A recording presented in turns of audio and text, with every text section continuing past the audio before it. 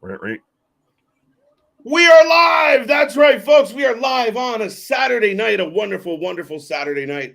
I hope everyone out there is having a wonderful weekend. We are the Wrasslin for Life Network. We are back at it tonight. It is a mega stream. That's right, a mega stream. 3 shows, bunch of wrestling going on, lots to talk about, lots of wrestling to get into. We're going to have death matches, hardcore matches, lucha matches, classic matches. Well, folks, tune in. Don't go anywhere. Happy Saturday. GCW, Wrestling Revolver, a motorcycle going by, and NWA on tap tonight. Let's go.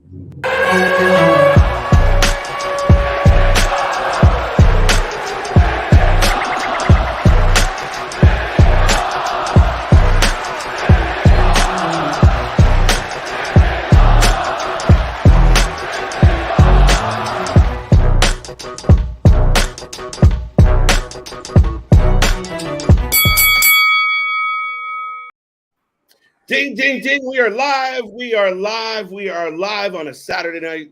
Ladies and gentlemen, I hope you are feeling good and whatever you got to do to put a smile on your face. I hope you are doing it. I'm getting an intro video for the Nick Gage Invitational. Number 7. We had some debate whether 7 or 17. But, you guys don't want to watch the wrestling by yourself. You don't want to watch it all alone. You want some company. You need some friends, and that's what we are. And, of course, I am Mr. Every Night, KJ White, the Iron Man of YouTube. And I am joined by the What Man himself, the Master of Mayhem. Waiting for him to jump in here. No, I was going to say, it figures like I'm already over here, looking like I'm under the big top where we've got not 1, what, not 2, what, not 3, well, 3, almost at 4 or 5, what, shows going on right now. Yeah. But no, we've got GCW Nick Gage Invitational number 7 kicking off. We've got already action going on in the ring with NWA Hard Times, and still in just a little under an hour, we've got Wrestling Revolver with Smoke 'em If You Got 'em, and fitting for us, there's a show called Smoke 'em If You Got 'em. Well, I got them, and we're smoking them, folks. So let's go. It's going to be a fun Saturday night here. Like I said in the little preamble, we got death matches. We got boards with barbed wire already on GCW. We're not wasting any time. NWA's already in the action. I got Mims and somebody going toe-to-toe at the moment. And yes, like Nick said, Wrestling Revolver coming up very soon. We will have 3 screens, 2 hosts, and a whole lot of fun. So happy Saturday, Nick. How are you? Oh, I'm jazzed. I was trying to come up quick off the spot there. It's very much, like we've got lions and tigers and bears, oh my. We've got headlocks, light tubes, and barbed wire, oh my. Right. Because I got hardcore Jesus is here. Right. Yeah. Nick Gage, the man who's got his own, show named after him. And it's for those who don't know, because I've had some people ask me about this and everything. The Nick Gage Invitational is pretty much almost like their version of King of the Ring, except every match is an ultraviolet death match. Yeah. Hold on, folks. When we say strap in and strap on, right, regardless of how we're supposed to say it, we mean it tonight. Tonight is going to be an insane night. The card for Wrestling Revolver, Smoke 'em If You Got 'em, is stacked. We're expecting appearances by Moxley, Sami Callihan, Arn Anderson. Yeah. So, and the matches themselves, Swerve's in action, Bandito's in action, La Rebellion's in action, titles everywhere, stipulations everywhere. Triple threat main event, Nick's going to be a good one.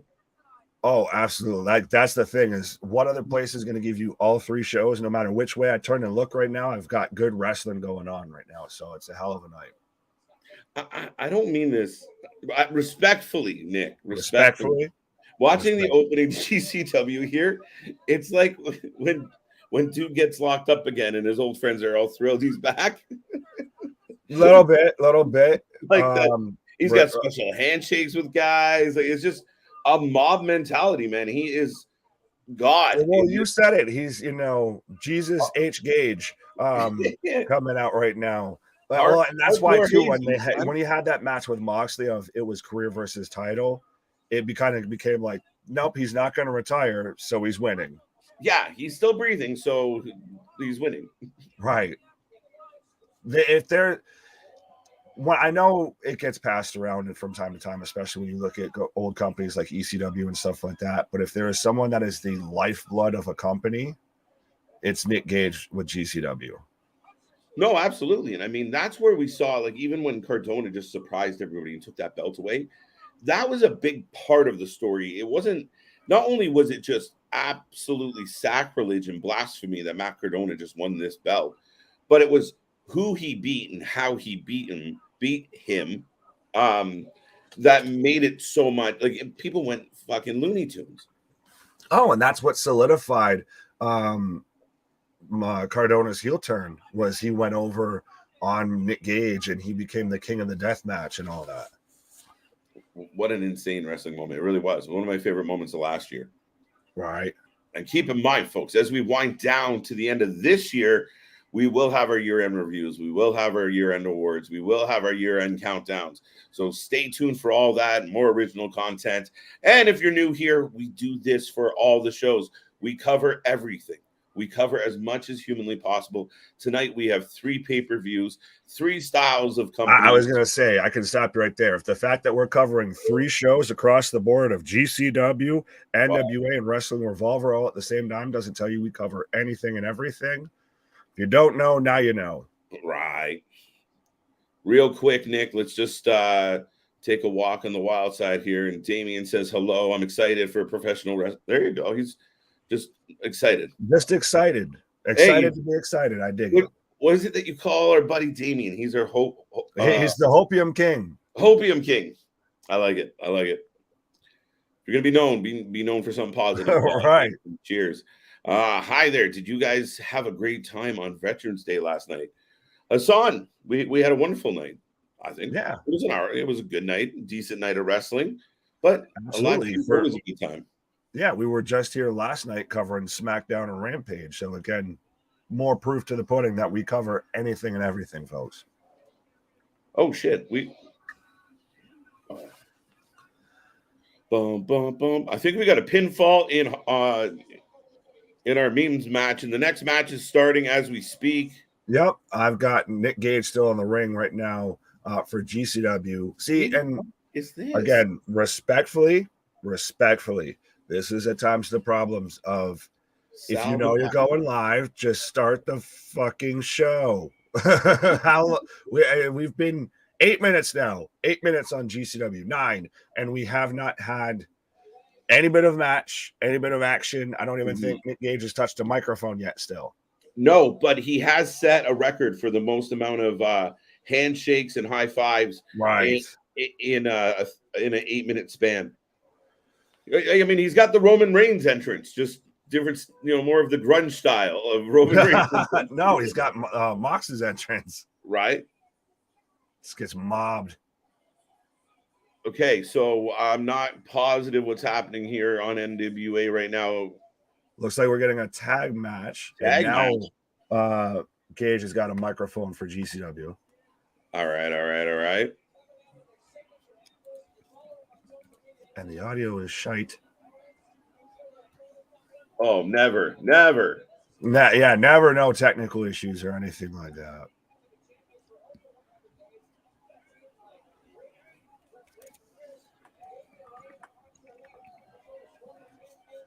But yes, let's get back to some of these comments. Damien, I can't wait to see the question mark versus question mark. It's a very interesting match. Yes. Question mark 1 against question mark 2. Yeah, well, it's a little. I get that they're at least actually there, so it's not fully, the Invisible Man versus Invisible Stan. But that's one thing, again, and it's interesting now that we're going to have side-by-side comparisons of NWA very much does a bit more of that old school, that 80s style of professional wrestling. Now, so we have a tag match coming up. If people want to put the prediction, we take a prediction for all the matches. Now, Nick, this might be chaos tonight because conceivably we could have 3 matches going on all at the same time. Oh, right. Now, this is a Wildcat Wrestling Tag not Team T. Champions. We got Bukudo, and Jay Spade versus Sal the Pal, and Gags the Gimp. Pause on everything you just said right there. Now, outside of shout out to Wildcat Wrestling. That was a mouthful, folks. Right. I myself a highly educated human being, and that was a struggle. Exactly. And the vitamins haven't even kicked in yet, folks. Spoiler alert. But yeah, so I've still got Nick Gage going on, cutting a promo in the center of the ring for GCW. But so if you want to get in your predictions for the match, be my guest. Now, this brings up a good point to try and stay serious, because that's ridiculous as fuck. We recently saw a couple people leave GCW. Nick Aldis being the biggest name that has decided. NWA. What did I say? GCW, right? Yes. If Nick Aldis shows up in GCW, I'm looking one way and talking about the other. All right. Thank you for the correction. But yes, NWA, he decides he's done. And one of his reasons he's recently said is the creative direction and Billy losing sight of what NWA stood for and what it was about. And based on this booking, it might be a fair, does Nick Aldis want to sit in the dressing room next to some of these? Well, and I've also heard that it is a little bit because of what happened between Corgan and obviously Nick Aldis's wife, Mickey James, during NWA Power and everything. So I think that's also that's the thing is when you start mixing, as we've seen even in AEW, of when you start mixing business and on-screen talent and to off-screen talent and all of that, things tend to get a little bit murky. And I think that's starting to bite Billy Corgan in the ass now. Fair enough. Question. Nick is leaving, going away. Did we get anything from it? Was it a hello? If I could make out what he said, I would let you know. All right. So while the announcer's doing his thing on GCW, I will let everyone know Gags the Gimp is in control over one of the Boca Do members. Or is over Boca Do. Pulp Fiction in the ring. I just picture getting Vin Rames now. You okay? I'm pretty fucking far from okay. It's funny. Sometimes things just work out in a certain way. And the fact that this match is on right now and what I told you right before we went live, I'm like, oh, okay. Right? This is the things. This is how it's going to be tonight, folks. It's going to be a wild Saturday night. Remember, let all your friends know we are here live. If they're wrestling fans in any way, shape, or form, get them over here. Get them talking. Let people know. Out comes Alex KiLynn with a giant bundle of light bulbs. Right. So action's kicking off with GCW. And we don't know who his first round matchup is. They just come out at random, right? I believe so. I think I've seen bits and pieces here or there, of these are the first round matchups, all of that. But mostly what I've been able to find is the list of contenders. And then they kind of it's sorted out because it is, like I said, it's going to be fantastic to watch because I know they've been replaying all the old ones. I haven't watched a full Nick Gage Invitational before, with it being a King of the Ring just with death matches. Okay, you've had now 2 death matches in a row of pizza cutters and light tubes and barbed wire and broken glass and all of that. Now you have to have a third type shit. Right, where do you go from there? Right. Oh shit. I was gonna say we've got Hunter Freeman coming out right now, and I see your bundle of light tubes, and I see it and bring up mine with hardware equipment attached to it. What is attached to those? Is it pop can cut pop can lids? Yeah. So Jesus. Yeah, like you said, I'll show you a stack of light tubes and I'll one up you a little. So yeah, the violence is starting early, and folks, get your predictions in, get your Nick pick in on Alex KiLynn versus Hunter Freeman.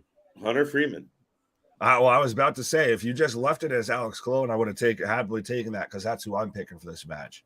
You know what? I don't want to be totally agreeable out of the gate, but I think this is KiLynn's tournament to lose. So I'm betting heavy on KiLynn tonight, Nick. And now we've got Sawyer Wreck. So just when we thought we were when it was over, it keeps going. Ladies and gentlemen, please put the children to bed. It's about to get hot and heavy around here. So, Sawyer Wreck on the way to the ring, and she comes out with just a box of tubes. She didn't have right. time. And notice, folks, how he said she there again with GCW and everything. It's not a men can't go against women, none of that. Like Christ. Earlier when we watched, what was it, GCW Homecoming? Probably still to this day, probably one of my favorite matches of this year was Yamashita versus Alex Colon in an ultraviolet death match.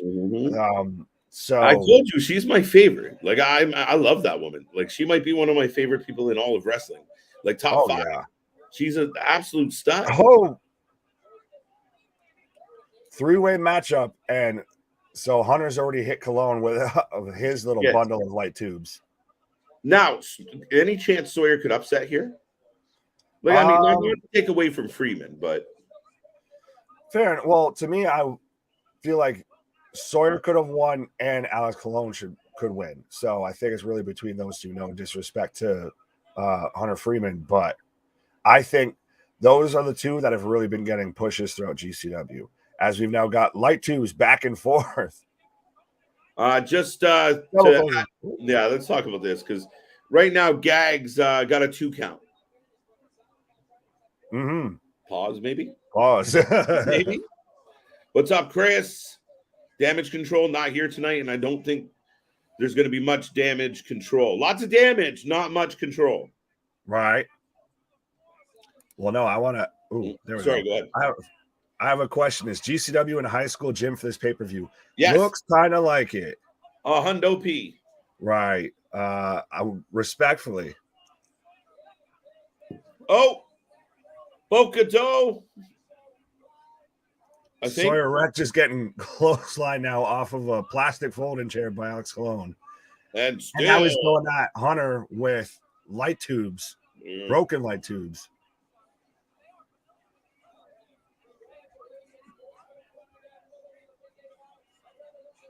And Sawyer gets it too now. Broken light tube to the forehead. Oh shit. And now he's doing okay to himself. Right. No, I think I honestly feel like this is Cologne's tournament to lose. Fair enough, yeah. He's the cover boy for it. Well, and he's one of the few, I guess I would say, within GCW that's known much more beyond just GCW. No, I agree, Nick. I don't know. Like I said, they've kind of given him a lot of spotlight, and he's earned a lot, and he's battled for a lot, and we've seen him around. So, I mean, there's a couple names in there that's going to give him a run for his money for sure. Right. He's very much a veteran of the game and everything like that. But yeah, to your point, he's kind of become one of the faces of GCW, one of the staples. I guess in more ways than one when you're talking about GCW and staples. Right. Oh, drop toe with Hunter into Sawyer. Oh, did I end up behind you? I've got a Meteora from Cologne into the corner with the light tubes on both competitors. What's going on? What's up, TWD? How you doing tonight? How you doing? Welcome to the stream. Right. There you go. I appreciate the faith. Gotta have faith. Yeah. The faith. I don't know what you have faith in me for, but appreciate it. You can do it. You can. All right. Are you Rob Schneider? Rob Schneider is just under the comments. We've got a barbed wire teddy bear getting pulled out. Wait, I just got a knee drop. Like Colon ran and did a knee drop in the corner to Sawyer and Freeman. Oh, you're behind. Okay, so I ended up behind you. Oh, there it is. I've got, a giant, like a Christmas teddy bear covered in cheese graters and barbed wire. I would like to take this moment to point out to everybody, this is the opening match of the night, and we already have a giant teddy bear covered in weapons. The teddy bear takes a power bomb through the outside and misses everybody. What was the point of that? Even Sawyer went, huh? The crowd is chanting, holy shit. That's, yeah. Whoopsie. I'm a little confused. I think everyone is. Hunter with a big now move. Sawyer's got the teddy bear. And Freeman's back up, Nick. Oh, Tope. Tope on the outside from Hunter on to Alex. Right. Now, just in case anyone's wondering, right now, NWA is doing some promo cuts, letting us know about the card tonight. So hang tight. We'll continue with the updates on that. But right now, we got live action in GCW. The Nick Gage Invitational 7 is kicking off. Triple threat, and it hasn't been a slow start, Nick. Oh no, we've just got another Tope, another dive to the outside from Hunter onto both competitors. But yeah, we're watching 3 shows, so we're gonna have action pretty much nonstop. If we're not talking about one show, we're gonna be talking about that show, and if we're not talking about either of those shows, we're gonna be talking about the other show. Why? Right. Now I got another match coming out now. Magic Jake Dumont. JTG, I believe, is in this match.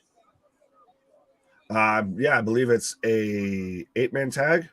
8-man tag. We got screwdriver to the forehead on KiLynn. No, that's gross. Oh, there's Sawyer. Eesh. DDT on the light tubes. Sawyer just ate a DDT on the light tubes.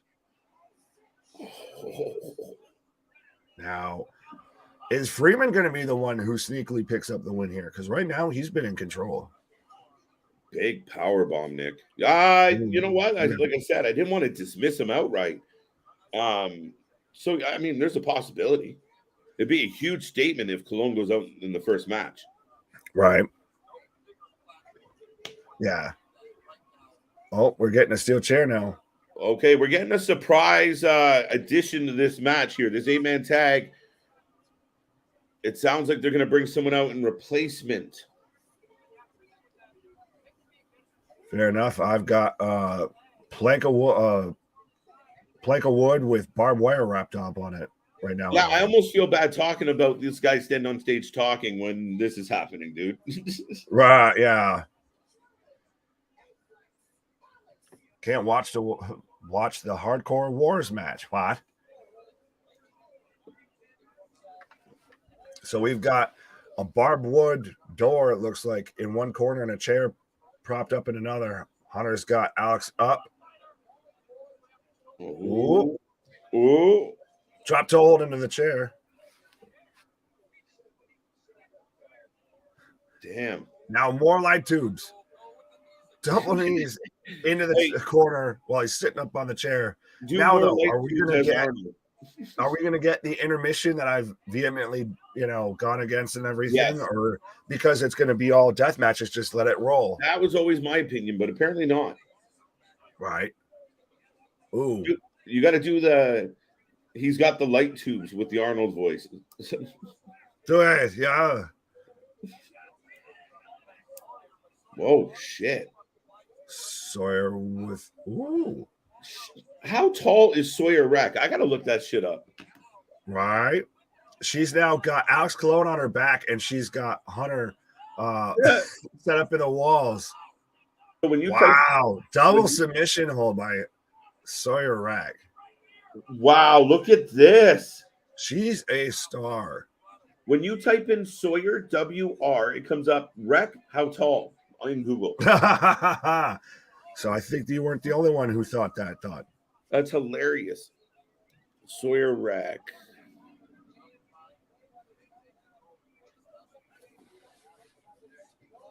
Okay, now she's looking for more accessories on the outside.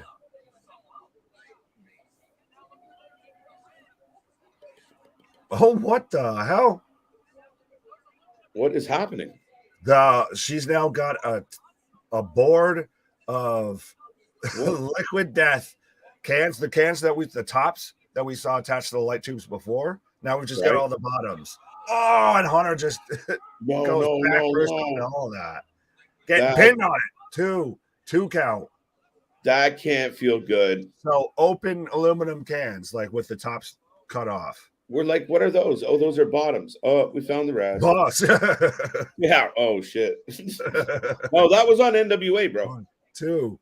Roll. Facts. Roll. Facts. Roll, Reggie. More light tubes as another 2 count from Cologne. Oh, he's going up top. Oh, wiffle ball of light tubes from Sawyer onto Alex.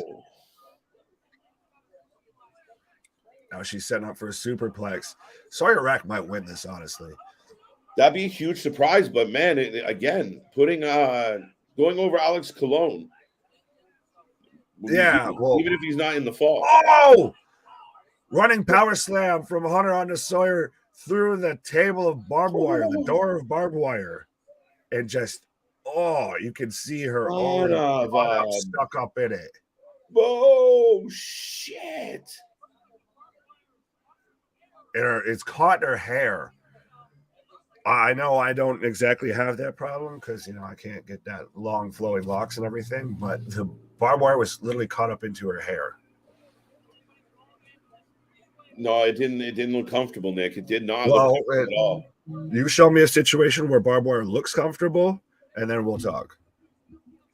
All right. Apparently, this is a losing battle on my front here. Okay, Dogie.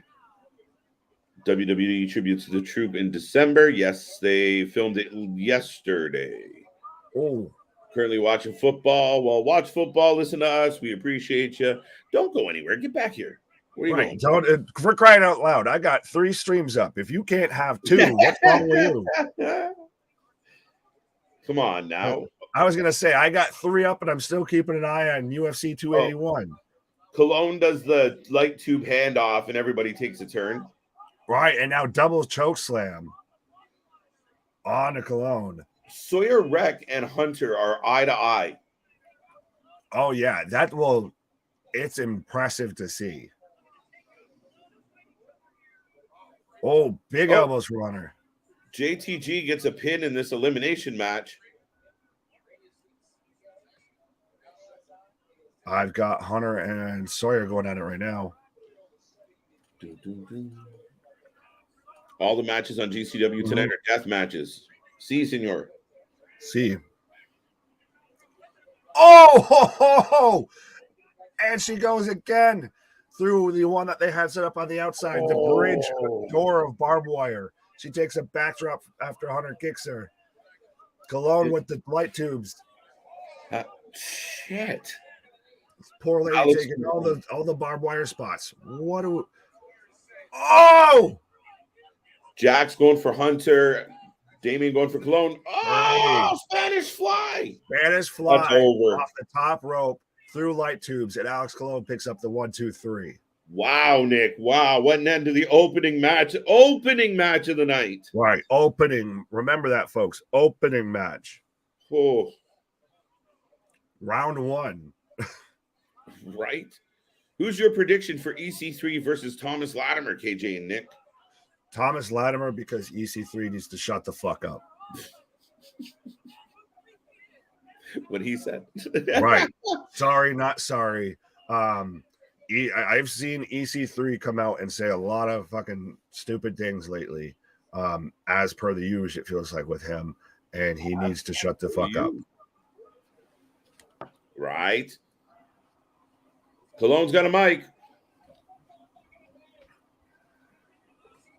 Hell yeah. And so we've got the Pope De Niro right now, just going shot for shot with trash cans and trash can lids on NWA.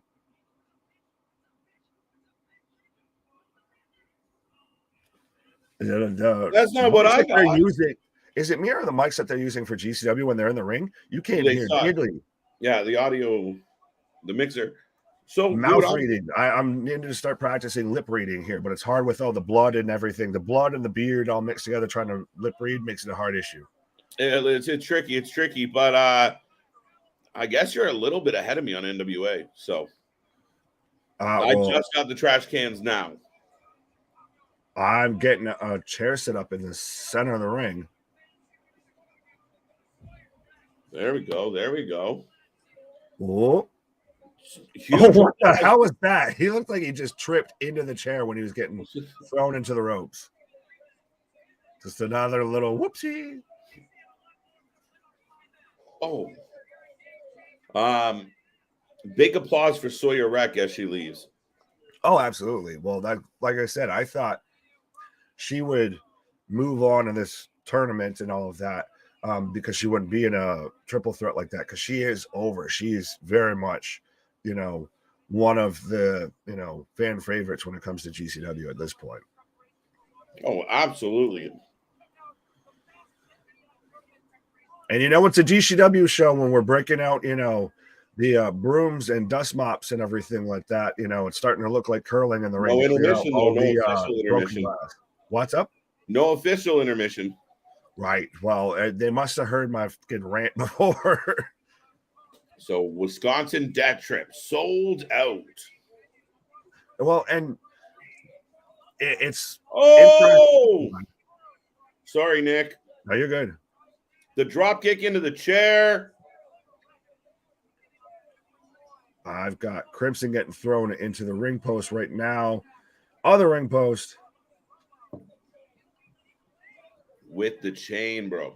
I'm slightly behind. 2 quick pinfalls. Let me see if I can catch mine. You're good. But that's the thing. Even if we do get that intermission, that notorious 15-minute intermission that tends to happen with these GCW, these XPW shows, whatever, don't worry, folks, because we got 2 other shows that we're watching. We still don't even have Wrestling Revolver kicked off yet. We're still in the first hour here, folks. Yeah, we only got the NWA pre-show right now, the GCW actual show, and then Wrestling Revolver kicks off at 8:00 p.m. Eastern Standard Time, or Eastern Time at this point, I guess the clock's moving. All right. But yeah, it's going to be a fun night. We're going to be kind of spinning.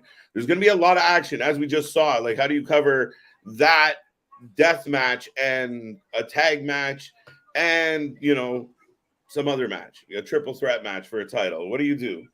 Right. So trust me, folks, if it's going to seem confusing at times to you of which match are we talking about, trust me, it'll be the same way with us. So if KJ might be talking about one match on NWA, I'll be talking about a match on GCW while you're commenting about a match on Wrestling Revolver. It's true. Right. It's going to be a good time. Oh, absolutely. Well, folks, let us know what you're thinking if you're enjoying the shows. How did your first prediction go on that match? And happy Saturday. Right. Cheers. Chin chin. But so we've got Crimson, and why am I blanking on the man's name right now? Right in the ring on NWA. It looks like we're setting up for the next match. Dane, by the way. There we go. Thank you.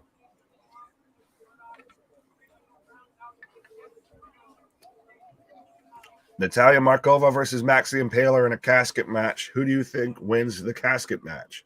Sarah Logan? Sarah Logan. Oh, shit. I called it last night. The minute I saw this lady, I'm like, whoa. Oh, that's the best thing about this to me, is because we're live so much and everything, that now I'm seeing all the headlines come out about this and everything, when I'm like, no, we were just talking about this last night. It just happened. But right. Yeah, no, I mean, for obvious reasons, but I told you the solution to this problem before we went live tonight, just put them in a tag team. Let's go. Problem solved. Who do you got in the casket match, though? Max, because especially if you're involved with something that might be, even if it's a knockoff going on with WWE, she's already been over and she's already been getting a push. Now you're about to get more of a push. Now you're going to be everywhere and going over everywhere. So they have to acknowledge that you exist. Absolutely. I mean, that's a good point. I'll go Markova just to be difficult, but I generally agree with you on this one. And we're getting a 10 count for a knockout, it looks like, in NWA. And we've got Cyclope coming out right now for GCW.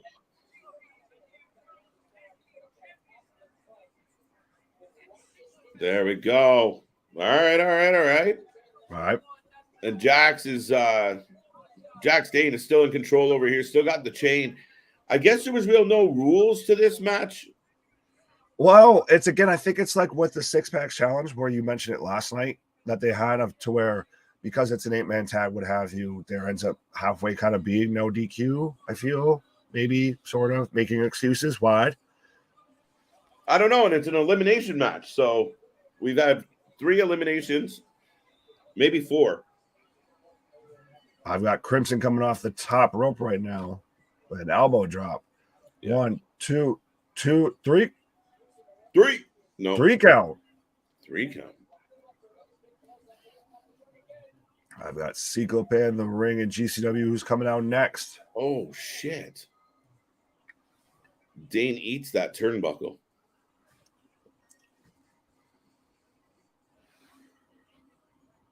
Alexander, hi, amigos. Yes, amigo, my amigo. What's up? Jason saying, now we have glass panes. Not quite, not yet. Give it time. Yeah, we're just getting started, folks. I mean, we already had a giant teddy bear in the first match, so yeah, we got the teddy bear eraser's edge to the outside. Is it? I just remember that's the only fucking thing that had to do with the teddy bear. What the fuck was that? I don't know what that spot was. I don't know if like there was supposed to be miscommunication or what. Like he pulled it out and there was supposed to be something else on it, or I don't know, barbed wire, and he was like, "This is bullshit," and threw it away. I don't know. But he set it up for a powerbomb. Like I think it was supposed to hit them with it somehow and look offensive, but it just kind of flowed into the ground. Mike Sawyer gave it the old Samoa Joe. What? Right.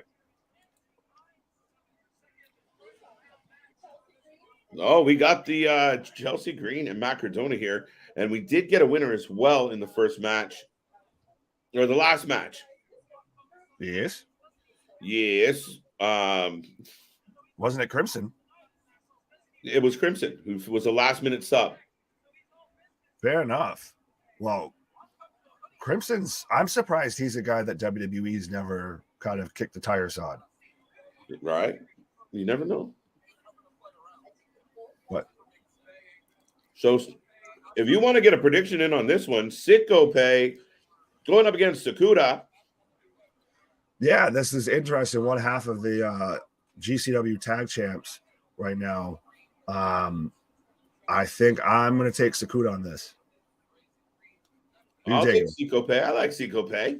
Yeah, well, we've been there before to where you'd be like, it's La Sombra. Right. a fan of the lucha style. I'll take Cyclope. Look, nice little flip. Right. I like both these guys because when you look at them, you don't think high flyer, right? But they got that, very much that lucha style, mixed in, definitely with some of that Japanese style. So it's fun to watch. Right. But, I mean, we're starting with a nice technical start before the bodies hit the floor. Well, and that's, again, we've talked about the comparisons between GCW and ECW. And people always remember ECW because of the hardcore and the extreme and this, that, and the third. Yep. But they also very much had those moments to where they had guys like that's where Benoit came from. That's where Eddie Guerrero, Dean Malenko, all that, those really kind of technical, they put on, they introduced a lot of people to that lucha style. They had more than just hardcore match after hardcore match. Right. As I say that, we've got light tubes involved already. Yeah. And so much for the technical shit. Let's go. Let's go. And blood, guts, and gore. Blood, guts, and gore. How is everyone doing tonight? How are you guys doing? Get your predictions in on this match. If you haven't made a prediction, even if you're not watching GCW right now, Cyclope, Sakuda, give us a C, give us an S, give us whatever you want. Right. Who won the first match, KiLynn or Hunter? Well, it was also Sawyer Reckon there, but Alex KiLynn won the match. Yes. Big W for Mr. KiLynn. And we've got a wiffle bat with cheese graters. What the frog? It's thumbtacks. Thumbtack wiffle bat. Thumbtack wiffle bat. Sounds like a fucking rhyme. What do you think the folks at the dollar store feel like when these guys come walking in and just start loading carts with when somebody who's got a bunch of scars and everything on their forehead and a bunch of like bandages on their hands shows up to buy like wiffle a wiffle ball, fucking squeaky toy, giant teddy bear, some duct tape, and a bunch of light tubes? and What the fuck is happening? 10,000 thumbtacks. Oh, yeah, it's one of those of don't ask questions. Yeah, just thank you. Just you have a good day, sir. I don't want to be involved in whatever the hell you've got going on. Right. So we got we got a door, chair, table situation going on, Nick. Right. We've got a door bridge. Closed. Look, people taking my advice. Right. See. Has that ever happened before where people actually took me up on No, I think that's the first time. And trust me, folks, this is not the AAA or anything like that with me going, see. This is not the Spanish announce table. Damien's going for Kinkata. Cicada? What? Yeah. Cicada, a couple of cicadas. A couple of cicadas. You set me up. I had to. Oh, now we're getting assistance now with even more of a structure of doors and chairs and all that. What I do love about GCW is the only company that people assist you in building your mayhem. But again, it reminds me, like I said, a bit of that ECW feel of like how you talked about with Nick Gage, of every person there. Pretty much, you felt like Nick Gage knew them individually. It wasn't just fans in attendance. He's like, "Hey, Steve, how you doing? Hi, Jen, how's the kids?" All of that, No, absolutely. And I mean, you talk about it. You mean you making the comparable to ECW? I get it 100%. I mean, you look at ECW, people dying to be the one that got to hand their chair to one of the wrestlers, right? That old gimmick, and then some of the infamous times where they got them to throw shit. Oops. Yeah, a la the Nasty Boys there. Oh wow, yep, classic moment. But we've got already a lightsaber battle with chairs. And at this point, folks, if you're wondering why I haven't called anyone getting busted open, because it's happened in every match at every moment. So just get used to it. But we've also got a match going on right now in NWA. Who do you got over there, KJ? Of course, I didn't notice. I was looking over there. But we've now got a double structure of we've got a door bridge on top of a door bridge. And I say door instead of table because apparently doors are more affordable at this point than gimmick tables. You're muted. Fuck. There we go. I just wanted to finish my damn cookie. I didn't realize. That's my bad. My bad on the assist there. That's like that when you're playing basketball and you go to throw the ball to your buddy and you don't realize he's looking over here. So you hit him in the fucking side of the head. Right. This match, I do believe right now is we're getting Odison versus TBA, which turns out to be. I'll let you know in a second. Alrighty. I think. I don't know. There you go. I've got a 2 count right now in GCW. Jackson, I'm back.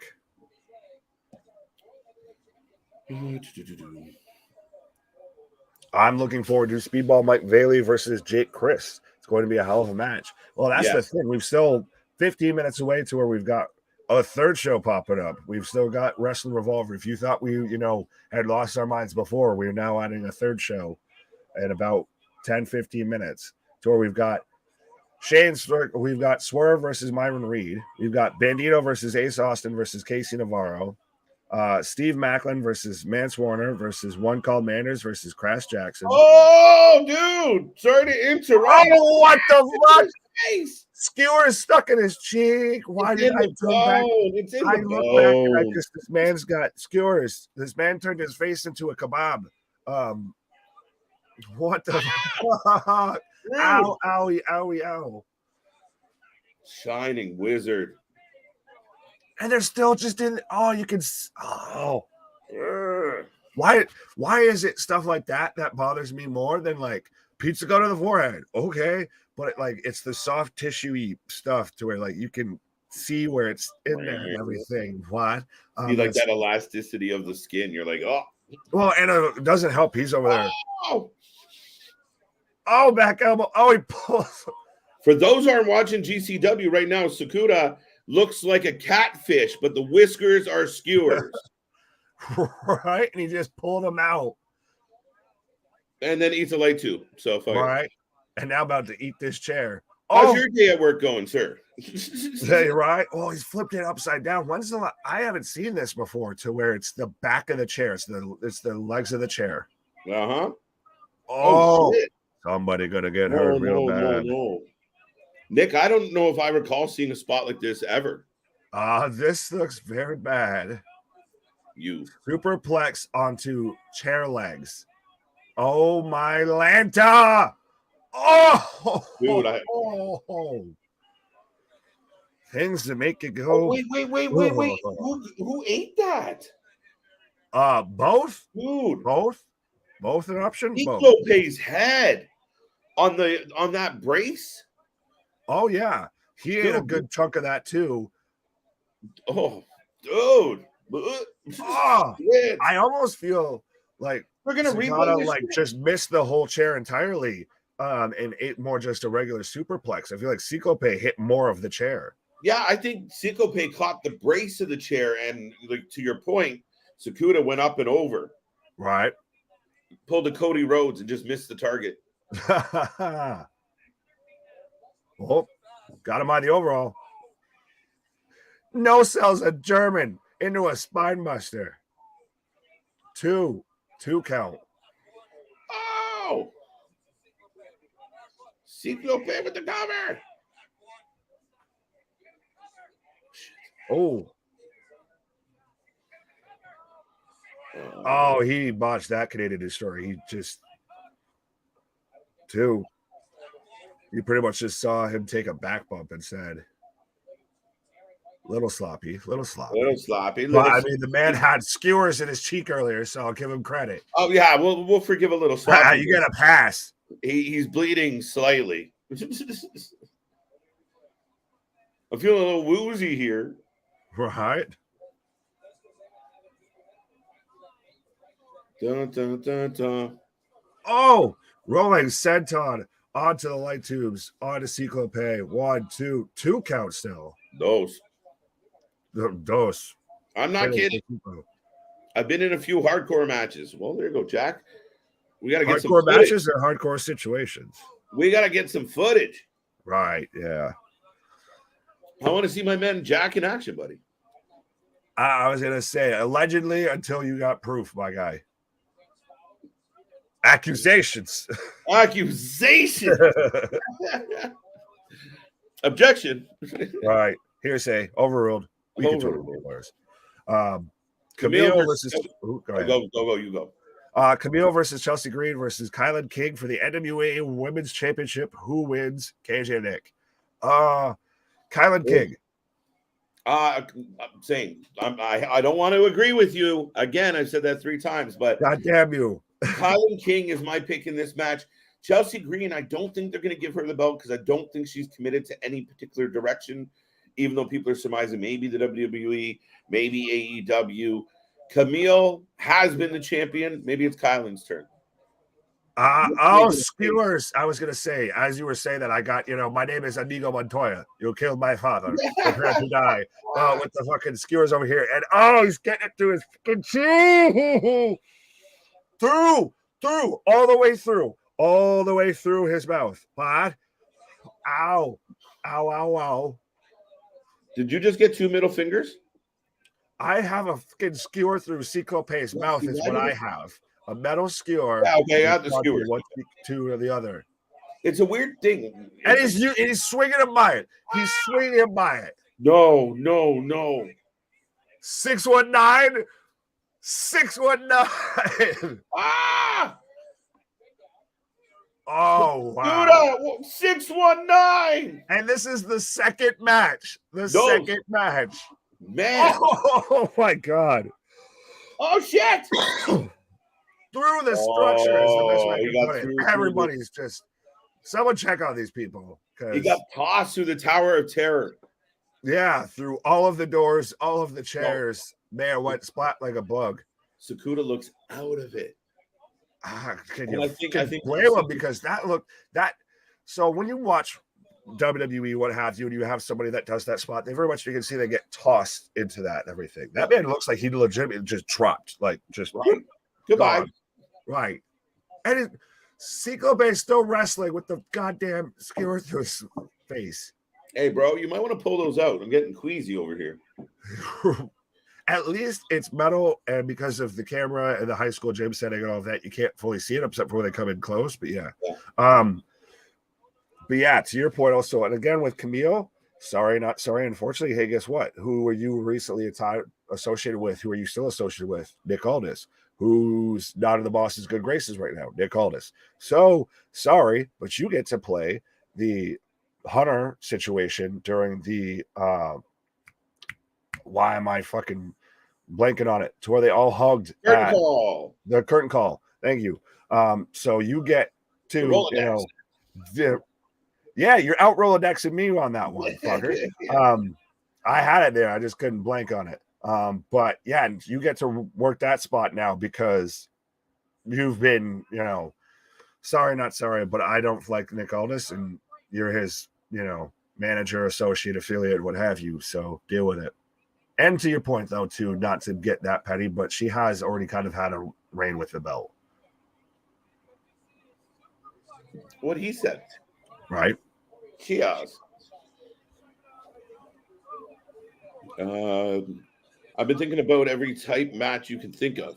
I've been in. There you go, Jack. So have I in 2K. Nick. This match is brutal, and I love it. Oh! Twisted him. Twisted the skewer. Are we going to get... Oh, my God. He looks like Mishinoku. He's going for the Salida del Sol. Ah! Through the Salida del Sol through a pane of glass. Wow. Dude. This is insane. What the is going to take to end this match? A Salida del Sol from the top. Through a pane of glass. And he still has a skewer in his face. Now we're getting light tubes on light tubes. Going up top. Oh. What the fuck? Rolling senton with light tubes onto light tubes. And then. Oh. That's a bullshit finish. I'll say that. Are you kidding? That's a visual, though. The dude with the skewer through his cheeks, choking out Sakita, what?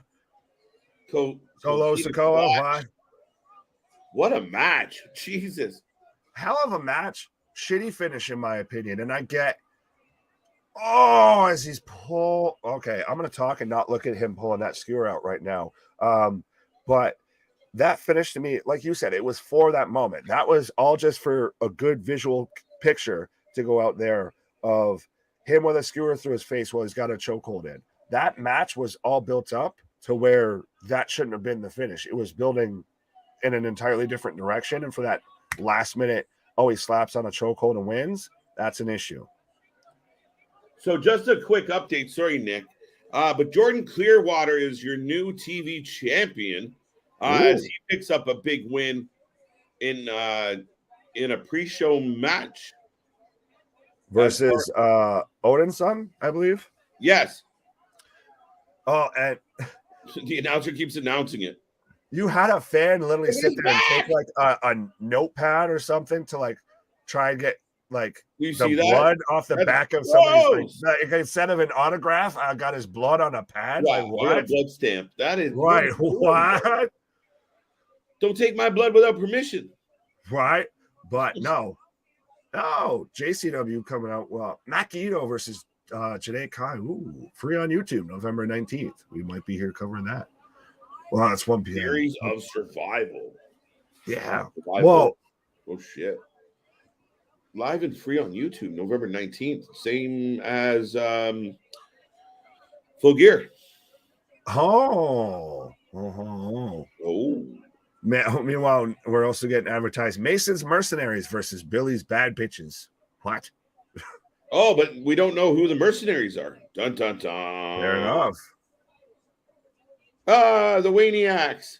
Oh, so it's like their gimmick Survivor Series. I follow. I caught up. Team Gringo. Yes. Hardcore heroes. I like the Waniacs. It's time for Way.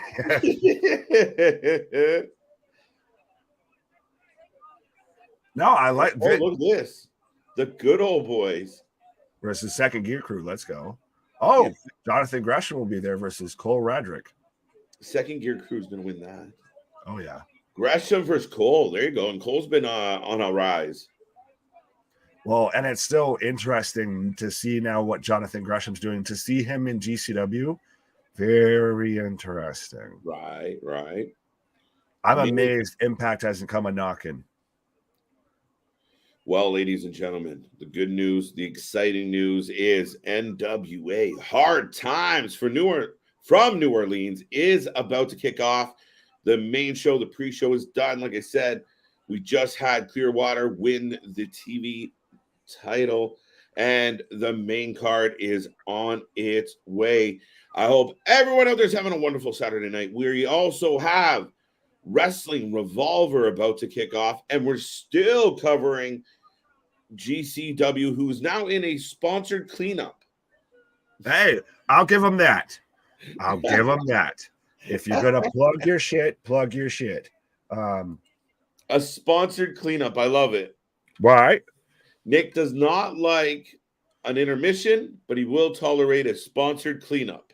Right. Well, because if we're going to talk about sponsors and everything like that, you know, I could start shouting out some of ours. We'll do a sponsor when we take our little pauses and everything like that. We'll do a sponsored pause for the cause. Yeah, that's what it is. That's right. I like it. A sponsored pause for the cause, brought to you by. Right. But yeah, so right now I've got about 2 minutes on NWA Hard Times kicking off the main show, and with Wrestling Revolver, and like you said, we've got. It looks like the sponsor cleanup's already done, so I'm happy with that. We don't have the 15 minutes of obscurity. No, I think they're very much of like just sweep the shit out. Let's go. Right, and Christopher saying Kamille is married to Thomas Latimer. Yes, I do know that. I was a big fan of, for those who remember, of Thomas Latimer as Bram in Impact when he was James Storm's buddy. Yep. Now I feel like that didn't last that long, Nick. I don't have the. He had his all little. With Thomas Latimer is the man is a veteran. The man's been around. The man's been up and down the road. Yeah, I mean, he's still doing it, which blows my mind, but he's outstanding at this point for me. Right. He might go under tonight, though. I don't know. I might. We'll get there when we get there. We'll cross that bridge when we get there. But we've got Cole Radrick coming out right now, and big shout out to Jason, Jack, James, Wrestling Depot, Chris, everybody tuning in. Everybody joining right now because we're kicking out. Sammy Swami, what? Because we're kicking off right now into the main show for NWA. Kicking off with Wrestling Revolver, and we're into match number 3 with GCW. Yes, as the Nick Gage Invitational plugs away, and it's been insane. And now it's not going to get any better now. Murdoch Extremo versus Cole Radrick. Cole Radrick coming out with everything on to make sure, like, I'm not getting caught up in any sort of thing. Right? Oh, shit. Hello, ladies. What's up, James? How you doing? Ladies. You know the thing about the big Nikoski. Oh, shit. All right. So while that's happening, I'm actually going to jump over and I'm going to pull up good old Wrestling Revolver. Smoke them if you got them. We'll I try and got keep. that going on right now. We're I just got a getting 10-second countdown. Where are you? yeah. At? That's where I'm at, and we've Nice. got Murdoch Extremo versus Cole Radrick. So if you haven't given a prediction, if you're watching GCW, if you want to follow along with GCW, give us our prediction in the box. I should try it again, like you. Give us a C or an M. See how many of those we get. And I'm not talking about CM Punk. Right. All right, we're getting like an NWO style warning, but look at the opening to this show. Oh, they're very much playing into the smoke 'em if you got them and all of that. I was gonna wrestle you, then I got high. I was gonna hit us down, but then I got high. La da da da da da. Now I'm on YouTube. Right now I'm on Fight, and man. So you were in DC. So you were a DCC fan, Nick. Too bad it ended faster than it started because of Eddie Kingston's big mouth. Clinton says. You got me confused with that one, I guess. Unless I'm missing the acronyms there. Mike Bailey opening the show, dude. Fair enough. Well, not wasting any time. He's always good to have that good opening match that gets you involved and kicked off, into the show and everything. Smiling Mike Bailey. Billy Starks is on Wrestling Revolver tonight. Is he? Is she? Are they? Who? What? Now you got me. We scroll down and look at the card. I don't see them advertised. I didn't see Billy advertised. Cole Roderick for the win needs to build momentum to Nick Gage next month for GCW World Championship. He's getting a title shot next month versus Nick Gage. Very good point. Fair enough. And I mean, well, to me, Cole Roderick kind of looks like the Mikey Whipwreck of this situation. If the man's come out here, no offense, respectfully, he seems like he's kind of a little bit out of place, a little bit James Ellsworthy, all of that. So I would agree with that. Not bad show at all. What else we got here, Nick? Speedball for the win. Yeah, Jake Chris versus Speedball. Pause. Get your prediction in quick and fast, folks. Right. Who do you got, Nick? I'm taking Jake Chris. Nice. Okay, I'll take Speedball. Fair enough. But Jake's a fave, man. Of this crowd in particular. Right. And now I'm getting the run through of the card for NWA. Jake's over. But I also feel like Speedball has kind of been on a little bit of a slide. Yeah. Not saying like as far as talent-wise or anything like that, but just booking-wise. So I think that might kind of continue. Very much so.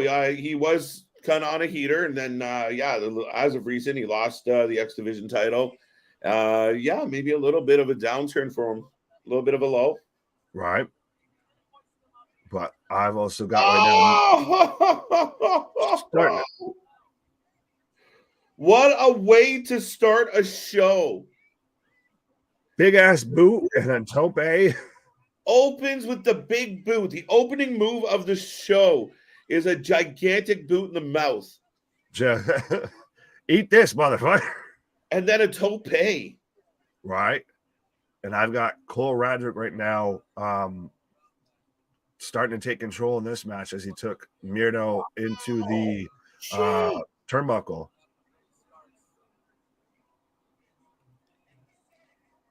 You know what? Jay Chris might have been a good shout on this one, buddy. I was a fan of when you had OVE in Impact, all of that. Bring them back, get them more involved with Sammy, what have you. Wow, huge crossbody for a 2 count, Nick. Ooh, and Clinton, thank you for letting me know that. I did not actually know that, or if I did, I forgot it. Vitamins, What's folks, vitamins. What? DCC was James Storm, Brandon, Eddie Kingston. Yes. Fair enough. But I see a lot of people going with you of taking Speedball. Maybe just he's more of a notable name, so there might be a little bit of bias there in the pick, right? Right. How you doing on NWA? We got Natalie Markova coming out and looking like $1 million. Gonna take on Max the Impaler. Right. Max the Logan. Sarah the Impaler. Sarah the Impaler. No, and I mean, if I was Max, I'd be annoyed. Oh, 100%. Well, I still say, for those who didn't hear my spiel before, it is Steph and Hunter, out, trying to get talent and everything. Hunter's like, oh, I want Max the Impaler. And Steph's like, no, we have Max at home. Cut to Sarah Logan. Natalie Markova doing a lap around the ring, getting ready to go.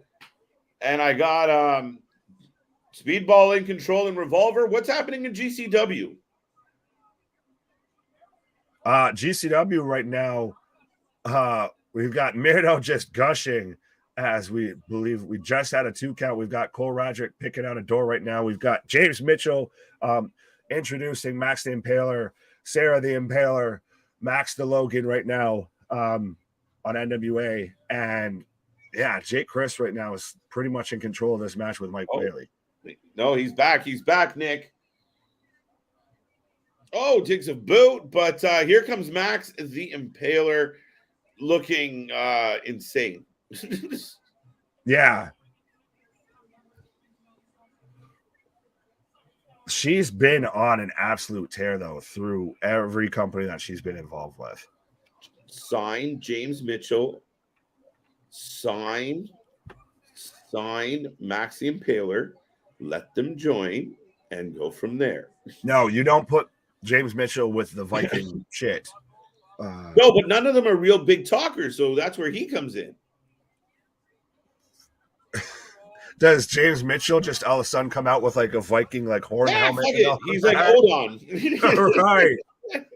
Dyes that berserker coming out right now. Right? He dyes that shit gray overnight. Yeah. But I've got Nano right now taking it to headbutt to Cole as we've got Chris with a single leg Boston Crab. Did you see that came out of a missed 7-year it shooting star press? No. So Mike Bailey misses what will always be the 7-year itch to me. And he turns it right into the submission. Now he's sitting in the sharpshooter. I caught what you said now on the second time, and it's funny that I think you and I are the only ones that remember it being that and who that's attached to. A good guy. I was a big fan. Yeah, but he always went sideways. Oh, he put a fucking bloody cross on a pane of glass right now, did Murdoch, with his own blood, as we've got a bridge of pane of glass. Man's already out here wrestling in a shoulder brace. But we've got both men up top. This is not good news if you're Cole. Oh, fight back. So, folks, if you are just tuning in, we will let everybody know. Light up this chat on Saturday night. Don't be shy. Don't be quiet. Right now, we got Max the Impaler against Natalie Markova. Get a prediction in on that. He got a pop. I'm going to stop. No, just Cole Roderick just got yeeted off the top rope through a pane of glass. And, back body drop. So you got Cole Roderick and what's the match? Murdo Extremo. Okay, thank you. So I've got that as a 2 count right now, and I believe we just got a 2 count between Jake Hurst and Speedball Mike Bailey on Wrestling Revolver as well. So and now Cole just gets dumped to the outside through 2 doors down. Man's getting just dumped everywhere. Standing backflip by Speedball, and Max Impaler is in control of Markova. You guys got lots of work to do. Get your predictions in. Right. The man disappeared. There we go. Oh, what? There we go. What happens when you get excited, folks? I was wondering. I was like, that's a hell of a way to take a sponsored pause for the cause. Right? Like, I'm out. Right. You got a lot of work. I'm out. You better be done when I get back. Right. I'm sick of your shit, and I want this room cleaned up by the time I get back. Sarah Logan's not ripping off anybody. Pause. No, just stop straight up. It's not a pause moment. But yeah, no, it's you can think that. You'd be wrong, but you can think that. I don't know if she's specifically doing it, but somebody in WWE very much is. Listen, it might not be in. Oh, there you go. Bailey with the 3.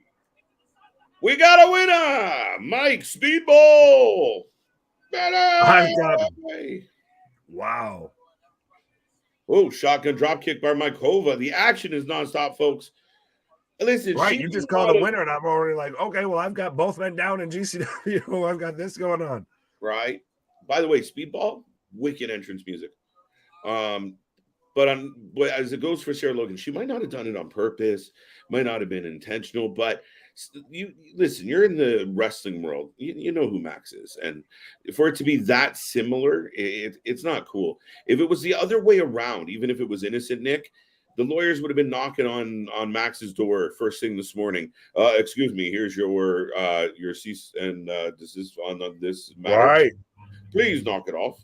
Oh, we're getting reversals into the suplex. I thought it was going to be a 3 amigos, small package driver, 2 count. Yeah, no, we run a wrestling YouTube channel and all of that, and can very easily, as you pointed out, even just by looking from the back of her, that she looked like Max the Impaler and all of that. And so we're not running a multimedia corporation, a professional wrestling organization or anything like that, to where you should have, 3 to 4 people, just making sure, okay, we're not ripping off anybody else like that. We're not, is this too similar to that? Anything like that pays attention to what's going on in the wrestling world. If we can notice it, and we're just a couple of guys who, have a YouTube channel and all of that, when you're WWE, you should fucking notice that. Yeah, no, absolutely. They already did it with Axiom and fucking Razor Wing, so it's not outside of their realm.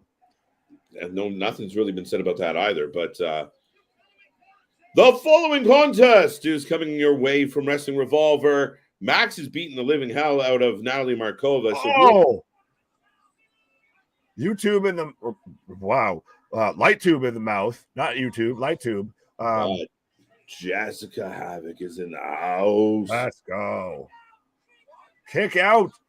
Oh, roll up. The most dangerous move in professional wrestling. 3 count. Cole Roderick gets the roll up after a big kick out from Murdoch Extremo. And it looked like he was going to make his comeback, and then just a surprise roll up for the 1, 2, 3. Bones, welcome to the stream. Marvin, welcome to the stream. Clinton, I hope you're having a good night. Jason, Jack, and all the usual fans out there. Everyone else we've already said hello to. Hope you're having a wonderful Saturday night. Yes, we are covering 3 shows right now. I got Jessica Havoc in one ring. Nick's got blood and guts everywhere. I got Markova getting her head kicked in. But I'm getting Max just dragging her up the ramp. Allie and Havoc. Yes, go. Right. Should I just leave you to have an alone moment during this match? No, I'm going on a pause. KJ, now that we got pause for the cause. Brought to you. Wait, where was the comment? Brought to you by Blue Chew. The ladies are bringing it. The crowd are on their feet. Whoa. So we got Max the Impaler over here. You still got a death match going on. No, Cole Roderick just picked up the 1, 2, 3. Like I said, the roll up. There you go. There you go. So we've got Max the Impaler versus Markova going on in a casket match. We've got Jessica Havoc versus Allie Katch going on with Wrestling Revolver. I'm going Chaos ensues, folks. I'm going Allie.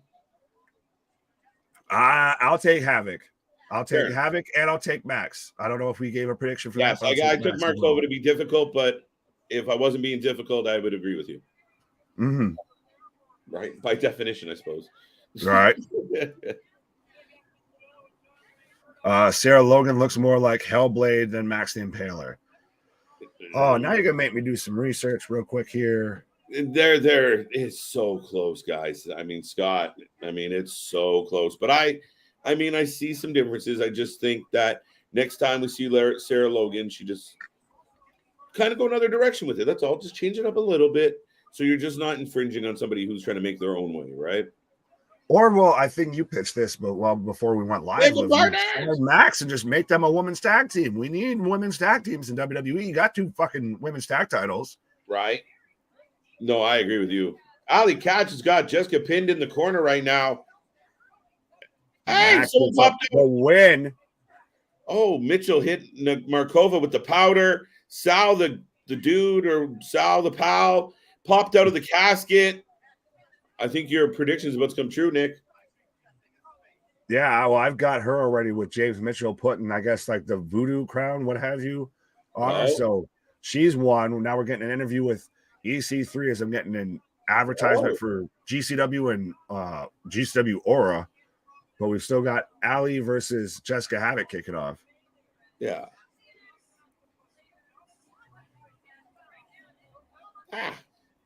And I 100% know what we're going with, where the Mad Max versus the Viking comparable. They're just eerily similar, right? Like just a little nuance, a little change is all you need. That being said, our pause for the cause brought to you by All Wrestling Tees and SeatGeek. And I'll be right back after the use of Yes, so we're copying GCW now, I guess, with the sponsored pauses for the cause. As we've got as I say that, they've got a cardboard cutout of The Rock with his Tremana tequila and everything with light tubes attached to it, getting brought into the ring right now. So GCW, one, not to shy away from obviously the whole rib that they had about them being partnered with WWE, but so we've got towers of light tubes in each corner. We're getting a light tube cross in one corner. We've got a cardboard cutout of The Rock with light tubes in the other. We've got Ali Catch and Jessica Havoc going on with Wrestling Revolver. EC3 is getting interviewed backstage on NWA. How you guys doing tonight? He was in that. Who? Oh, Nick Aldis. I don't think he's there at NWA. If he is, I do worry, or I shouldn't say worry, but I do think that this whole Nick Aldis thing with NWA might be a little bit MJF-y, Tony Khan-y, a little work shoot.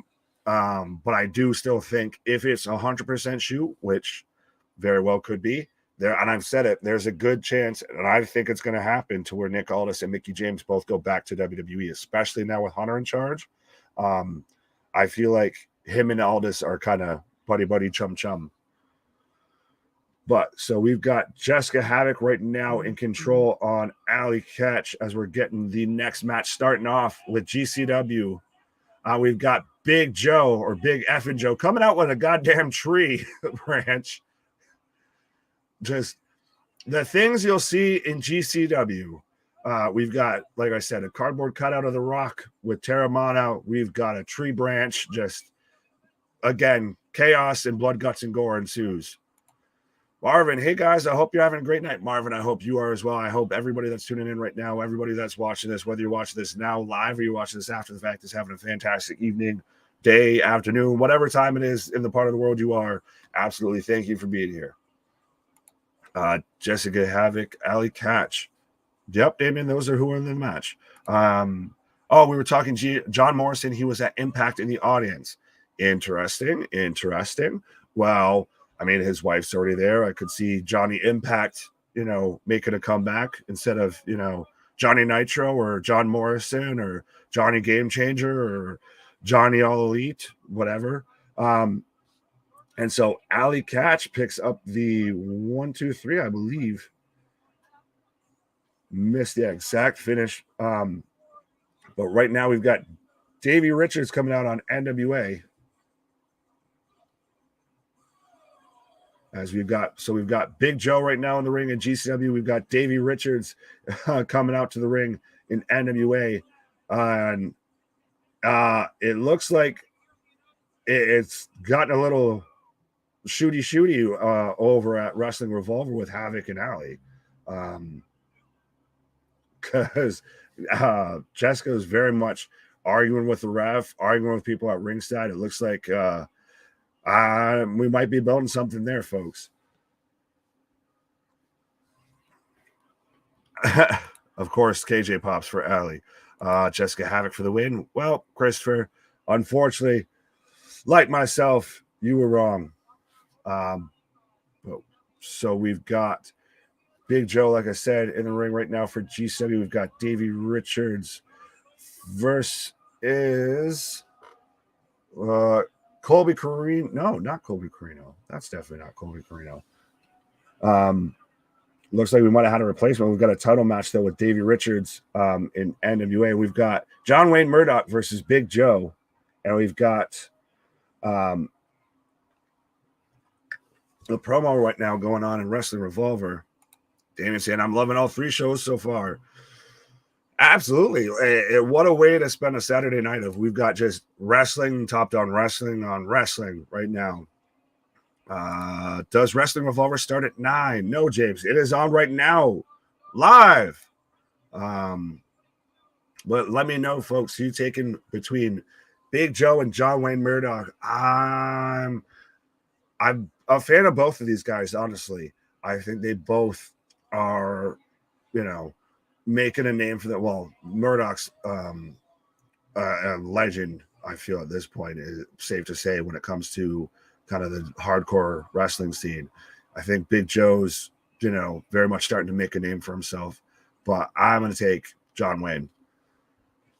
And we've also, like I said, we've got Davey Richards going on in NWA. So let me know who you're taking in that match. And we've got what looks like if Austin Theory and Seth Rollins had a child right now and Wrestling Revolver. Billy Corgan should put a Bruce Tharp jacket on and bury this thing already. Okay, Bones, fair enough. I guess I don't quite get the reference, but fair enough. And I've got Arn Anderson right now coming out on Wrestling Revolver, looking better than he has at any point in AEW, honestly. And we've got Brock Anderson, who they say it's Arn's son. I still want to see the documentation to prove it's not his brother instead, because the way that those two look alike and everything, you don't have to do any sort of 23andMe to tell me that those two are related. But now we've got light tube battles going on right now in GCW. It looks like we're having a light tube duel between Big Joe. Oh, he cracks Murdoch with the light tubes. It's still very interesting to see what Big Joe wrestles in. It's just what looks like whitey tighties and a white button-up shirt and a tie. But it looks like we're going to get Brock Anderson in a match on Wrestling Revolver. Oh, light tubes to the knees twice now. John Wayne. Matt Cardona leaving 10 heavily tonight. So you think, James, that Cardona's leaving 10 pounds heavier, that he's going out of here with the 10 pounds of gold? I know we're going to probably touch on it when we get close to that and everything. I think Tyrus is going to leave there with it. Oh, again, just light tubes to the legs. That's an interesting kind of move there, or technique. But I think Tyrus is very much going to be the one leaving with the NWA World title. They've been pushing him a good bit now. Again, it's a little bit like with Chelsea Green. And I could say that with Matt Cardona, if you don't know exactly where they're going to end up. So do you want to put a title on with them right now? Oh, sorry. Huge cutter. So no, you're good. Not to jump in on you, Nick, but if you haven't made a prediction yet, get it in. I see some John Wayne, Matt Cardona later on, Davey Richards. What's now? I've seen Colby Carino before, and I might have missed the What? introduction or whatever, but I don't believe that that's Colby, unless he's gotten a haircut and put on some weight. Let me double check. I know that that's what they've advertised, but we've obviously seen replacements already tonight. Oh, getting giant batch of light tubes No, just that's smashed not over Colby. Murdoch's head right now. What?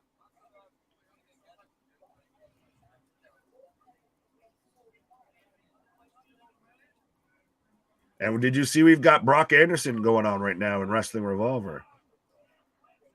Yes, Brock He had Anderson. Art come out. Benjamin Button himself. Right. Yeah, well, come to the wrestling ring. Yeah. He's the youngest old man I've ever seen in my life. I'm surprised he doesn't come out in slippers. Well, no, they say he's his son. I wouldn't be surprised if it's just his younger brother. Yeah, man. I mean, literally, he looks 5 years older than his dad. We've got a tree branch getting used right now as a weapon at GCW. What? And they're saying it looks like the Charlie Brown Christmas tree. Is what they're calling it. Oh my, dude! Like I said, just chaos ensues right now, folks. Oh, Big Joe with a DDT onto the outside. Dun dun dun. So who do you got? I got Davey Richards. I got it is Carino, by the way. The last it is? Yeah. Fair enough. The mustache threw me off. Well, it's the last time I saw him, he looked a little bit more like the long hair, like a little bit more like his dad of kind of just the sniveling, pissant, to pardon my language. But I've got Davey, I've got Brock, I've got John Wayne picking up the win. Who you got, John Wayne or Big Joe? John Wayne.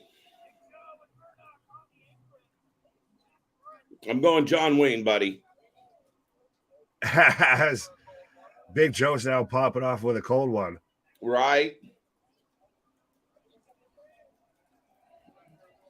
And I got Richards from the top, coup de grace. So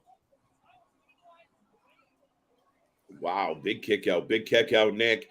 Folks, keep this chat going, keep it live. Don't be shy, don't be quiet. Thank you for being here. The Rock is back in the ring with light tubes.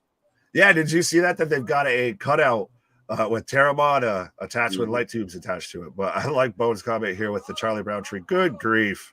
Good grief as he gets rock bottomed onto the rock with light tubes. Kicked out of one. And they even called it a rock bottom, straight up. Well, I think it plays into that whole rib of when they were going to be involved with WWE. Uh-oh. 2 count. Davey Richards with the W, by the way, folks. If you had Davey Richards on your bingo card tonight, you are victorious. Right. Those are tighty whities. Those aren't wrestling trunks. Yeah, no, like I said, it's a little awkward at times because the man wrestles like a giant baby of just in tighty whities and a now bloody button up and a black tie. Yeah, I mean, it's like he doesn't actually have ring gear. As he's strutting right now with cannonball into the corner, on the light tubes, on to John Wayne Murdoch. Now, Death Valley Driver. 1, 2, 2 count.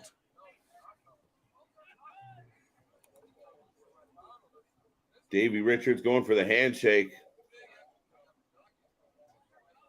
I've now got a figure 4 spot going on right now with Brock Anderson and Discount Rollins going on. Discount Rollins was exactly what I was going to put in the chat, but I was coming back. I've said it looks like if Austin Theory and Seth Rollins had a child.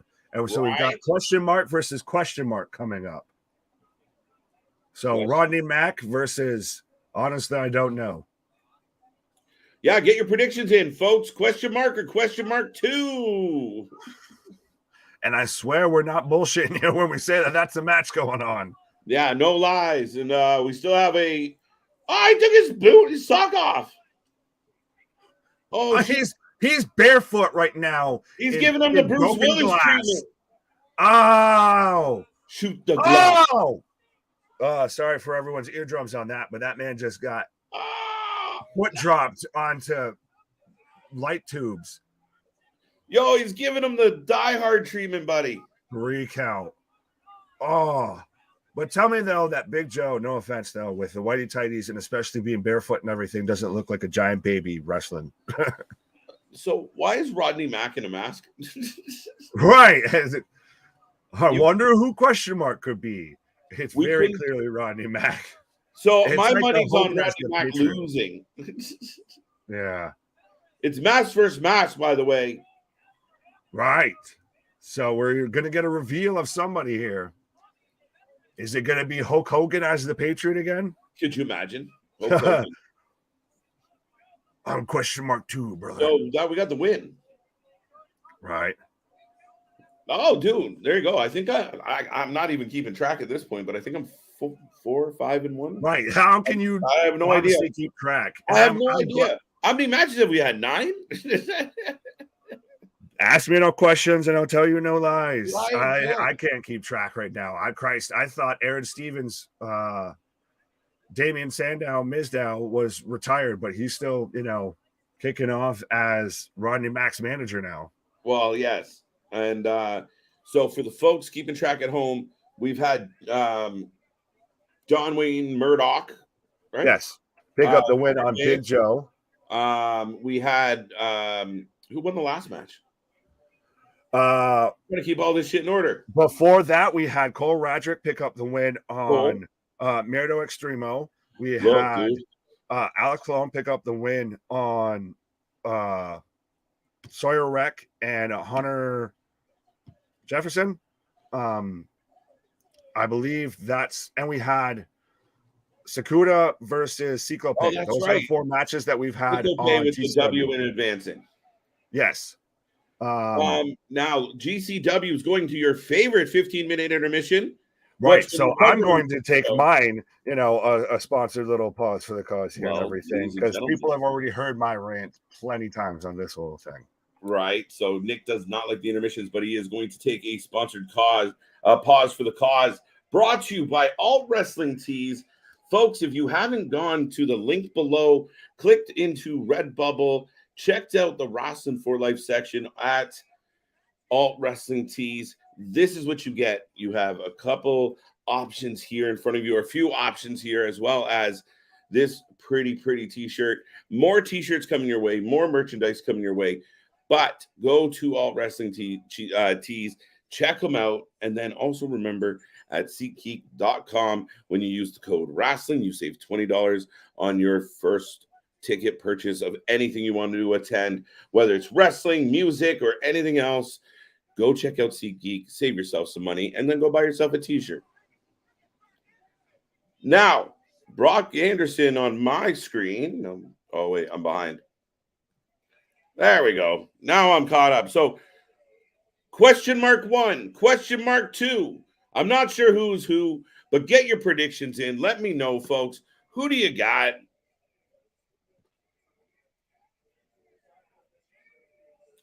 Basically, are you going for Team Sandow and Rodney Mack, who clearly it's Rodney Mack?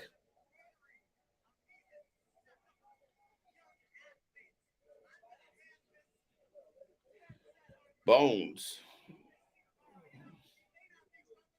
Here we go. Damien, cool. Question mark 1 for the win. Okay. Now, do keep in mind, it's a mass versus mass match. And if you're just tuning in, I will remind everybody, as you can see by the graphic, we are covering 3 shows right now. We are covering GCW.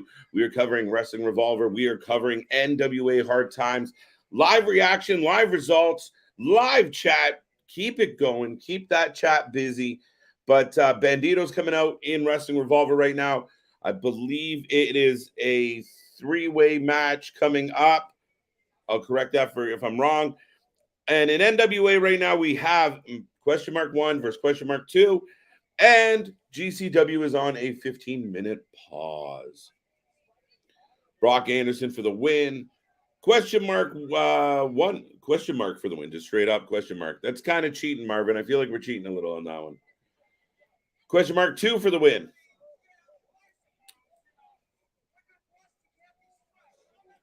There we go. There we go. I think question mark 2's in control. Help me out here. Is this a skin tag? Is it a wart? What? I lost you on that one there, Bones.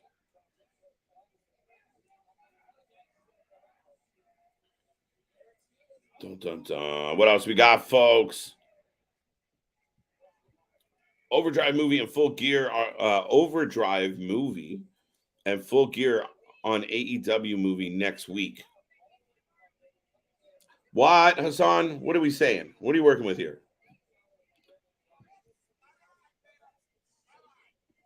So now the ring's starting to fill up. Dun, dun, dun. And, oh, shit. Rodney Mack. I think that's Rodney Mack. For the cover. 1, 2. Folks, let me know. Let me know how your Saturday night is going. How you feeling? What is on your wrestling mind? Yes, we got Full Gear coming up on the 19th, like James is eagerly anticipating. And we got lots of wrestling coming your way. We still have Survivor Series at the end of the month as well. I believe that is the 26th of November. So we do have that on the horizon. Keep in mind, we got a Ring of Honor before the end of the year. We got NXT before the end of the year. Lots of wrestling coming your way. And then when the calendar flips over, we're pretty much in WrestleMania season. Like, we're going to head in towards Royal Rumble, one of the most anticipated Royal Rumbles in a long time. And then all the way into WrestleMania. Of course, being in Hollywood, a lot of rumors of who's going to be involved, what the matchups are going to look like already. And, I mean, if the rumors are true, it could be one of the most memorable WrestleManias ever. So it's a good time to be on a wrestling show. It's a good time to be tuning in. It's a good time to be telling all your friends about the Wrasslin for Life Network, because we will be here for all of it, folks. All right. I think question mark 1 is in control. Let's just call it the way it is. Rodney Mack seems to be in control. Question mark 2 eats boneless wings. Coming from Bones, I'll take your word for it, buddy. I'll take your word for it. Ranch, 100%. Forget blue cheese. Let's go, folks. Let me know. I'm a ranch guy. Sorry. Oh, Bandito drop kick on Ace Austin, I believe. Dun, dun, dun.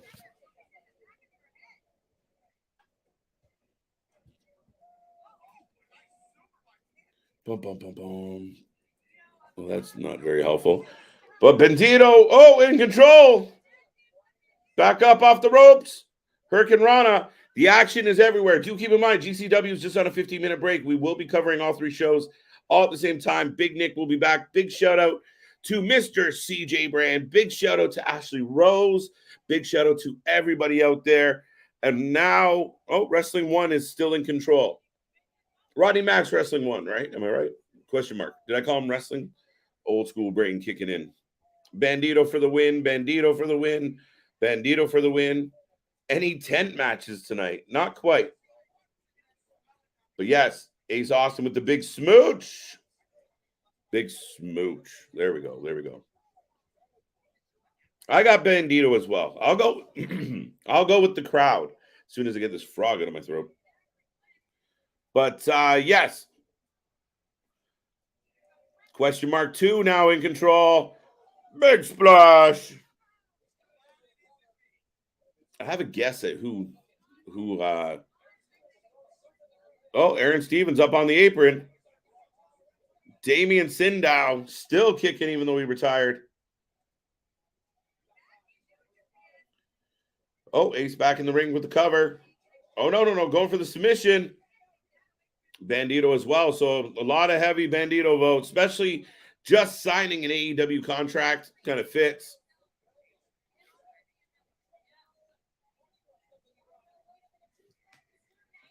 Oh, Sandow gets chased out. 1, 2. The pin. I know who that is.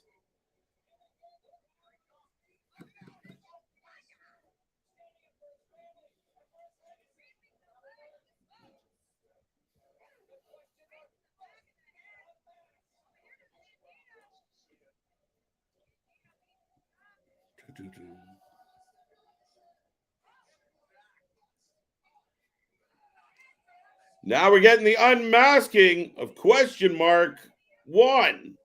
So if you pick question mark 2, you are correct. I'll take Rodney Mack and Casey Navarro. I like Casey Navarro. I think Casey Navarro's just beginning. I think we're going to get a lot more out of Casey, but I think there's a lot there. Oh, Sandow back out, trying to prevent the unmasking.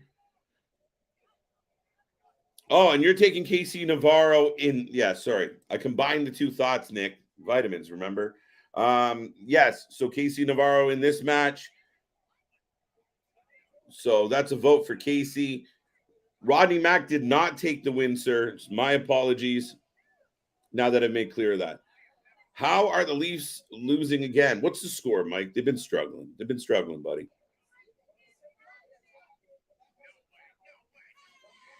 Oh, look at this. Is Bandito not down? I feel like Bandito's shoulders are down on this. Wow, we got a 2-man crossbow. I'll take Rodney Mack. Got that. Rumors AEW wants to sign Casey. Okay, I can see that. Ace Austin with the big kick.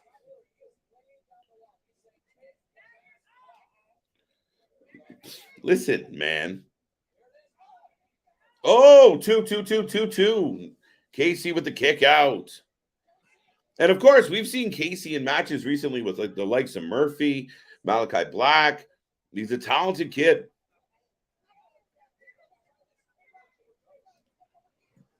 Oh, Rodney Mack has been exposed, but now we got a standoff. I'm trying to watch both. Thank God for the intermission. 1, 2. Bandito gets the 2. Gets a 2. Big Nick, was that blue wrench $20? Or 8? 1995, sir. 1995. Big bank take little bank bones. Well played, sir. Wrestling. Oh, back up. Casey Navarro. Oh, huge cutter. Take it back. 3-2 Leafs over Vancouver. There you go, Mike. Never give up. Fight to the bell. Look at this. Nick with a sneaky pick. Pause. Casey Navarro picks up the win. And up next, we have Homicide versus Kerry Morton. Get your predictions in on this title match.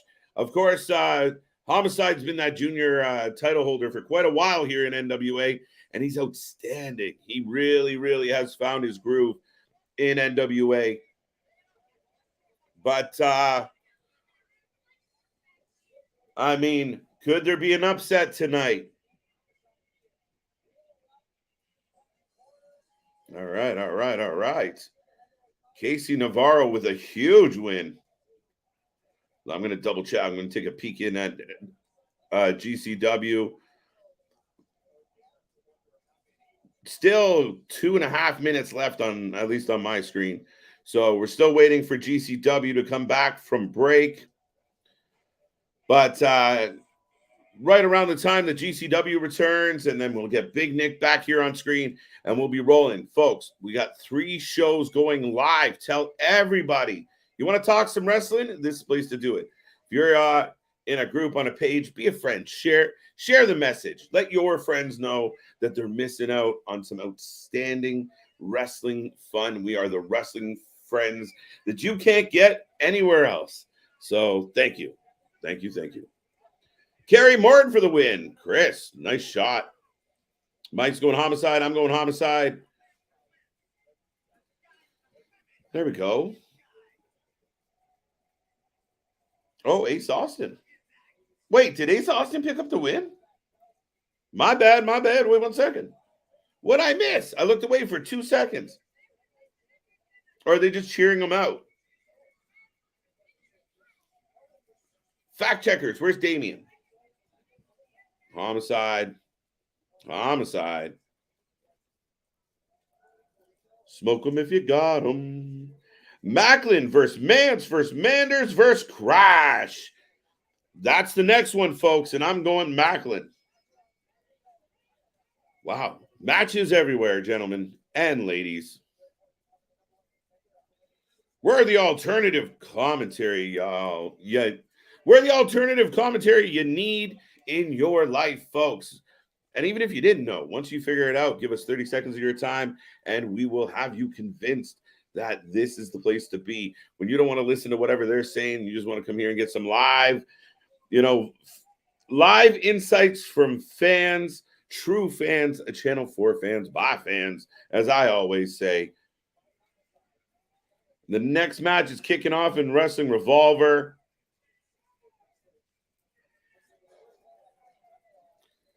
And Homicide and Kerry Morton have kicked it off. Get your predictions in. Crash on his way out. Macklin, says Marvin. That had a nice flow to it. I had suicidal wings, but never homicidal. It's a good choice. Been there, bro. Been there. Bones feeling good on a Saturday night. What's up, John? What's up? How are you doing? Go shit, pals. I mean, you got to do what you got to do.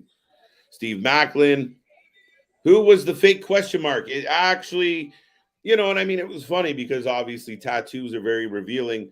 And it turned out it was, in fact, Rodney Mack. And that's kind of why I figured he was going to lose. But Mance Warner on the way to the ring. Now, Mance has worked himself into being a bit of an indie darling as of late. Obviously, picking up that big Rumble win didn't hurt.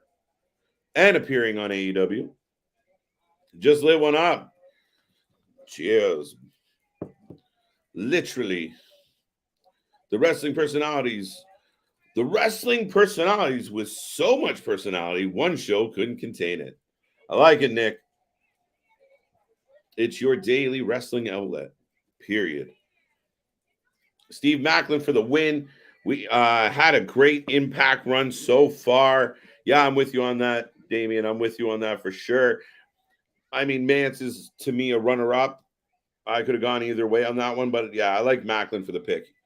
He's had a good year. Macklin's had a solid year. Then he just got married. Good for him. I am good. Pause. I just click them, folks. I don't know why they come in like this sometimes. What I do like about the smaller shows is where you get just straight up songs as entrances. Oh, Papa Morton not happy. Looking more like Papa Smurf, but that's just me. Homicide. Got Kerry Morton in the corner, and out comes Macklin.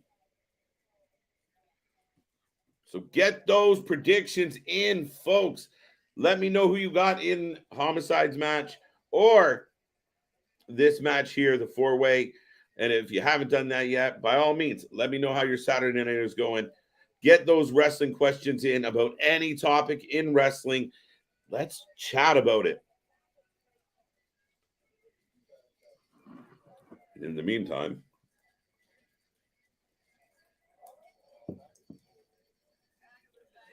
tag them and bag them. Let's go. Kerry with the roll up. Oh, that was a little slow. Into a DDT. So, folks, let's see what we got over at GCW at the moment. As we should now be out of the intermission. Killing me, Smalls.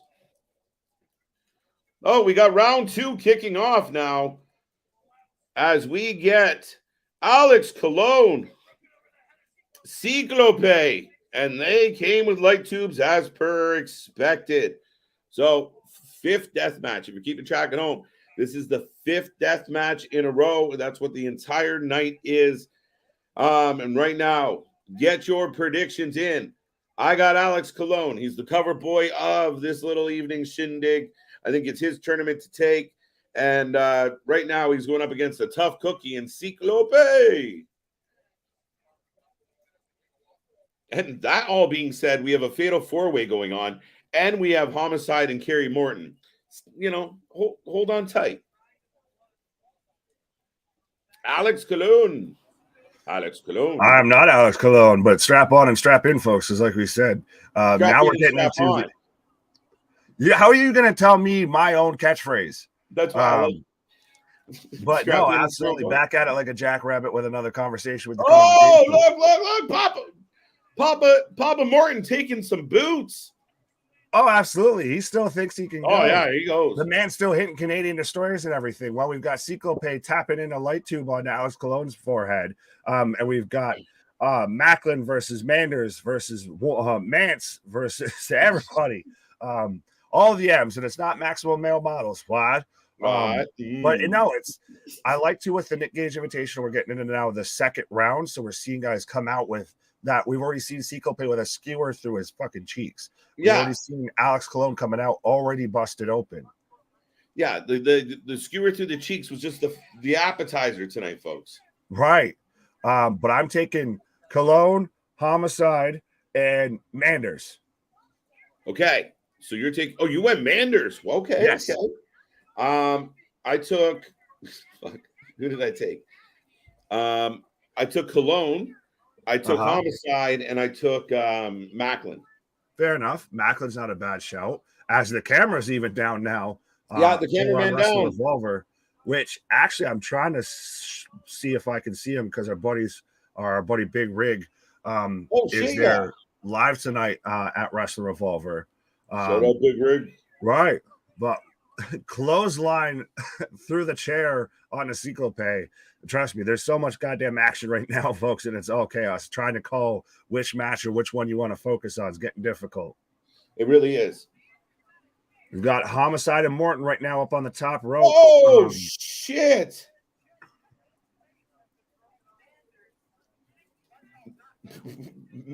They're just chucking chairs at each other, Nick. Oh, on Revolver, not GCW. I got to be specific. Sorry, my bad. Right. No, you're fine. I'm trying to. I feel like we need to say like in GCW, Cyclope just suplex Alex Colon onto a chair. I feel like we need to specify before we talk which show we're talking about. Yeah, Crash whips the chair. Now Macklin smashes Crash. Snap, crap, go pop. Right. Kerry Morton firing up, going up top. Homicide down. Mm-hmm. Cyclope. Wow. Face buster by Kerry Morton.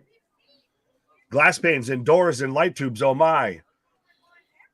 There's so much happening, and all I had to report from this show was a face buster. Right. Like, I got doors and shit over here, and I've got a tope with a light tube. A tope with a light tuba. Yeah, tope light tubo. Oh, shit. Oh, shotgun drop kick into the light tubes. As Macklin everybody through doors. Macklin destroying some doors. Homicide with a 2 count. This is amazing, dude. Oh, trust me. It feels like we're calling like one gigantic match all at once right now. I feel like we're fucking auctioneers, like in mid fucking. What do I hear now? 5 now, 5 now, 5 now, 6, 6, 6, 6, 6, 6. I hear 7, 7, 7, 7. That's where we're going to be taking the ratings. We're going to be like, what show? Right. Body slam, toe drop, table. Right, table. Toe. Homicide loses. Ooh. No. Got her. Oh. Somebody's going through this glass, but we don't know who yet. Oh, and I got a door looking ominous through the pane of glass. Who went through? Alex KiLynn went through from back body drop from Cyclope. Two count. Keep in mind, folks, both these men have already been in competition. Oh, shit. Macklin just got folded into a door. I can't even finish a point right now. Already, what looks like an already broken door. Well, that's the thing, though, too, is you're going to have Mance and you're going to have Manders kind of team up because they're both part of the second gear crew. Yeah, true. Did Kerry Morton just pick up the win? Yeah, maybe. He's celebrating, so I believe so right now. Usually then. That's the Aren't problem. you doing his part? Yeah.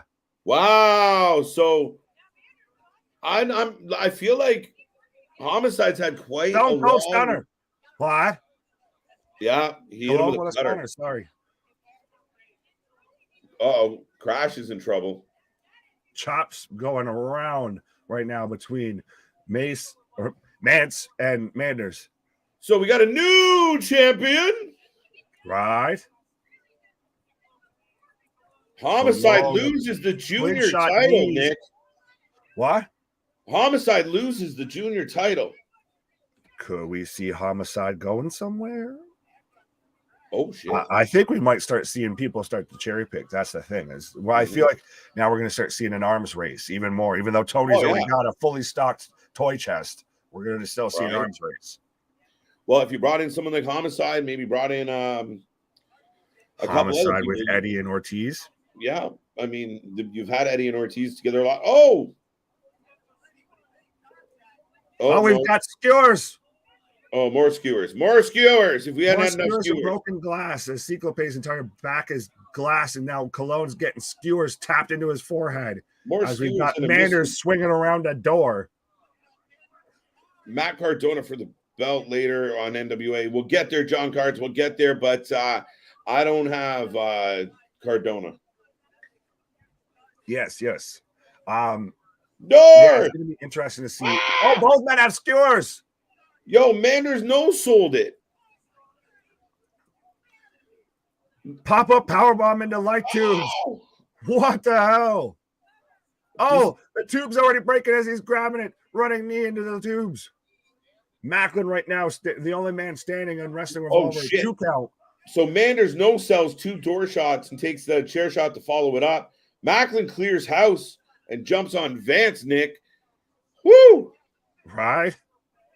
And we've got a match kicking off on NWA. We're looking for more Nick picks. We need more predictions, folks. Get them in. Said Nick picks responsibly. Oh, now we got Odison. There we go. I was like, hold on. Mini Hammerstone. Odin's son. The Viking Alex Hammerstone. Yeah, no, the mini Hammerstone. Yeah. Well, I wouldn't say he's mini by any stretch of the imagination. No, not at all. But Hammerstone. Right. They're about the same size. Good point. They should have a Hulk Hogan look-alike off. Look-alike off. But we've got Stickle there with a 2 count. Oh! Claymore! 2 count. 2 count for Macklin. Matt Cardona, we got that one. Read that. Predicting. So a lot of people predicting Cardona to leave with the title, and I think Smile's taking Mance Warner. Macklin setting up a door, and Odison waiting for his mystery opponent. Thrill Billy Silas. The man who looks like he's in a faction with Trevor Murdoch. We've got the Thrill Billy. And what was that? Another pane of glass bridge getting set up right now in GCW. Dude, was that just a 2x4 or just a random piece of wood? What the fuck was that? Which show? Revolver. Shit. Well, we had a tree branch in GCW, so I wouldn't be surprised if it was just, Hacksaw's 2x4. Right? Oh, shit! Crash from the top! Holy shit! I've got Cyclopan two. KiLynn on the top rope right now, looking for a superplex. It looks like through a pane of glass. But we've also got Odin Sun versus Thrillbilly. So give us your predictions if you haven't already, folks. We've got Cyclope versus Alex Colon. We've got Odin Sun versus Thrillbilly. We've got Crash versus Mance versus Manders versus Macklin. I think I actually got all the names there. That's impressive for having to rattle off 10 names in 3 different shows. Like I said, we're the wrestling personalities, folks, with so much personality. One show can't contain it. That's why we're most of the time here doing double headers like we were last night with Friday night SmackDown and Rampage. Why we're here covering 3 shows, and we were almost going to be adding 4ths and 5ths and all of that. Internet champion of Nick Picks. Boom. But I'm Nick, so how can you beat me? I got Otis Sun in this one. Oh, Cologne with a tap out on Cyclope. All right. Are you deviating from the unanimous Otis Sun pick here? Otis Sun. No, I think you kind of have to. You have to really go with Odin Sun. Like I said, he's another guy, I guess, just based on body type, what have you, that I could see them going.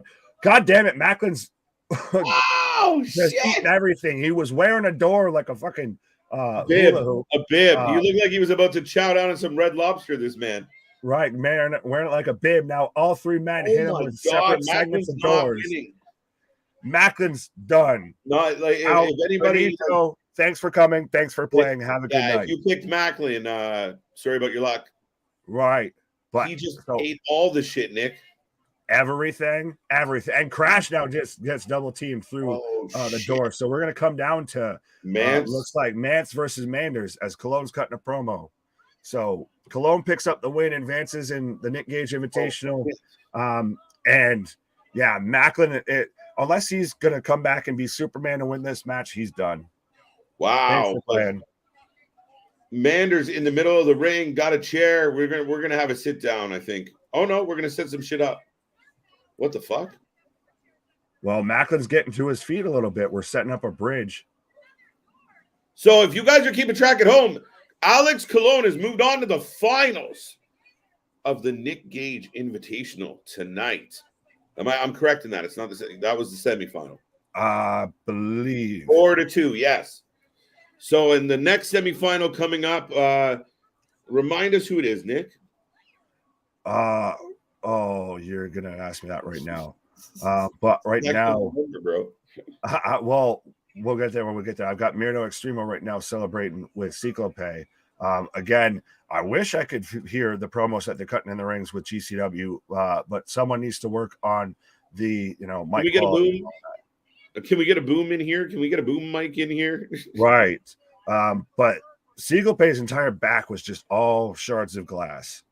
Oh, what the do we have built over in Wrestling Revolver? We've got look at this. Macklin on a sandwich of a bridge. And Manders puts Mance through it, trying to use Mance as a weapon onto Macklin. Macklin rolled out, dude. I wouldn't take that bump. Good for Macklin. No. Macklin already taken enough. Oh, shit. Crash back. Pop up. Powerbomb. Thrillbilly right now hitting up. Powerbomb of himself onto Odinson. Macklin gets the 3. Sneakily. Snuck in the back door. When we wrote him off, Nick, we wrote him off. Right. Steve Macklin picks up the W. Took a beating. What? Dude, that might be my favorite match of the week so far. Oh, absolutely. I mean, the man was wearing door like a goddamn bib and then just eating door shot after door shot and then still comes in and picks up the win. And now Thrillbilly's jazzing up with shit. The Mad Max spray paint, apparently. And we've got the cleanup going on again now in GCW. Right. I imagine the next match coming up. Let me see. It should be Cole Roderick is still involved. We already had Cologne and Cyclope. They faced each other because they both win. Let me see. Oh, it'd be Cole Radrick versus John Wayne Murdoch. Oh, shit. Why do we always let Murdoch slip? Because he's the consistent. Right? Oh, yeah. He's still here. Yeah. Well, no, he's always reliable. No, absolutely, Damien. That might be my favorite match of the night so far, and my favorite match of the week. That was a hell of a fatal four-way. Now we got Mance with his buddy doing a little promo. Right. And so who picked up the win in NWA? Shut the fuck up. I choked. Thrillbilly picked up the win. What?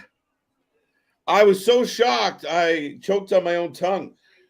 Thrillbilly with the W, Nick. So everybody, including us, was wrong. Thrillbilly.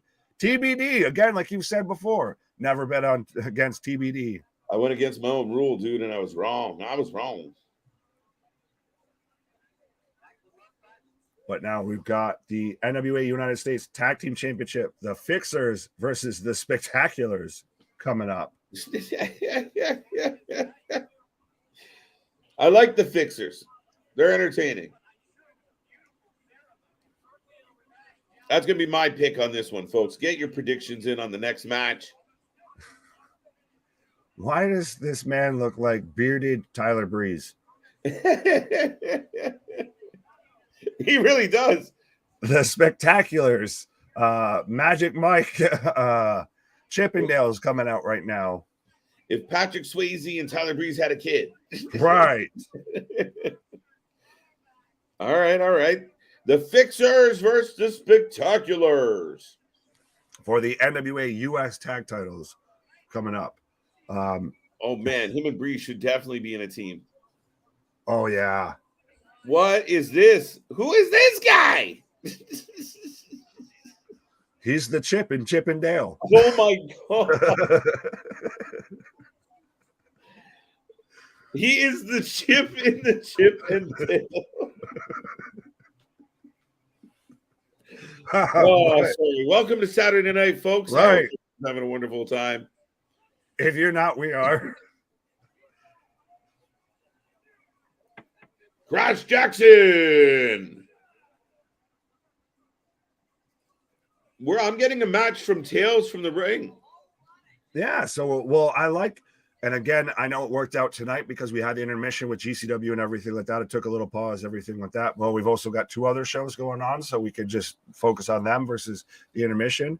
But I do like that Wrestling Revolver will do this of when they take their intermission, they'll just show another match that you may not have seen. Like one of the first times we watched Wrestling Revolver, we got Swerve versus Athena. Mm-hmm. So we're getting a replay now of Crash Jackson. And the Fixers are on their way to the ring. Madman Fulton, the I guess recent signing, allegedly, supposedly, of WWE. And it's amazing to me how everybody now has run with a former WWE superstar signs with AEW or is making an appearance on AEW, and it's Madman Fulton, who you honestly at this point think more of for New Japan and Impact than you do of him being in Sanity or anything like that in WWE. Right? Yeah, you don't really think about it. It's way down the chart because he's done so much else elsewhere. Right. But so we've got Murdoch coming out already looking haggard as all get out. This man's already been through a war and is through war number 2. And then we've still got a 3rd match coming up. Whoever wins this gets the congratulations. You won the opportunity to wrestle and cut yourself open again. Yeah. You get to get hurt more. Look at the size of Leginsky. Is it Leginsky? Which show? Oh shit. I'm speaking about. Give me a moment. It is. Yeah, the Big Lebowski. Oh. No, on show right now on Wrestling Revolver on NWA. So the Fixers and the Spectaculars are kicking it off. Now this is making me nervous. Last time we had like a unanimous vote in the chat, it went the other way, guys.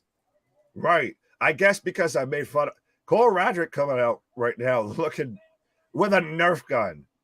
We've got a tree branch and now a Nerf gun. Cole Radrick comes with, out. Oh, and the Nerf darts have thumbtacks on the end of them. Okay. Right. Now you're first, Nick. Exactly. Well, again, it's that ECW of they'll get creative of, someone's boot will get used, someone's prosthetic arm will get used as a weapon. Like I said, we had a fucking tree branch earlier getting used as a weapon. Well, that has to be part of the conversation of like, okay, we're gonna have 9 fucking death matches tonight. How do we make them all feel a little bit different than each one, right? Yeah, well, is it the fans they'll bring your own weapon to the show night and everything of what you got laying around in your garage and how can you make it violent? Right. Example, we've had wiffle ball bats with bottle caps on them. We've now got a Nerf gun with darts on the tips of the Nerf darts. But we're getting Madman Fulton versus PCO versus why do I keep blanking on his name, but I know him as soon as somebody's going to say it. Did you see PCO did gave us a little bit of the Undertaker there the other day? The whole hand on the ground. He's back. Oh, no, I didn't see that.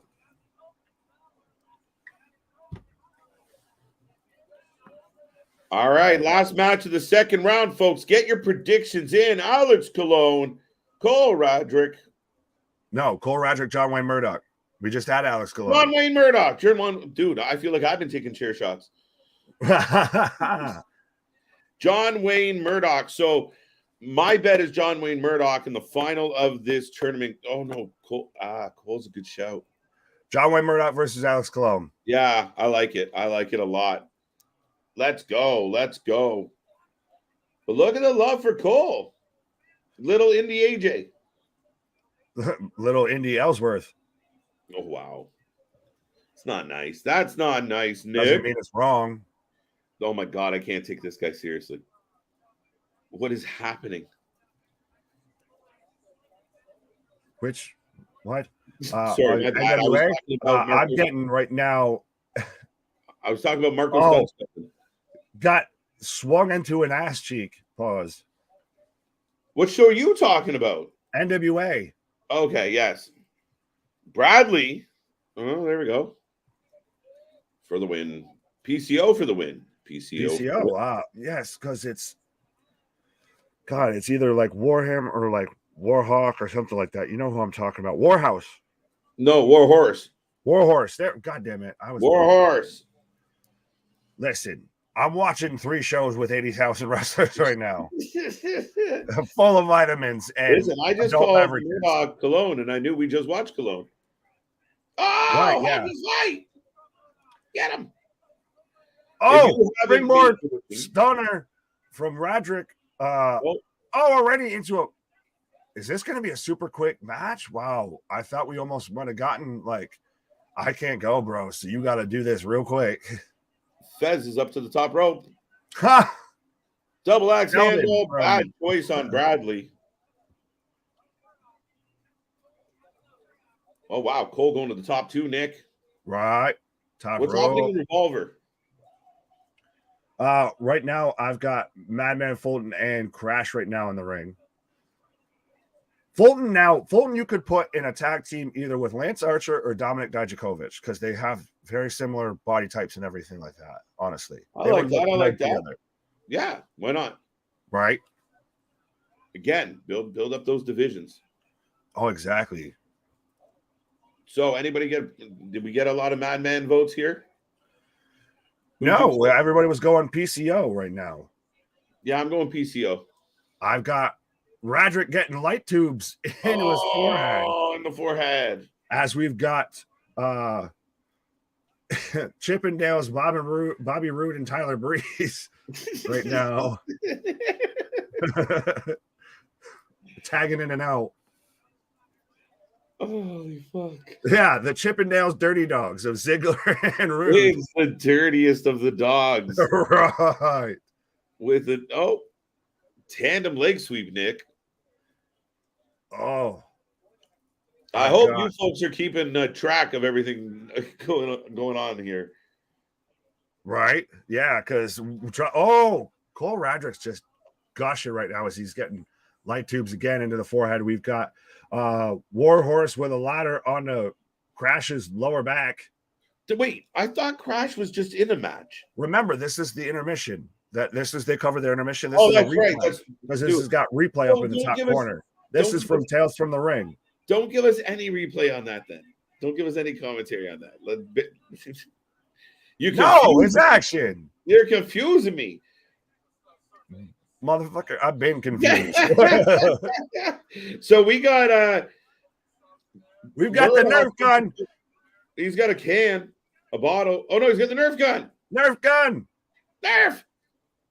Right. I'm sure just like Domino's, Nerf is happy to work with GCW. Right in the right in the forehead where he's already been busted open. Work?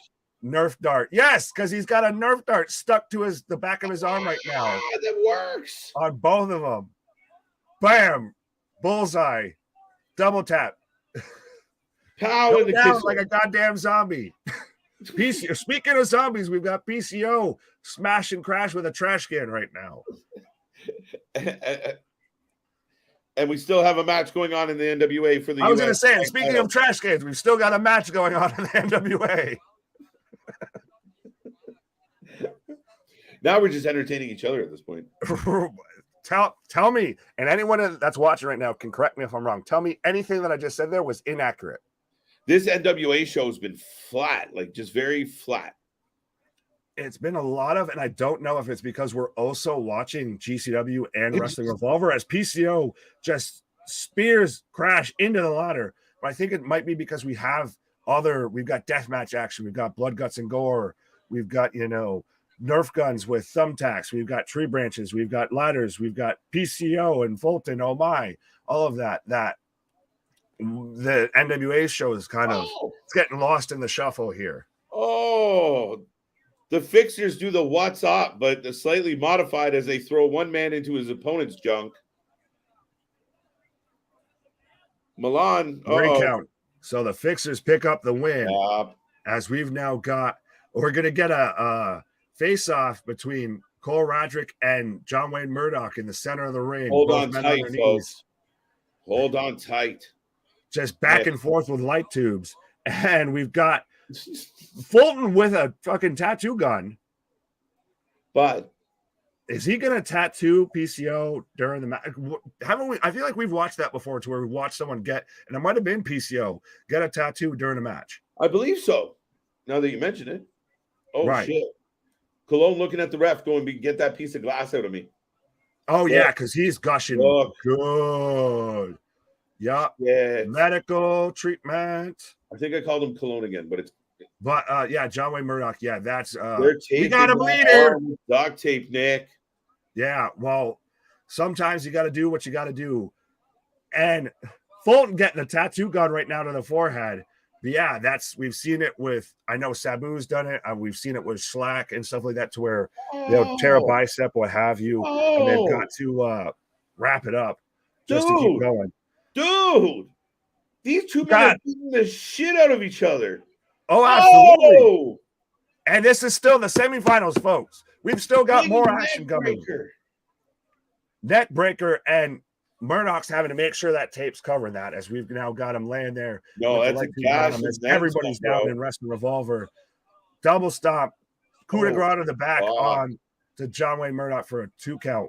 Now, if you're Murdoch and you have something like that pop up, and you're supposed to go over this match, and you've still got another match coming up, if you win, do you maybe call it on the fly and say, "Hey, I need to get this checked the fuck out right now"? Yeah, so I got to get this sewn up. We got to call it. Yeah, I agree, but it doesn't look like it's going to be the case, Nick. No, shit, dude. What a Dak Draper versus Cyon coming up next for NWA for the National Heavyweight Championship. As we've got headbutts on GCW, we've got doors set up in corners in Wrestling Revolver. How funny is it? Wrestling Revolver is just booked as a pay-per-view. We got the death match going on, but every match over there is fucking doors and glass and fucking nut shit. Right. It's popping off. Recount. Murdoch picks up the 1, 2, 3. What a After, finish. I believe it was a destroyer. Yeah, Canadian and he cuts off the tape, so now the ref can actually get to it. He just had to tape it up just so we could get through there because now he's instantly got a towel and everything on it. Yeah, no, it's fucking. We got a bleeder. Oh yeah, his whole chest right now, his whole pec area is just red. Jesus, and he's got one more match. He will take on Alex Colon in the finals. But yeah, like you were saying, though, it feels like we were talking about like NWA initially when we started this whole stream. This was the focal point of what we're going to be watching. But now everything else we've it's fallen in the middle, the cracks in the middle there of everything else. You're more like, holy shit, holy shit, holy shit.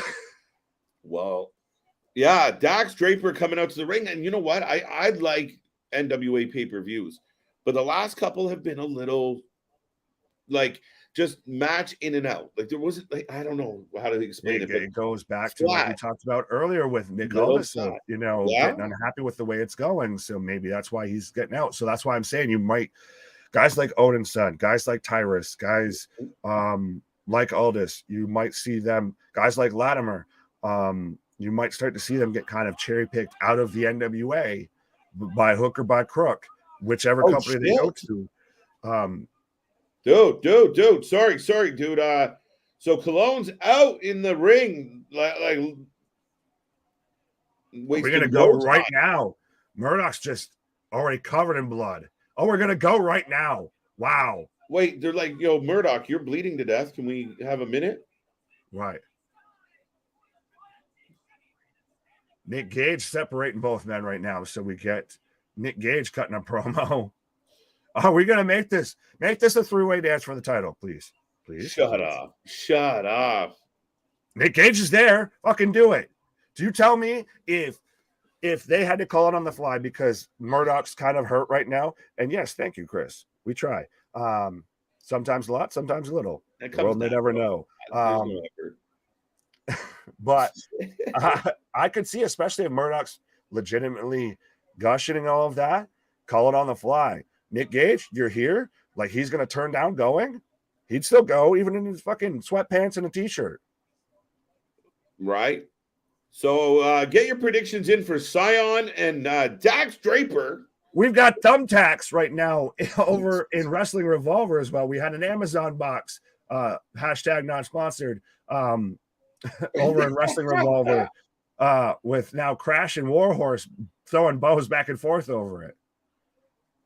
All right. So Nick Gage, I guess, restoring order. You cannot hear their in-house mic at all. No, it's placating very much to the live audience only. That's why I halfway wanted to switch audio to another show of like, I can see this is what you're doing. This is what I hear. Oh, we're getting a scramble now coming up on GC. Well, just when we haven't had enough chaos, we're getting a scramble before the final, which is fair because we should heal up a little bit before the next one. All right. Fuck, jeez. But still, out of the people in this whole tournament and everything, if you're going to have a final, John Wayne Murdoch versus Alex Colon, strap on and strap in, folks. Because take my money. Right. Yeah, that's going to be, even though it's their third death match of the night, I bet you it's still going to be match of the night. Well, I mean, it's the Nick Gage Invitational. If you want to, oh my God. Everybody's into thumbtacks. Whoa, dude. He chokeslammed that man. Oh my God! Fulton taking everybody out. PCO. Go ahead. Sorry. Did you see those thumbtacks get drilled into Crash's back? Well, respectfully, there's a lot of room for them to go. Shit. So I can see them getting stuck in there pretty easy. But now we've got a great setup going. Because they've got that entrance ramp, that's a metal fence, and we've got a ring barricade getting used, set up like we've got it set up a table or a door at this point. We're getting an ad for GCW is on Fight Plus, by the way, for those of you who don't know, which is actually how we're watching this right now. As we're getting another sponsored cleanup. Right? Yeah, sponsored cleanup is taking place. I got Dax and Cyon going. If you haven't made a prediction on that one yet, Nick, Cyon? because who's that? Cyon. Zion, Zion. Zippy, Zappy, Zoe. Swami, Swanson, Samson. Right. Well, I've got Samsonite. PCO and Fulton going at it. I foresee PCO going through this guardrail. All right. You got a match and a half here. I'm going to take a quick sponsored pause, and I will be back in a moment. Fair enough. Hi. But yes, folks. So as I said, we've got PCO going through the guardrail. We've got Cyon and Draven, who going on in NWA. But as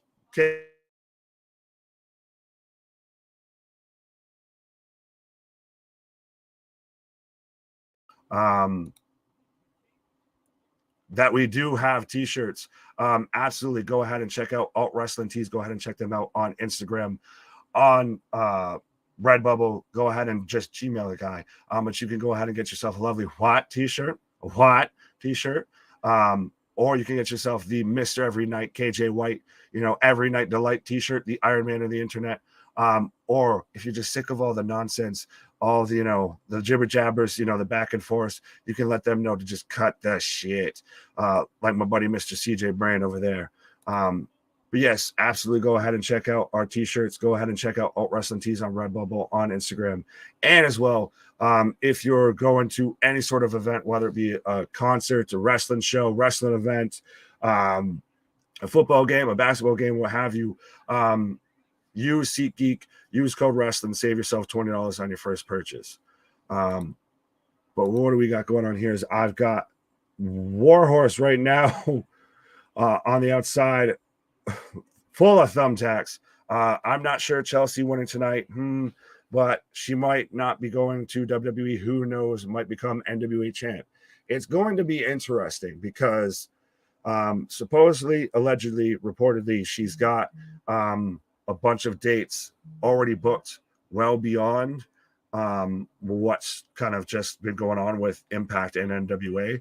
So if she's already got them booked, it might be interesting for her to go over to WWE if that's still going to happen. If they want to go that route. But also it's like with Karrion Kross, who's going to be on MLW because it's already been taped and everything. So things can get adjusted, things can change. But I don't think the Cardonas are going to give up their natural homemade, empire that they've built up to go back to WWE. Oh, Fulton just slams PCO into the thumbtacks that he no-sells. And now he's going to slam Fulton through the door as Cyon picks up the win and retains the NWA title, the North American Heavyweight title, I believe.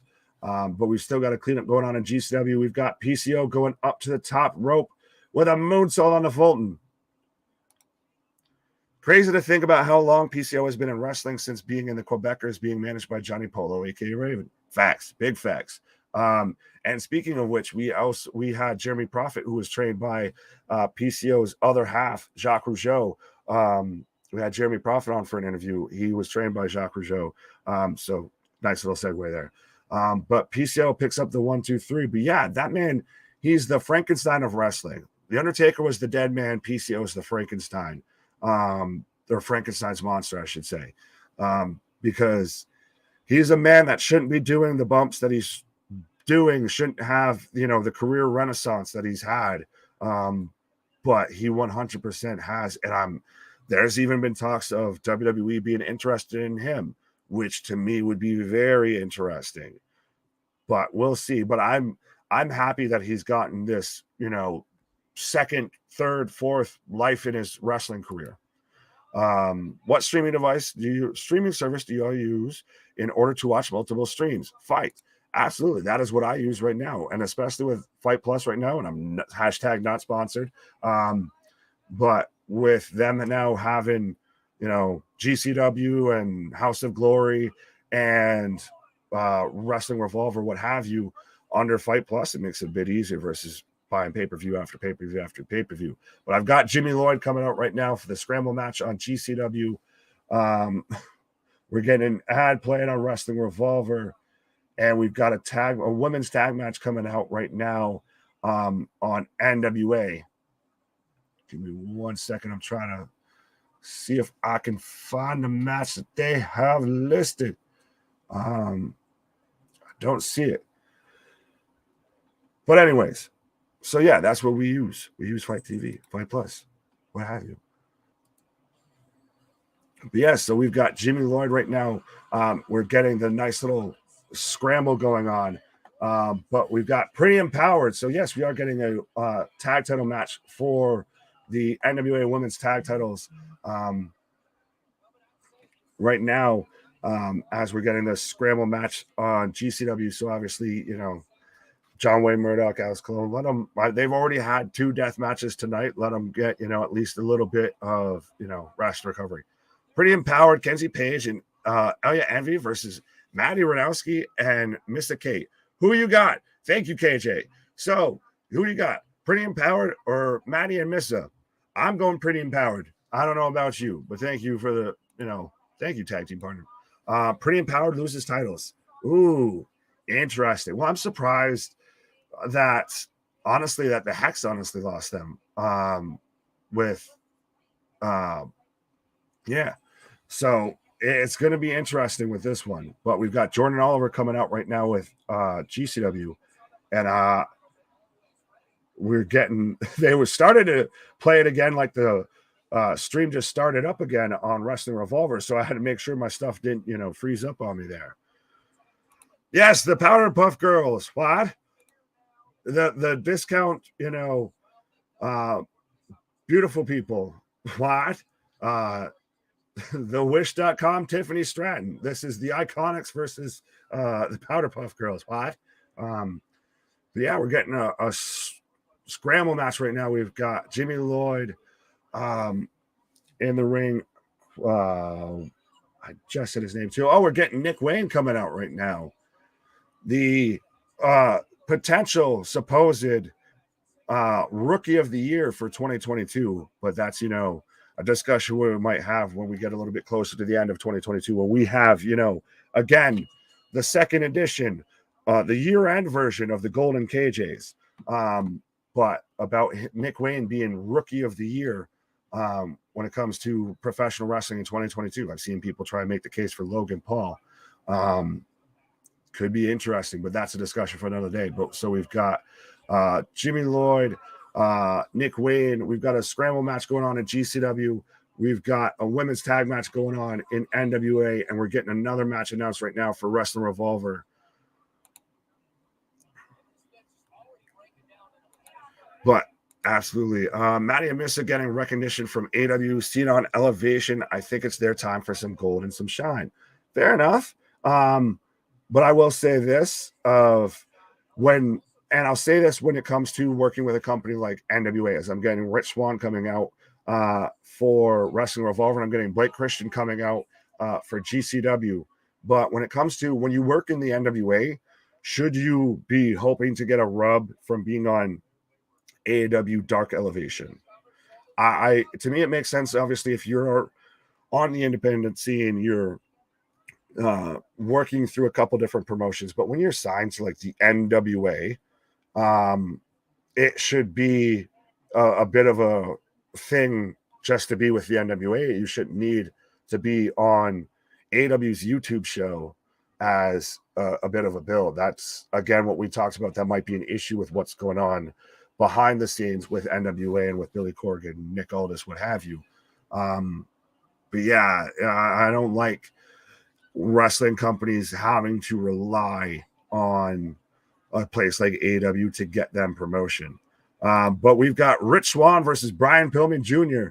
So who you got, folks? And we've also, like I said, we've got the scramble going on. We've got Nick Wade, we've got Blake Christian, we've got Jimmy Lloyd, we've got everybody in the ring over in GCW. But when it comes to this match, I'm going to take, for the sake of, I know my buddy Big Riggs over watching in the crowd right now at Wrestling Revolver. So I'm going to take Brian Pillman Jr. just because I know, Cincinnati guy, all of that. And I think that they need to start doing something with Brian Pillman. He came in, he's always had a ton of hype behind him and a ton of being the second generation star that he is. Everybody's had high expectations for him. So I want to kind of start to see that come to fruition. Rich Swann can take a loss and still be fine. He's not going to affect him that much. Pillman needs to start kind of collecting wins instead of getting that shine, that buzz back up again. Christian right now, roll up. And it's interesting to still see Blake Christian in GCW because I think it was around Homecoming we had those kind of promos and everything, those kind of rumors from the dirt sheets that he might be leaving GCW to go to either WWE or AEW or maybe even Impact. So to see that he's still very much a prominent figure in GCW, absolutely. He demands. It's still great to see guys that have been in GCW that have now made their name into the rest of the wrestling populace. It's not just the hardcore fans or the deathmatch fans that know these guys. But folks, let me know who you're taking for this match. Whether you got the scramble, whether you got the women's tag match, whether you got Rich Swann versus Brian Pillman Jr. Let me know who you're taking. NWA was based on traveling through promotions and territories. I dig it to some extent. Fair enough. I will give you that. It was honestly initially the National Wrestling Alliance. And that's why the main title floated and what have you. But I think now when the territory system has kind of transitioned away from that, and I understand I've called it even with the people that go in and out through AEW, the modern territories, I guess to me, NWA has now put itself more on that platform of being like an Impact, being even closer to being on par with AEW, versus it just kind of being a territory spot for people to get some work in for a couple of days. I think it's very much solidified itself as maybe honestly up there at least the third or fourth, promotion when it comes to professional wrestling. As we got Jimmy Lloyd with a springboard moonsault, and then Nick Wayne with a slingshot somersault into the ring. Now Hurricane Ron on to Jimmy Lloyd, and we've got Pillman and Rich Swann squaring up right now. And Pillman Jr. looks good. I think some time off of TV, some time off of being on every Rampage, every Dark, being, paired up with Griff Garrison and the Varsity Blonde shtick kind of seeming to go the way of the dinosaurs, that it's helped him out a bit. Jordan Oliver, Pretty Empowered, and Rich Swann. Thank you, Damon. And that's who I was thinking of. That's also in this scramble match. Jordan Oliver, very much again up there, with the young gun generation that they've got going on in GCW as well, with Jordan Oliver, with Nick Wayne, with Blake Christensen. But yeah, I've got Pretty Empowered. I've got Nick Wayne, and I'll take Pillman Jr. How is Hard Times going? Right now, it is the redheaded stepchild out of the 3 shows that we're watching. It has been, honestly, respectfully, I know these might be accusations, but it's been a little bit of it's been quieter out of the 3 shows we've got going on. And I know obviously one involves GCW and it's got the blood, guts, and gore and what have you. But even with Wrestling Revolver, doesn't have the lineage, the name behind it, like the NWA. For that to be really outshining and outperforming NWA's big pay-per-view when they only do a few pay-per-views per year, I think is a bit of an indictment onto the NWA. But I've got leapfrog from Pillman.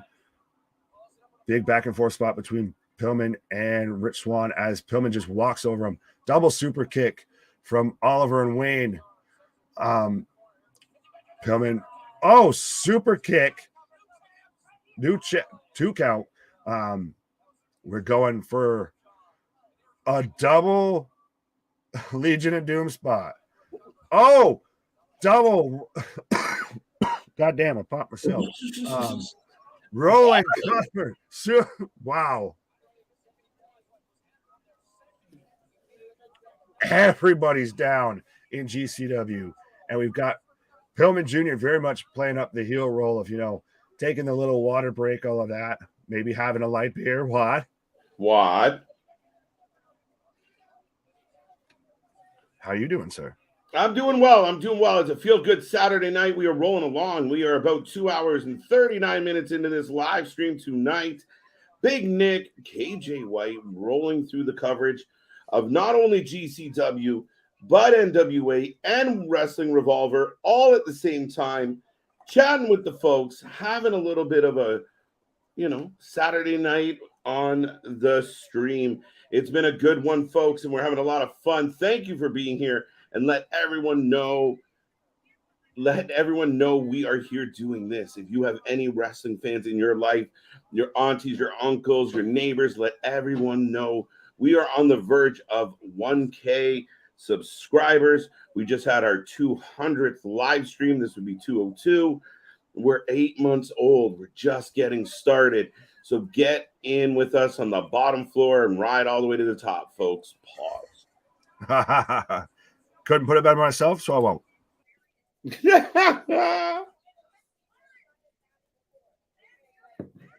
This man. By the way, I got Rich Swann bouncing off the ropes and Pillman with a big knee.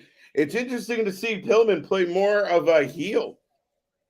And I've seen some promos from him lately, and a couple vignettes with him where he is playing more of a heel. And Pretty Empowered, the Powder Puff Girls, retain. So ends do. Who picked the Powder Puff Girls?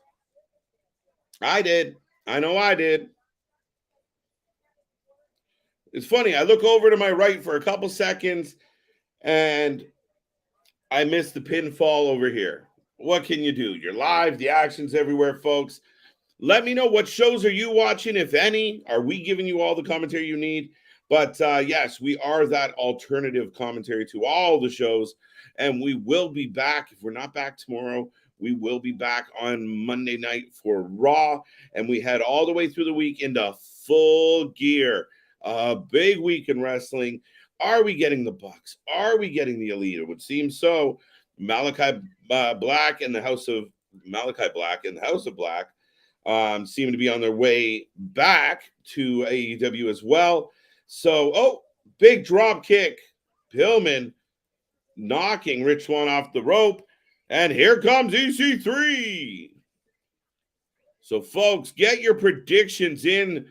Tom Latimer versus EC3 up next in NWA. Brian Pillman in control of Rich Swann after a big drop kick. And where is it? Let's catch up a little bit on it. Oh, why did it do that? That's not cool. Well, last I checked, we were in the midst of a scramble. What do I got here? Oh, Blake Christian out to the floor. Guys, the action is everywhere. Get your predictions in. Impact Overdrive as well will be there. I think it's on Friday, though, Hassan. Yeah, I think it's on the Friday, buddy.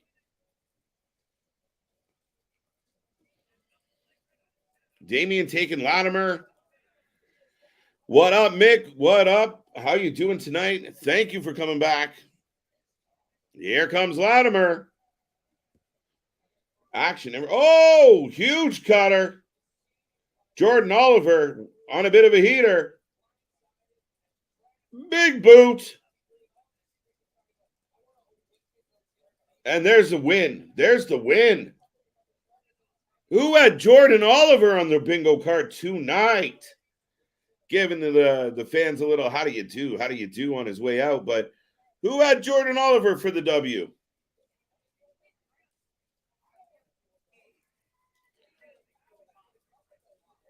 And right now, Brian Pillman standing over Rich Swann as we get back to Wrestling Revolver. If you're just tuning in, NWA, EC3, Tom Latimer, give us your predictions. We got Rich Swann, Brian Pillman Jr. If you haven't hit us with a prediction yet, get it in the chat. Don't miss out. And then we have another match coming up momentarily, I assume GCW is ready for the championship or the final, not the championship, but the finals of the Nick Gage Invitational. Of course, Alex Colon, John Wayne Murdoch. It's going to be an all-out, drag-out brawl. EC3 win says, smiles. Thank you, buddy. Thank you for the prediction. Don't be shy. Don't be quiet, folks. Keep this chat live. Even if it's not related to any of the shows we're covering, let us know what is on your wrestling mind. We'll talk about anything here. Within reason, folks. Don't let that be a floodgate. All right. Tom Latimer hip toss. So we get a little bit of a stalemate here with EC3 and Tom to start this match. And Pillman still in control of Swan.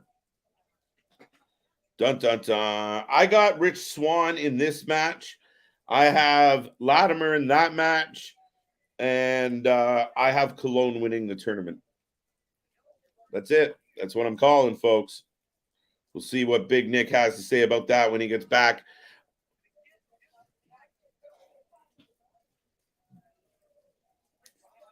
Rick Swan still down. So both matches at a pretty methodical pace at the moment. Pillman beats Swan. Okay. What do you guys think of Brian Pillman Jr. as a heel? Oh, knee breaker. Roll into the half crab.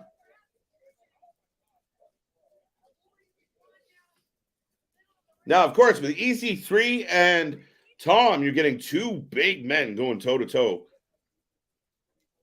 And let's just double check. Going to see what's happening with our old goop buddies at the GCW.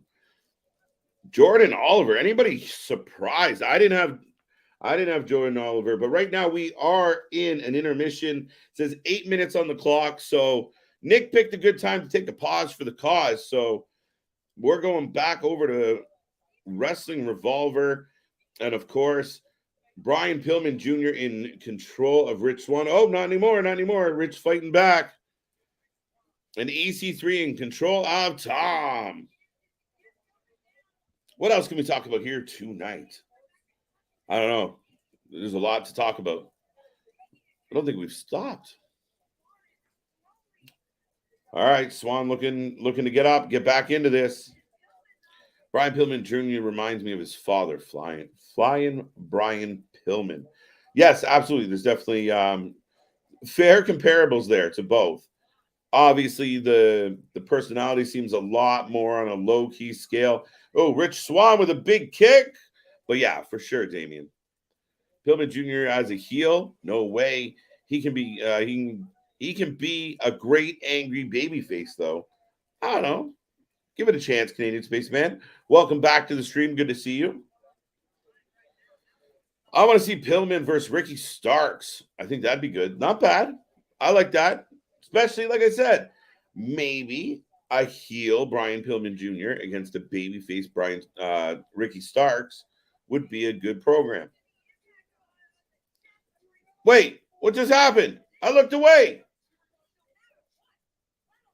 EC3's got a microphone. Did the match end?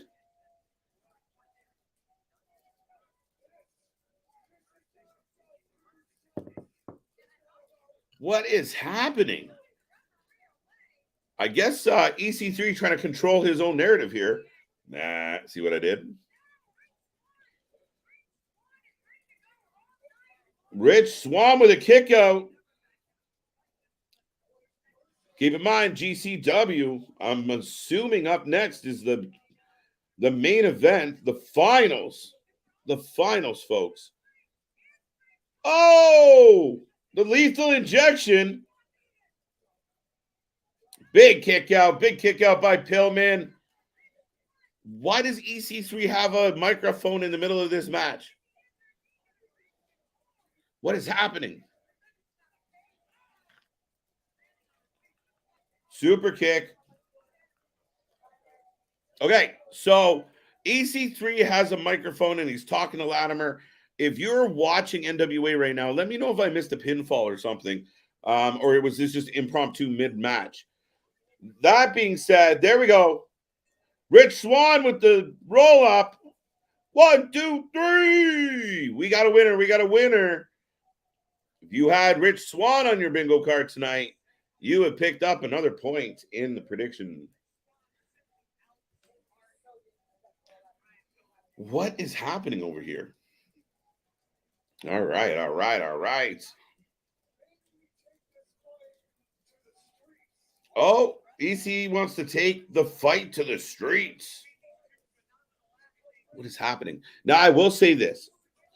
If people have been watching this channel for a while, they would know that on many occasions I've praised NWA for really solid pay-per-views. They really did a good job pulling their talent together and booking really good cards for their pay-per-views. But the last couple have been, like, tonight's been a little flat, a little bit slow. And people are going to say, KJ, that's the style of the wrestling. No, I don't mean it in that way, because I do like, getting into some of these traditional technical matches and such. But it's just not a whole lot of, much of a ride. Like, there's not a lot of energy to the pay-per-view. And right now we're getting a long-winded promo. I think EC3 just called Tom Latimer limp. It's not appropriate. And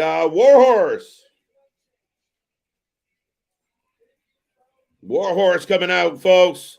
Warhorse is making his presence felt. And we are now going to get Team Ambition, Warhorse, and Mike Outlaw going against the Unit, Tyler Matrix, and Logan James. And get your predictions in on this tag team grudge match, folks. And EC3 is still talking, so this has been a complete fucking pause and take a nap on the show, unfortunately. Why doesn't this guy just fucking wrestle? We're in a pay-per-view, dude. Shut up. It's going forever. The crowd's booing, but it's not a good boo. It's not heat, it's shut up. If you're watching NWA right now, tell me I'm wrong. Tell me I'm wrong that this long-winded bullshit from EC3, the wrestling artist, tell me I'm wrong. Latimer with a crossface. There you go. Problem solved. This is Control Your Narrative at its best, or worst, depending on how you look at it, Jason. Truthfully, you're probably right. It's at its best, which is not fucking good. Man, sorry. Control Your Narrative is over for the season. They already had their finale. Listen, I only watched a couple of episodes of Control Your Narrative. It was very challenging. Very tricky. Very challenging. I don't know. I don't know, Damian. It's a tough sell for me. Oh, shit. Latimer just chucked the referee.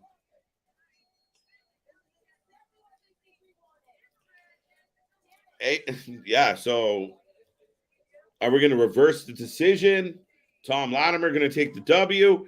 He just choke slammed the ref into the turnbuckle, and he won't let go of the crossface. Remember, get your predictions in for this tag team grudge match, folks.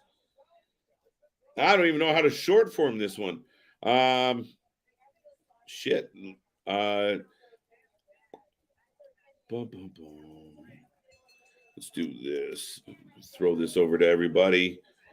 Give me a moment, folks.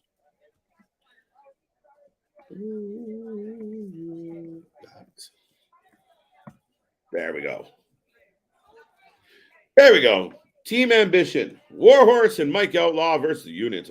Tyler Matrix and Logan James. Who do you got? Who you got? Who you got? Who you got? What's up, Mick? Glad you're still here. We appreciate it. We appreciate it. Marvin says win. Oh, Team Warhorse. Good call. Warhorse. EC3 getting heat on you. The promo is working. I don't know, Mark. It's not like, oh my God, I'm like, it's not getting under my skin in the he's a heel and I don't like it way. it literally is just like, fuck, enough. Like it's go home heat. It's Xbox heat. It's not good heat. It's Marty Jannetty heat. It's Ryback heat. I said it, folks.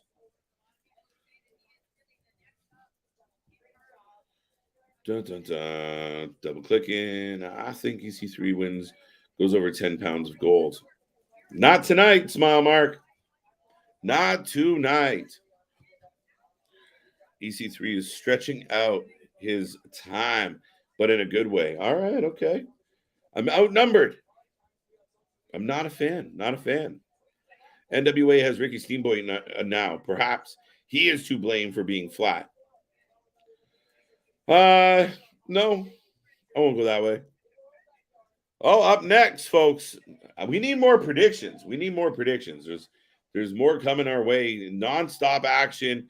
Let me we got the tag titles on the line up next. So once again, get your predictions in, as the tag titles will be on the line, I believe. Let me double check. NWA tag titles are on the line. Oh!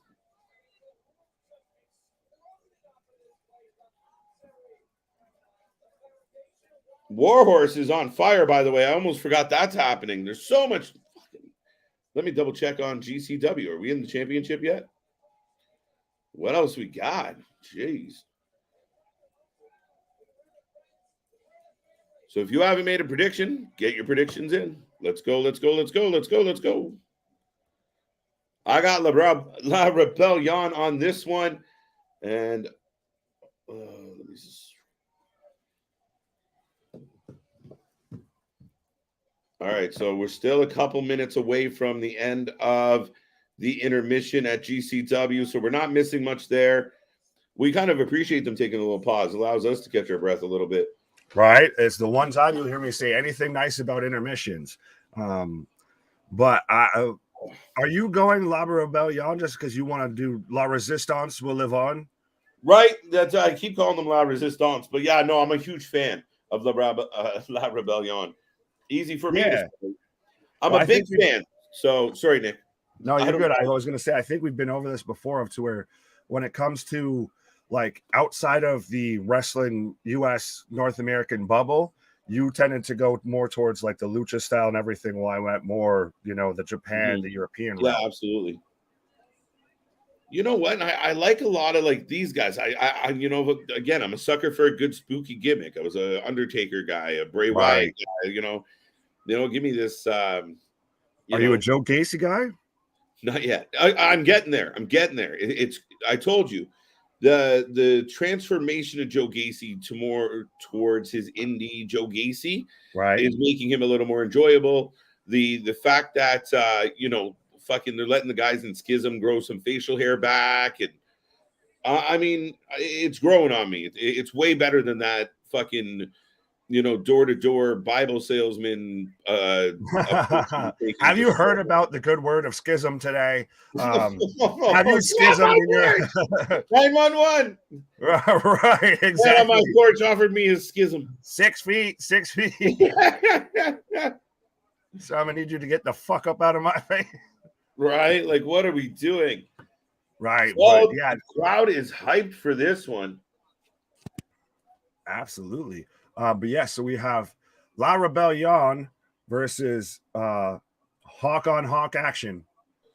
Hawk on Hawk action. By the way, we also have Warhorse, again, the unit going toe-to-toe.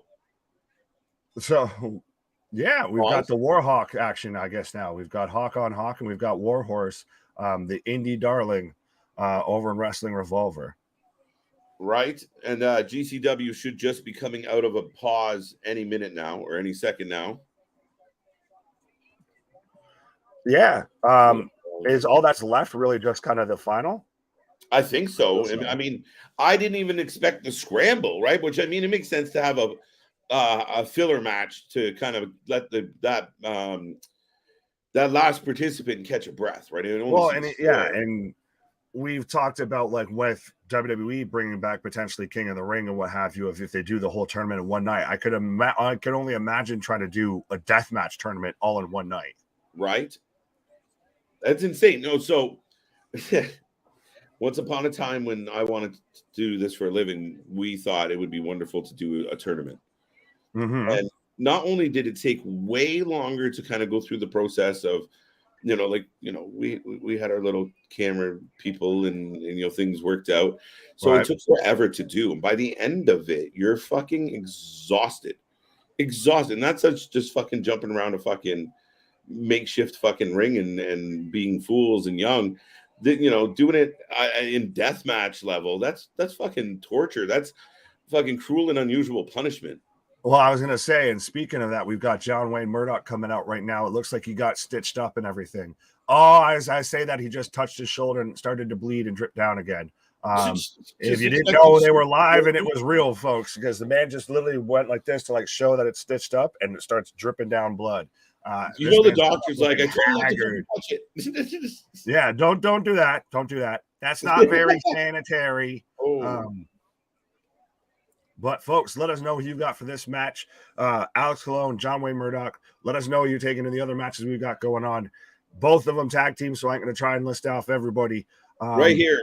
You don't have to read it. You put it up. Make your prediction on this tag match that's going on right now in NWA. We have this. Oh, no, that's bullshit. No, that's Canadian Spice Man. That was interesting. EC3 got to control the time of the match, or he was told to stretch it out. I don't know. I missed that one, so you kind of have to take that one. No, maybe it was just a long, like the match turned into a long promo, and then Latimer snaps, but it was just very long-winded. I was so over it. Was that sit? Wait. Misses the swanton. Sorry, I got distracted by wrestling Revolver. No, you're good. But it seems like EC3 has this whole view of what he wants to do in pro wrestling, except he's the only one that gets it. Yeah, no, absolutely. It's a smile mark. Need a bloody KJ award for most hardcore match of the night. Well, if I can find another Braun Strowman action figure, accusations. Accusations.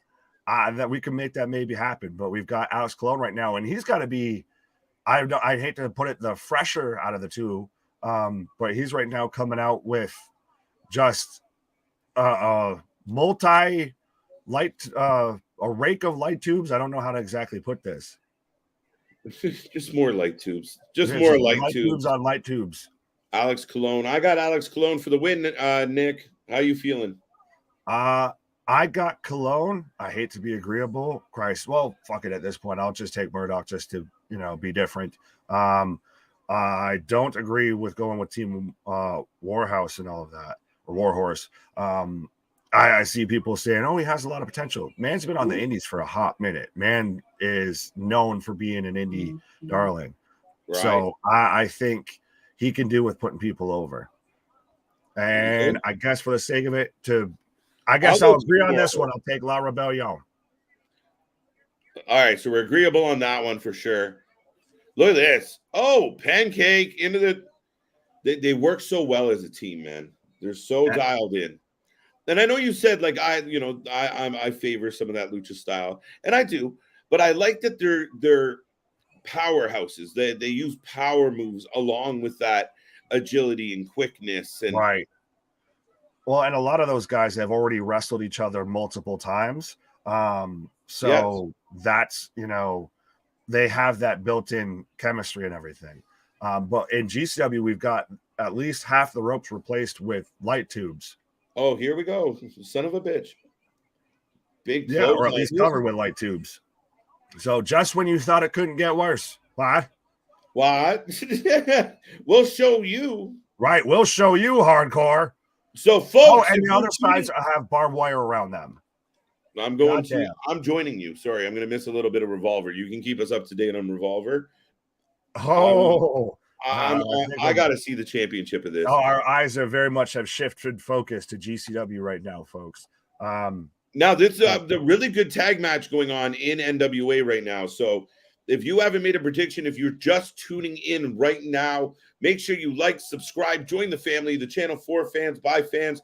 We are in the main event, the finals of the Nick Gage Invitational.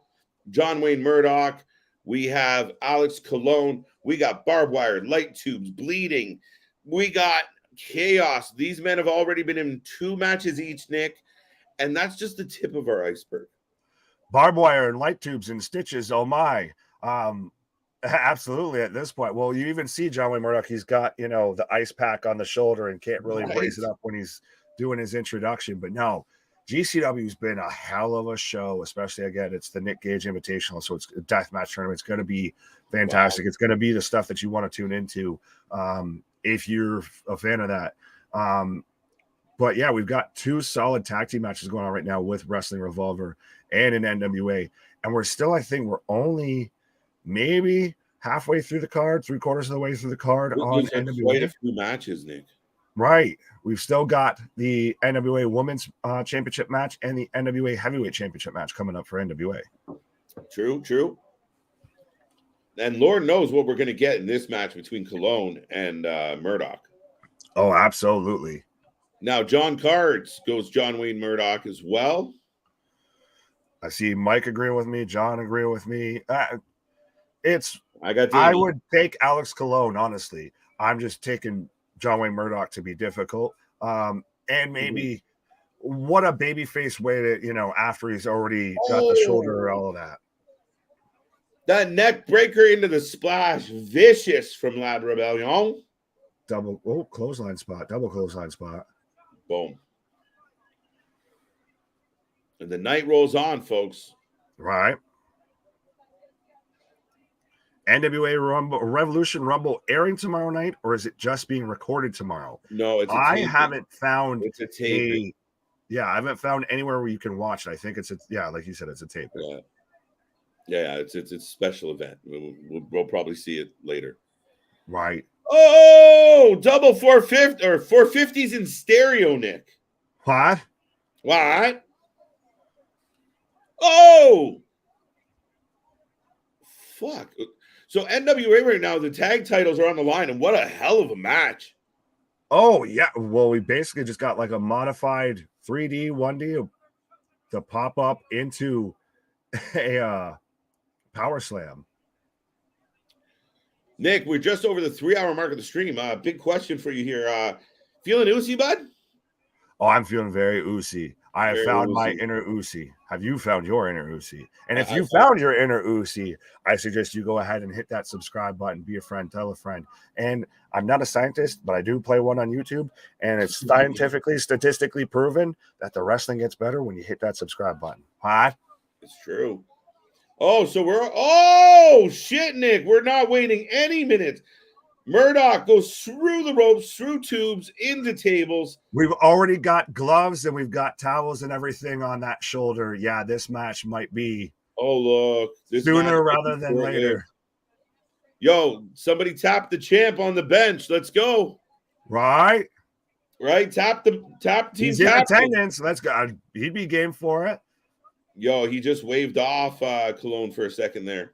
Oh, yeah. Was that my imagination? Oh, no, he did. And then he pushed them aside, and now he's coming at him with a wiffle ball with bottle caps and a light tube. We're like, he waved him off, and he's back with more weapons. Right. And he's just now we've got a light tube on that shoulder. Dude. Owie, yowie, wowie, owie, owie. See, this is where I get like, and I don't want to sound like the softy old guy in the room, but fuck, you don't want them to be, you don't have to be careless. Like, you're not making, this isn't the difference between a $50,000 night and a zero night. You know what I mean? No, I know money's money, the payoffs, right. The bottom of why they do this is about passion and heart and love. But, let's be smart. I'm not saying be safe. I'm not a fucking Karen. I get it. But I'm saying be smart. Don't, you're no good to anybody fucking flatlining. Well, I wouldn't, Christ. I don't know about going that far. Well, I wasn't even going to say of just, you don't need to do stuff just for the sake of doing it. You have to give me a reason. I get. Oh, wait, no, they're not. What? Oh, never mind. Let's just stick a fucking light tube into it. I was going to say, we've got light tubes getting Whoa! gouged into the shoulder. We basically got John Wayne Murdoch right now facing Alex Colon with one arm. Dude, they hit the moonsault off the middle rope, go for the pin. They get the miss from La Rebellion. 1, 2, 3, and the champs retain. La Rebellion wins. Luke and is that the other tag team match for Wrestling Revolver? Yeah. Because we've got a finish in that one as well. But yes, La Rebellion retains. And we've got Alex Colon now biting that shoulder as wow. Yeah. Here I am. Like, I'm worried he's going to bleed out. And they're like, we'll show you, KJ. Right. You know what I mean, though? I'm all for the death match. I'm all for a good hardcore night, Paras. But that being said, Nick, I mean, I want them to, I want the guys to fucking be all right at the end of the day. You know what I mean? Right. They're still human beings, damn it. Right. Yeah, because he's kind of gushing hard from that. And right now, Alex Colon's just tapping him with this, toying with him with a wiffle bat, covering thumbtacks. Yo, what if this is setting up a big win by Murdoch? Yeah, I wouldn't be surprised. Man, I'm starting to get that vibe. Thing, but his whole you were a denier of the purple pack with Cody and everything. Well, now we've got shit on this one. The pinky titty, I guess, with pinky purple titty, right, with John Wayne Murdoch, because that thing's it's got very much a red hue to it at this point. No, you see every once in a while there's a little spurt comes out of it, man. He's going to the camera and pulling it apart. And we've got now Swerve versus Myron Reed coming out on Wrestling Revolver. That shoulder is feeling oozy, not so much. No, that's feeling juicy, not oozy. Pause. Yes, the triple threat for the NWA Women's Championship coming out right now. We've got KiLynn versus Kamille versus Chelsea Green. So give us your prediction on that. Give us your prediction on Myron Reed versus Swerve Strickland. Give us your prediction on Alex Colon versus John Wayne Murdoch. Just type all of the letters and we'll decipher it between which show it's going right, to. Yeah, we'll just play like fucking word scramble up here. Right. Show me. I'd like to buy a vowel, Alex. Now I'm just going to put this out there. That tag match was my favorite match of the night so far for NWA. Putting it out there. Fair enough. I still think we're going to get something that outdoes that, but fair enough. No, I really enjoyed that tag match. Really good pace to it, man. We've got a grater right now to the forehead of John Wayne Murdoch as we've got Swerve coming out. Holy shit.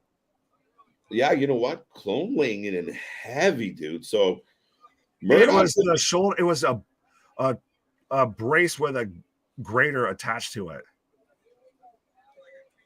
But so I'm taking Swerve, KiLynn, and Murdoch. Swerve. Where do we wait, sir? 1 second. I want to pull it up. That was the first ever. Where are we going? I'm gonna go Swerve. I mean, it's kind of his big, right? Mm-hmm. He's got a promotion. Might as well get him go over. And that's Myron, but yeah, I'm sure he's gonna put a nice little shine on Myron, but that's just about it. Right. I don't see it going very far.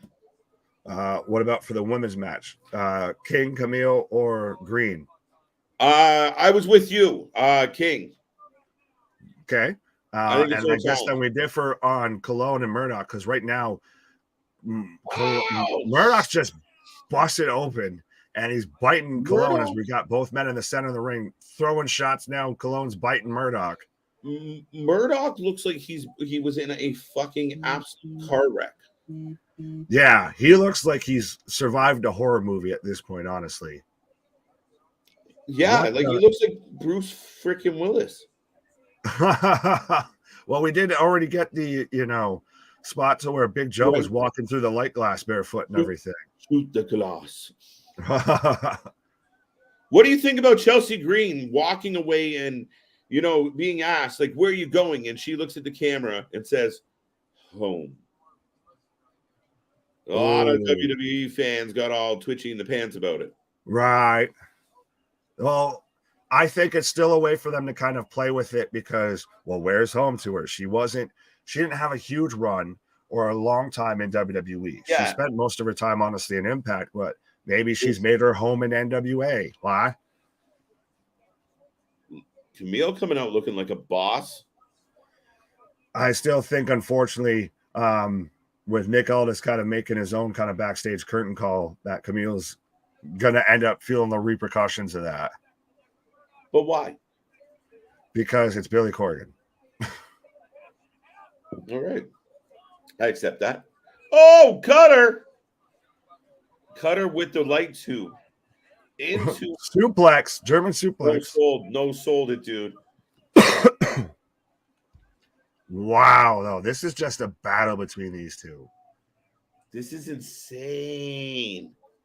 How is Murdoch still going? People.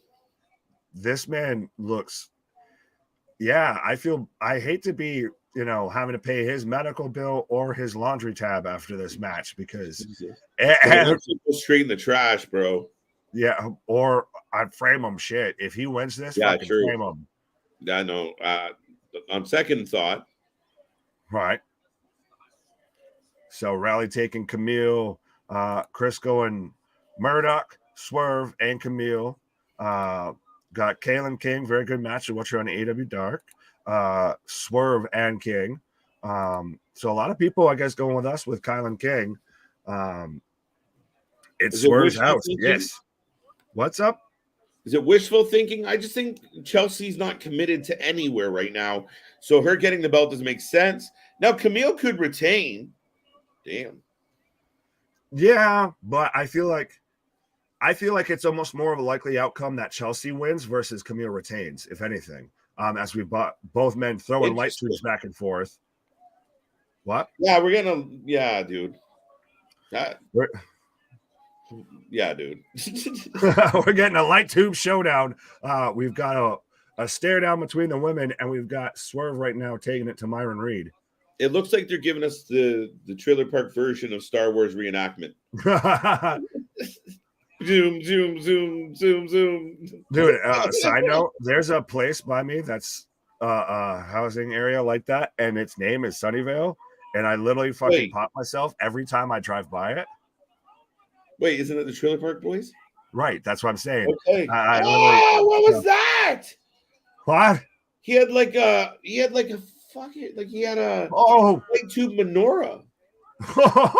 John, that's what I was talking about. Is like the rake as we had a big suplex for a 2 count. Wow, brain buster. Bloody Haggard and Hazard laying in a pool of blood and fucking broken glass. Okay, my new favorite match of the night might be this final here. Oh yeah, this might be match of the night, match of the weekend, match of the week. Dude, it's crazy. I mean, like again. Yes, there's a death match element to this, but what a good match. He just hit a beautiful brain buster and got a lazy arm 2 count, and KiLynn barely kicks out. That's good wrestling. Right. At the end of the day, even though it does have the death match, gimmick around it, it's still a good wrestling match.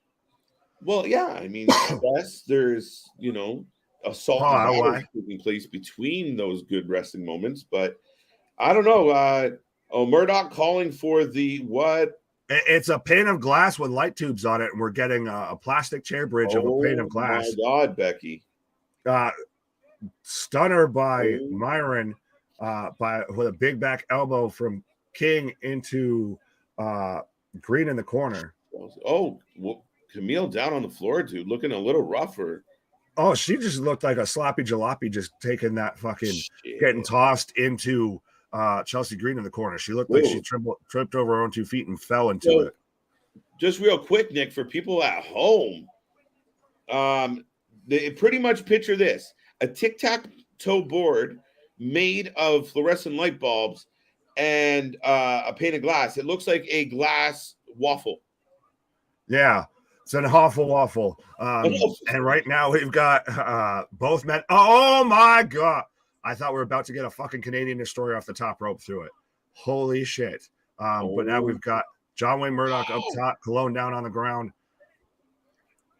I feel like JR talking when like Taker and Mick Foley were on top of the Hell in a Cell. They're fighting right above us, folks. They're fighting right above the glass, folks.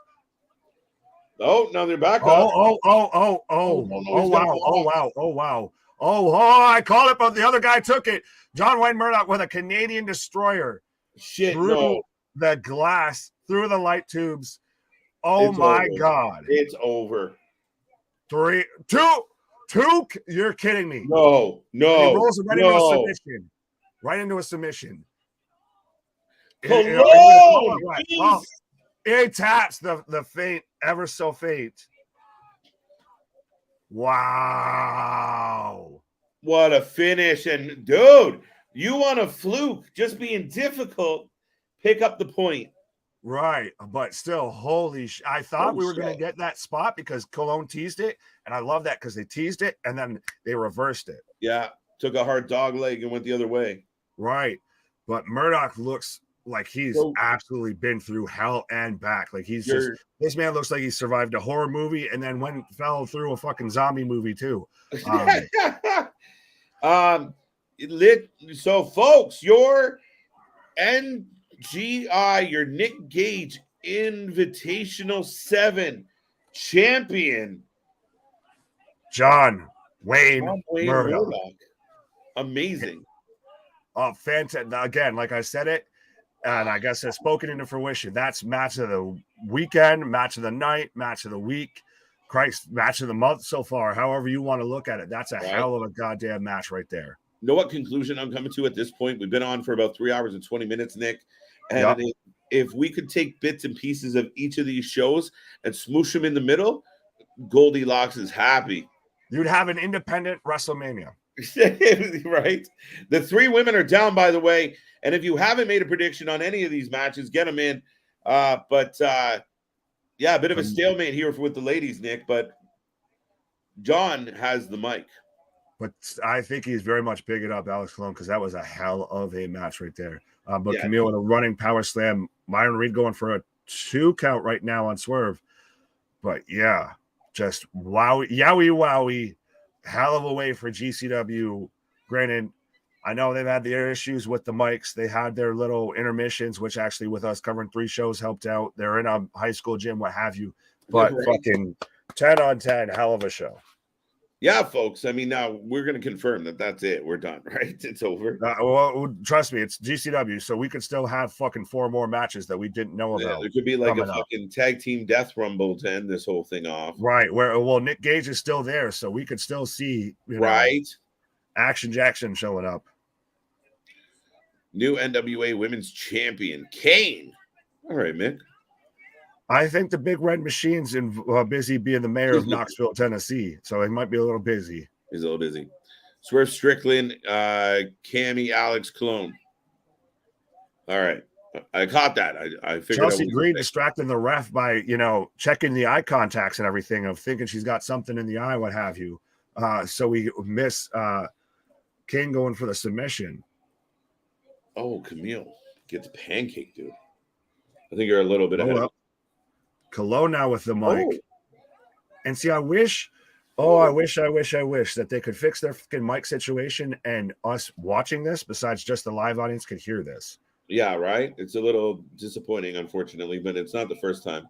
Well, and especially because he's getting very emotional and sentimental, and you can see he's tearing up and you can't hear shit. Well, yeah, I mean, dude, the adrenaline drop is going to make him feel very in touch with his feelings for the next little bit. Very touchy-feely? Oh, for sure. Give him a couple drinks, and next thing you know, he'll be telling you how much he loves everybody. Right. Oh, Chelsea Green with a drop kick off the top rope onto Kamille, who had King on her shoulders. Cutter! We've seen a lot of cutters tonight. 2 count. Well, it's become a little bit of the ... dive, I feel. WWE already has too many unused female talents with Charlotte and Becky already on deck to come back. Well, I wouldn't say either of those 2 are unused, but we are getting, that's the end. That's the send-off right there, as both men get a little moment on the mic. Absolutely 10 on 10 for both of those men. Big round of applause. Hell of a match. From 2 of my favorites from GCW. Yes. But I could see Chelsea Green, and I know some people have said if she goes back to WWE, she could get lost in the shuffle like an Emma. Be friends with Britt. Help her beat Saraya. Go to AEW. Help her beat Saraya. Right. You're looking for an out, right?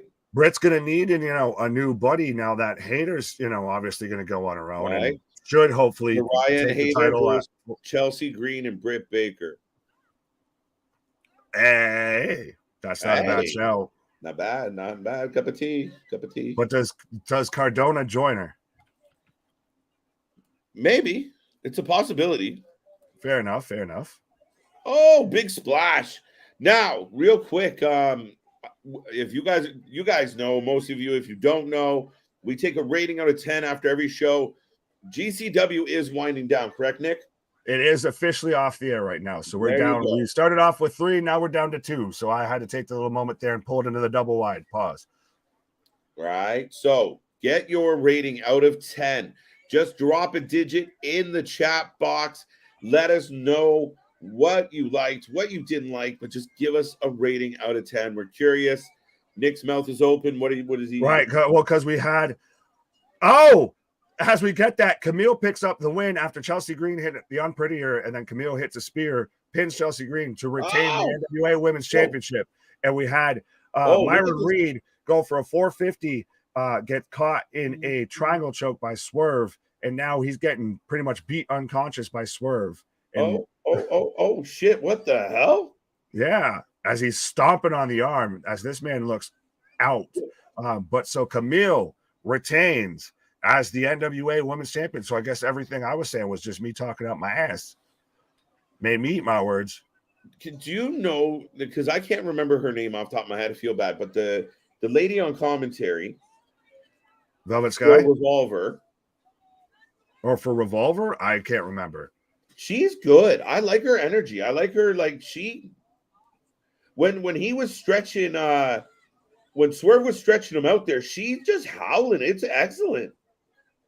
Dear fucking Kevin Patrick, take a note.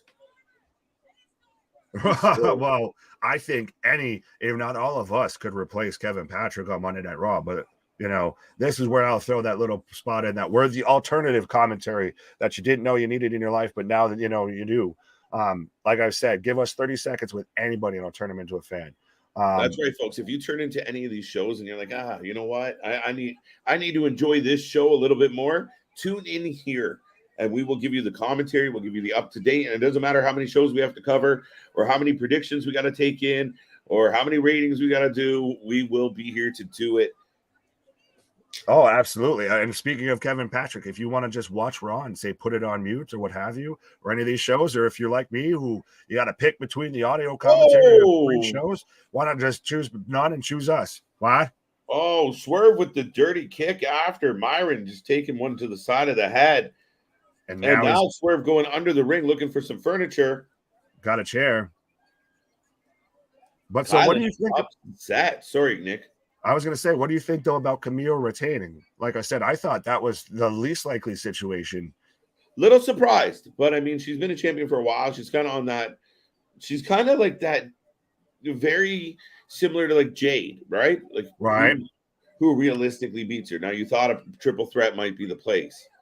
Yeah. Well, and now that might be a fantasy book matchup there of Jade versus Kamille, but we've got Rich Swann chasing off Swerve right now. So Swerve picks up the W.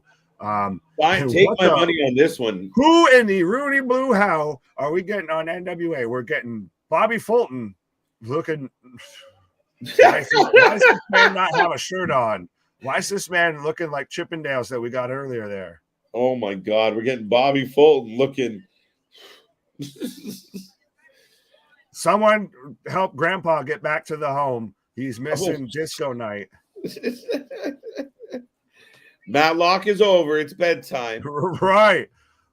Poor little guy got all tuckered out at the fair today. By the way, Rich Swann, Swerve Strickland, sign me up any day of the week. Oh, yeah. So, dude, it's been a fucking live night of action across the board. What was your rating for GCW NGI7. I'm torn.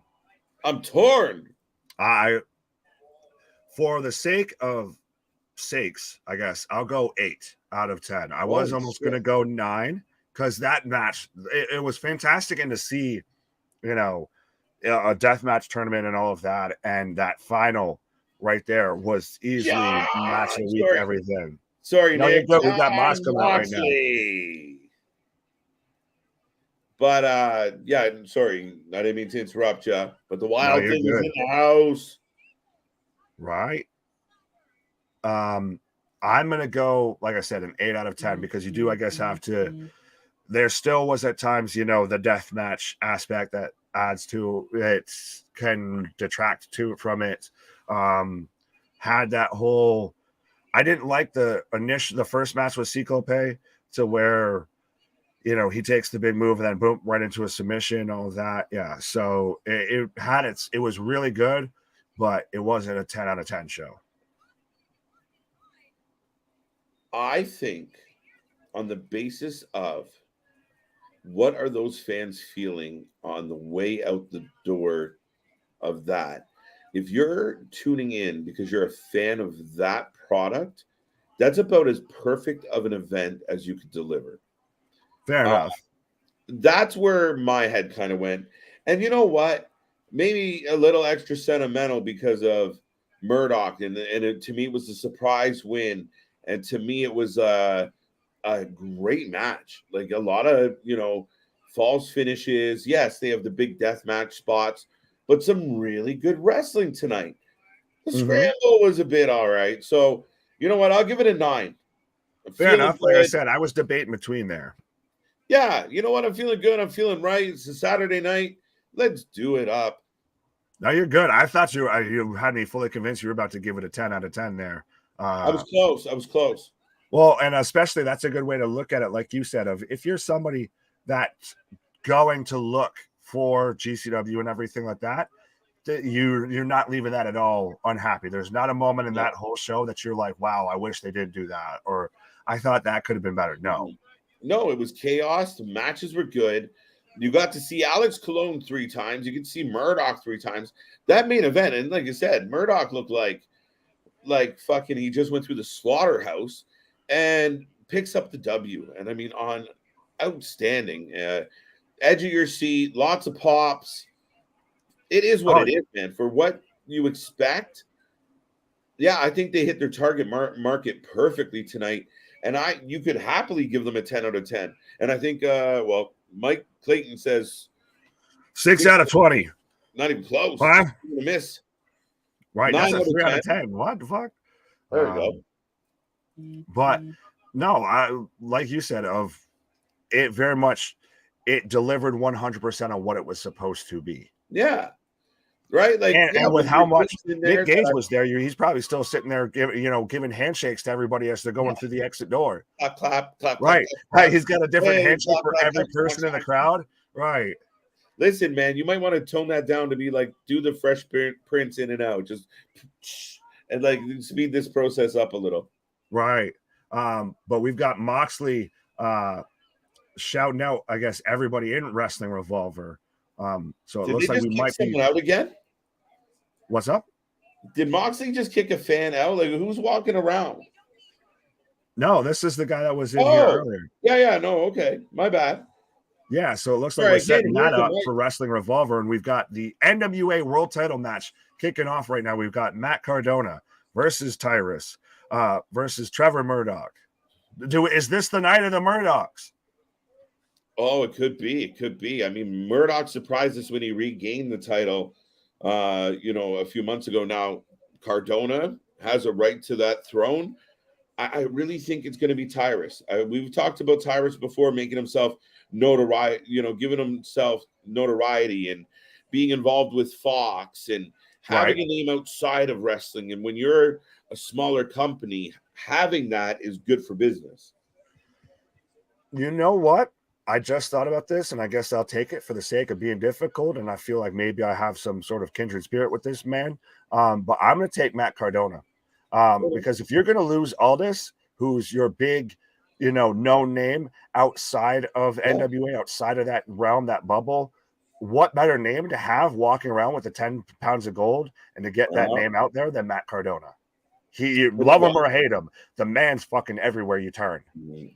I might not agree with you, Nick, but that's a good shout. I mean, overall, like you said, you're going to lose one of the faces of that company. I saw a post going around today, and it was a picture of the title, the NWA title, and it was like, what's the first name you think of when it comes to this? And honestly, the first name I thought of was Dusty, and then second one was Nick Aldis. Like Nick Aldis is the modern face of NWA. Oh yeah, 100%. He's very much. He did what Jonathan Gresham did with the Ring of Honor title. A good paradigm shift. Sorry. No, we've got Moxley laying out with a paradigm shift in the center of the ring for Wrestler Revolver. And we've got Tyrus coming out right now. I need to find my fucking gold chain. I feel like with Tyrus here. What? There, I'll just rock the Tyrus gold chain. Thank you, Raleigh. Thank you. We just do it at a different level. We're committed, or need to be committed. Absolutely. Either way. I was gonna say we'd be here just shooting the shit watching this anyways. Y'all just tune in. But we've got the remix title coming up now. We've got Trey Miguel versus Alex Shelley. This is gonna be good. Iron Man match. What the fuck? Iron Man match. Wow. When the wrestling gods giveth, they sure as fuck give. Dude. But you're funny. Alex Shelley versus Trey Miguel in an Iron Man match. You thank you. And I get to watch on top of everything else we've had tonight. Murdoch versus Matt Cardona versus Tyrus. Thank you. After I just got to watch Trevor Murdoch versus Alex Colon. Again, thank you. I said earlier, I think you might have been on break, but when you get these smaller shows, and a lot of the guys use now, this isn't the case here, but they just use songs like, "Hey, throw this in the fucking the CD player for me, would you?" Right. Like, hit track 5. And you're like, "This is awesome." Right. And somebody there with their fucking phone connected with the aux cord. Yeah. But so who you taking for this match? Alex Shelley or Trey Miguel? And I'll get to another point after that. Trey Miguel. I'm going to take Trey. I'm a big fan of Trey Miguel. Fair enough. I will. I guess it's helped me out so far, so I'll go with Alex Shelley. Fall upwards. Right? All I got to do is go the opposite of KJ, and I should get a fucking W here. Right, apparently. But back with like what we were talking about with Kamille, of no one picked really her, I guess. It seemed like she was the underdog of retaining almost. Yeah. Is Murdoch very much the underdog of retaining here? Because he was surprised to even win it initially. Right. Maybe that's the mindset, right? Like, is that good booking in the sense of, you thought we were going this way, we went that way. Right. Goddamn, Tyrus looks big compared to everybody. He is. That's the thing. Chelsea Green win HR match. Her match got Cardona wins. Chelsea did not win. No, she ate the pinfall, actually. She did, Nick. She did. But folks, keep the chat going. Keep chatting away. We got a little more wrestling as we start to wind down. GCW has gone off the air. If you haven't given us your rating out of 10 yet, please get it into the chat. And Wrestling Revolver's heading towards, we got a couple more matches for Revolver, no? Yes. I'm going to have to double check because. Let me see. I got it right here, sir. We got Strickland's over with, Bandito's over with, the Unit's over with, Speedball. Yeah, I don't even think this match was advertised, at least for what I'm seeing on Fight. Yeah, no, I don't see it here either. So this might be yeah. Brucey bonus, I'll take it 100%. Brucey bonus. Okay. And here we got the triple threat main event. What a night, Nick. What a night. I feel like we've been like fucking rapid fire. Well, when you're covering 3 shows, you kind of have to be. Right. But yeah, we've got the triple threat for the world title right now. I still think Tyrus, I know I took Cardona. I think you probably nailed it there with Tyrus. I think he's the odds-on favorite. And then now we're getting like I said, the Brucey bonus match, I guess, of Alex Shelley versus Trey Miguel in an Iron Man match. In an Iron Man match. How long's this gonna go? Right. Well, remember when WWE would have Iron Man matches? They were hour long, shit like that. Yeah, is this like a 30-minute Iron Man? Is it an hour Iron Man? 15 minutes. Why? I want to play it out the rest of my evening. Right. Trey Miguel is great. I've seen him in Impact, really good wrestler. Riley, I'm a huge fan of Trey Miguel and the, kind of the comic book character. I like it, and I think he's outstanding in the ring, Nick, and he's impressed again and again and again. Oh, yeah, he's kind of reinvigorated, reestablished the X Division title through Impact. I want Trey Miguel and Ricochet to have a series of matches where they decide they're going to be friends. Like they're going to do the Sheamus, the bar routine where they have a series of matches and then decide they're going to work together and be a really solid tag team together. Well, I mean, he is part of the Dirty Rascals and what have you with like Wesley and all of that. I'd be happy if they just sit there and just do the Spider-Man meme of they both point and look at each other of like, you are me and I am you. Right. Right. But we're kicking off right now with both matches, folks. Shelley puts over Miguel. That's kind of how I'm feeling. Shelley and Murdoch. I get you. Everybody's going against me. Hey, it worked for me before with Murdoch, so I'll go again. Mr. Contrary picking up some dubs. Whoopie. I was about to get hit the wrong button. You know when your cursor's in one spot, but your eyes are on another spot? So you just assume that's what your computer knows? Oh, I've been there, dude. I have 2 monitors, 2 mouses, and everything like that, too. So I was trying to do something over with us and was grabbing the mouse for the other monitor. All right. Murdoch trying to devise a plan with Tyrus to get rid of Cardona. Hey. I mean, why not take out the most over guy? So, right, get down to the and especially when you're the 2 biggest guys, why not? Even get rid of this third party. We can just have it out between the 2 of us. Right. Shelley riding the guardrail right now as Miguel shaking it. Huh? That's rude. Right. As he hops up there with a little back kick. But yeah, 100%. Trey Miguel looks like Ricochet with hair. Ricochet 4 years ago. Cheeky kid. Right. Tyrus and Murdoch right now squaring up. Did we just say the same thing at the exact same time? Maybe. It felt like we did for a second there. So for those watching along, that's probably what our second or third, did we just become best friends moment of the week? Right. Just completely overlapped each other. Keep finishing each other's sandwiches. Man, this is bullshit. These guys rehearsed this shit. Not even in the slightest. Right. Actually, it's actually the antithesis of right. If you could put in no effort and then go a little bit lower. Like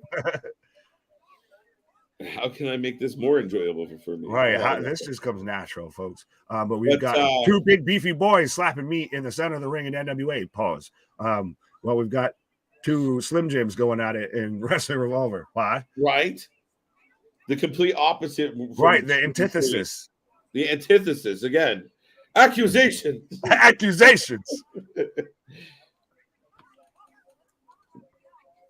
No, but folks, we have 2 main events going on right now. Tyrus, Matt Cardona, Trevor Murdoch, NWA world title. The 10 pounds of gold is on the line. And over here, we have an Iron Man match. I don't know. I think, 30 minutes. There's a clock, Nick. Thank you. Vitamins. Yep. So, yes, we have a 30-minute Iron Man match between Trey Miguel and Alex Shelley.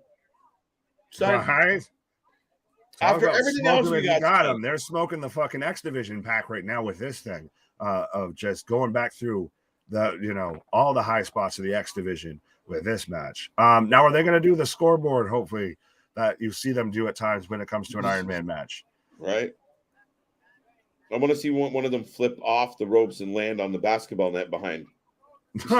Well, I've got Cardona right now in control, using the wrist tape to choke Tyrus out. A good old heel move. Oh, absolutely. Well, and he does fit. I know, the woo-woos and all of that, the Rough Rider, what have you, everything that he's got going on. But if there's somebody that fits a modern version of old school wrestling, it's Matt Cardona.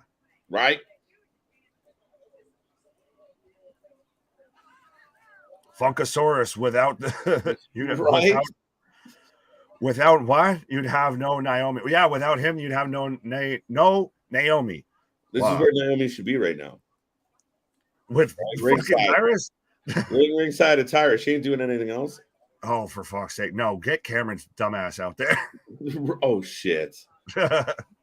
She ain't got shit going on. Yeah, no kidding. Trevor Murdoch now in control, and Alex Shelley and Trey Miguel kind of had a stalemate right now, sir. Right. Just kind of going back and forth, but I mean, that's kind of what you anticipate. Now, this could either go to where we get pinfall after pinfall after pinfall, quick, or we get all built up to just one match, and it's just a match with a time limit. Tyrus has got Cardona up. But that spine buster by Murdoch was nasty. Jason's got Tyrus. Chris has Miguel. Yeah, we got the Funkasaurus. Oh, you already got that one. Is on a roll. Oh, big splash from Tyrus. 2 count. Cardona kicks out. Oh, Chelsea's out now. Chelsea's out with the distraction. Is she going to do the other distraction she did on GCW a few weeks back? That was a good choice. What? Oh, I got you. Think about it. Oh, right. Jesus. Good Lord. Good Lord. Good God Almighty. Rough Rider on the Tyrus. 1, 2 count. Thank you, Wrestling Revolver, for making a Trey Miguel versus Alex Shelley Iron Man match. Right. Thank you, Wrestling Gods. Instant Classic, says Damien. Let's get after it before we start saying that. I hated when they did it with WWE of the greatest wrestling match of all time with Edge and Randy Orton. Right. If you're setting yourself up to fail. Right. Wait, what? Murdoch with a 2 count on Cardona. And Miguel with a 2 count on Shelley. Cardona's got the belt. Oh, I'm ahead. Okay. Oh, flapjack from Murdoch for a 2 count. Oh, shit. Where did Murdoch come from? Probably Kentucky or something. Maybe Alabama. Alex Shelley trying to get the submission here. I've got Trey Miguel going for the submission right now on the front face lock.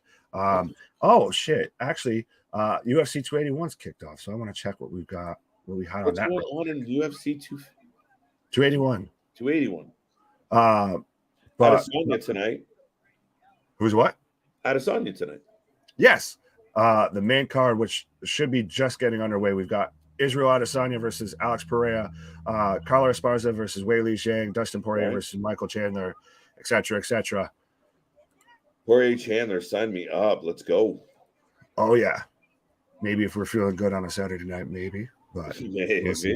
We've already been here for about 4 hours covering 3 shows of wrestling. Maybe we want to have a little moment to ourselves. Maybe we want to have a nap, right? Pause. But no, we've got action kicking off right now on both shows. We've got Tyrus with the claw on both men. We've got Shelley with head scissors on Miguel. Double suplex on a Tyrus. And Trey Miguel is in control of Shelley right now. So it's a pretty methodical. We're down to 22 minutes left in this 30-minute Iron Man match. Right. Well, that's what I asked earlier. Do you think that – I think the Shelley Miguel match, we might just get – it's more of putting a time limit on it, if anything. Yeah, I think so. And maybe they just, they go Broadway.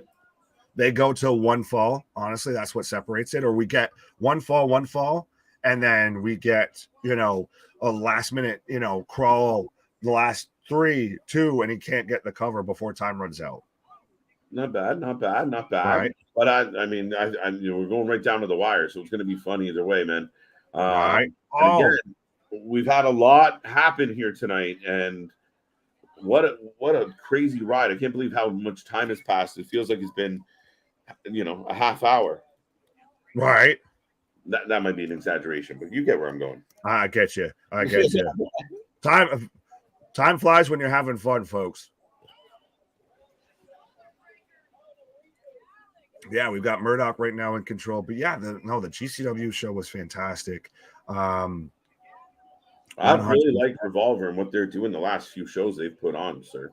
Oh, absolutely. Wrestling Revolver is very much going to become a regular on this goddamn channel. Murdoch with a DDT on the outside on Cardona. But yeah, NWA is still, it's oddly felt up until like these last couple matches, it's almost like they place held until they knew GCW went off the air. And okay, now we'll have the good shit. Right.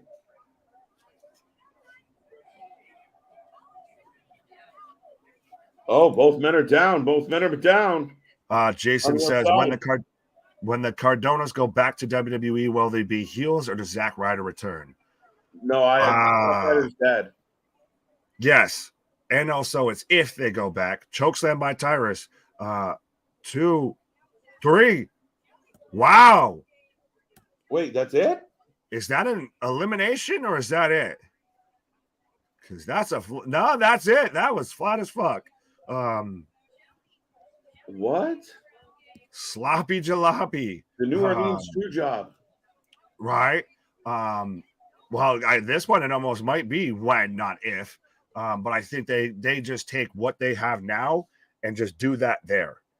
You don't do the Tennille Dashwood come back as Emma. You don't do Matt Cardona comes back as Zack Ryder. None of that shit. What the? So, yeah, that was a pretty flat finish, sir. So, Tyrus picks up the W off a chokeslam and the 1-2-3 pin on Murdoch. So, your new NWA world champion, the man holding the 10 pounds of gold, Tyrus.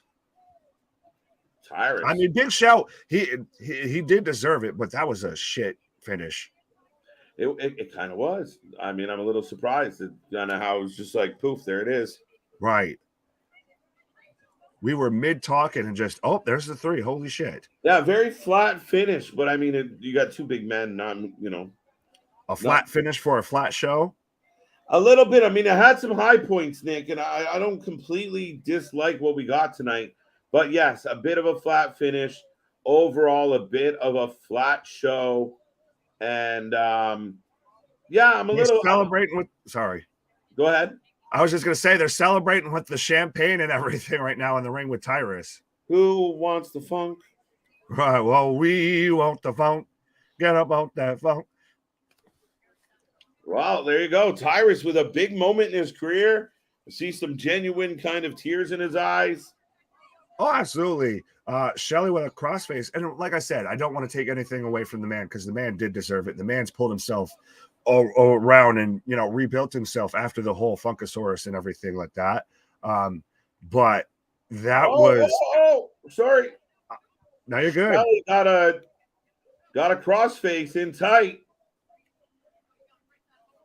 But to have that moment in your career, I feel like you would want that to happen a better way. Yeah, a little more of an exciting moment. And I do think part of it is just, I don't know, man. I think just NWA, it's too bad they couldn't just for their pay-per-views move to a bigger venue for that night. Right. Or at least find a crowd like GCW who's fucking amped with all 45 of them. Oh, yeah. And we still have an Iron Man match going, folks. So just when you thought we've finished up with the wrestling, don't be silly. Don't be silly. There's always wrestling. There's always things going on. There's always things going on. There's always. Big things popping, little things stopping, up to something. The season never stops, folks. Why?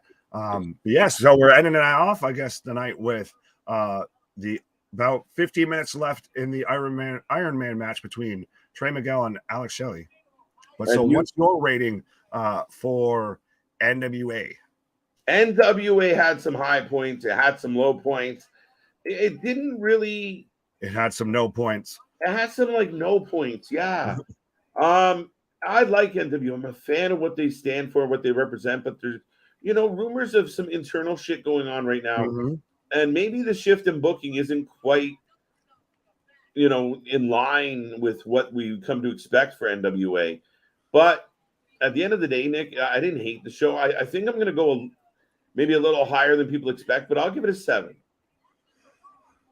You're being nice. I'm going to go mid or the 5 because that's exactly what that show was. It had some high points, it's low points, it's no points, it's go points, it's why the fuck am I watching this points. Right. But it also has great points and everything like that. Like, obviously, I agree now with Nick Aldis of maybe NWA is going in the wrong direction creatively, potentially. Obviously, you had the rumblings with the Greens, the Cardonas, all of that. Maybe they're going somewhere else. They're going to WWE, what have you. So that loomed over the show as well. But I'm happy that Tyrus won. I think so. Trey Miguel just picked up a fall there. So we've now got 1-0 as the score. Yes, we do, Nick. Yes, we do. And yes, so Trey Miguel up 1-0, 15 minutes to go. I'd be hard pressed to imagine that's the final fall of this match. Right. But no, I did like that Tyrus won. I did like that we had that match, but everything just felt flat. You had some good matches. Like, you were a big fan, like you said, up until we got that final with GCW, that the La Rebellion match was your match of the night and everything. And that was pretty much one of the few only high points from the entire NWA show. Yeah, I mean, La Rebellion, that tag match was excellent. The Latimer shit sucked. Sorry, I kind of stomped on your rating. So, very good. Yeah, no, yes, a little generous, but I'll give it a 7.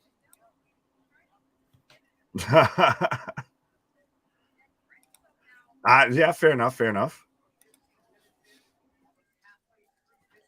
Oh, but yeah, Trey Miguel, takes a big forearm.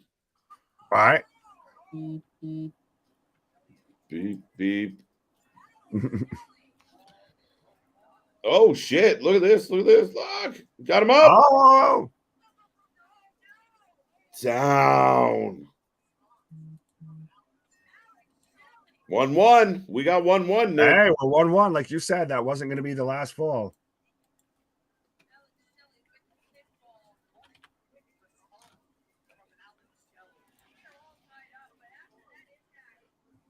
But so we've still got just over 13 minutes left in this Iron Man match, and we've now had 2 falls pretty much in succession. So this either gets to the point to where we pretty much get a second match out of this, or we either start getting, fall after fall after fall. Fall after fall. Yeah, no, I think it's going to be, we said, right down to the wire with these two, and wow, huge clothesline, and then we got Miguel down on the floor. Right. In a heap. Huh. Oh, baseball slide outside of the ring, sir. Yeah, we're both a little semi-distracted. I love it. Right, a little bit. Might be playing something sneakerly, backstage here. 10 plus. All right, Mick. The worst NWA women's title. Yeah, I didn't like that match a whole lot. Which was worse, that or the men's final? The casting match wasn't great.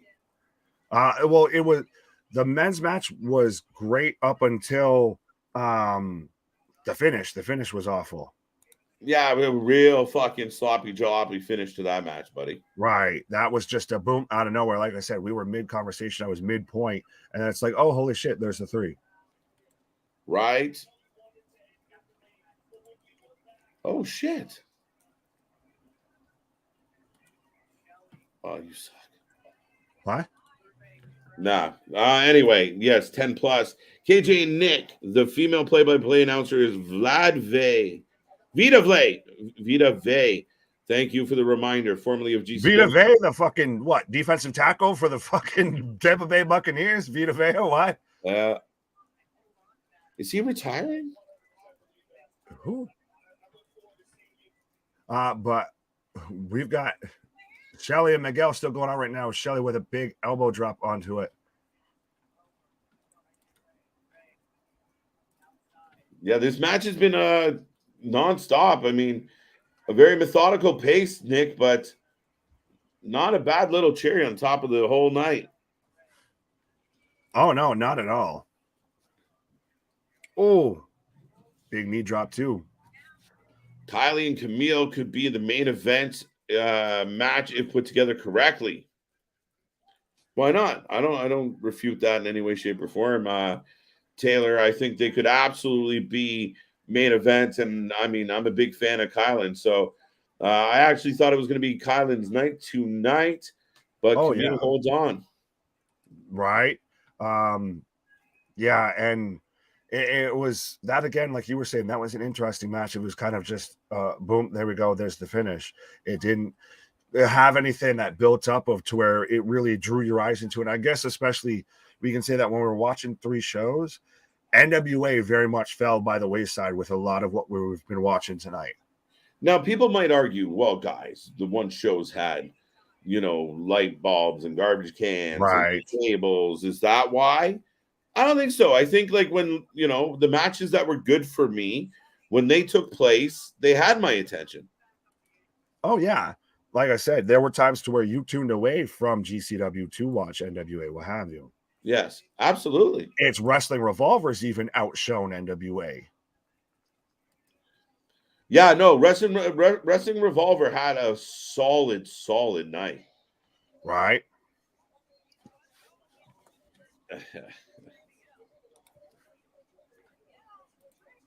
But Miguel now back in the ring. We're down into the final 10 minutes now, folks, and we're tied up 1 apiece.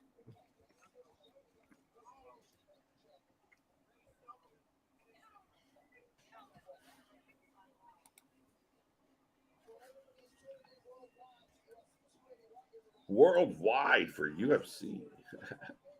Kamille should have lost. She beat everyone. She should have mixed up the division, fresh matches. Right. Yeah, I don't know what's next for Kamille. She has been extremely dominant in that division for quite a while. So I thought she was going to lose tonight, but maybe it's just making us wait a little bit longer for KiLynn or someone else to come take that belt. But I think KiLynn King's a good shout eventually. Oh. But you said it, though, and you kind of nailed it on the head of, is she a bit of the Jade Cargill of that situation of to where there's no one to beat her? She's kind of run into that Roman Reigns situation of there's no one left. Oh, wait. What just happened? 2-1. Alex Shelley goes up with about 8 minutes and 53 seconds to go, folks. Alex Shelley moves into the lead in this 30-man Iron Man match that we weren't really expecting. Right, that kind of, popped out of nowhere. Well, good, Mick. Be there, or be square. Be there or be square. What? And you should all follow Mick and be here for anything and everything. What? Oh, big miss on the kick, Nick. Pele. What is happening? Who's what? Oh, sorry. I got distracted between the move by Miguel and Jason saying, I have not seen Wrestling Revolver before. Don't worry. It's relatively new. Right. It's run by, it's Swerve's house, literally and figuratively. True story. Right. And they put on good shows. Oh, yeah, 100%. Every time that we've tuned into them, it's been a good show. Oh, wow. What a move. Nick. Wow. Trey Miguel gets the push down, nipped up, and then bounces back, goes through for a tope supacita. Right. Supacita.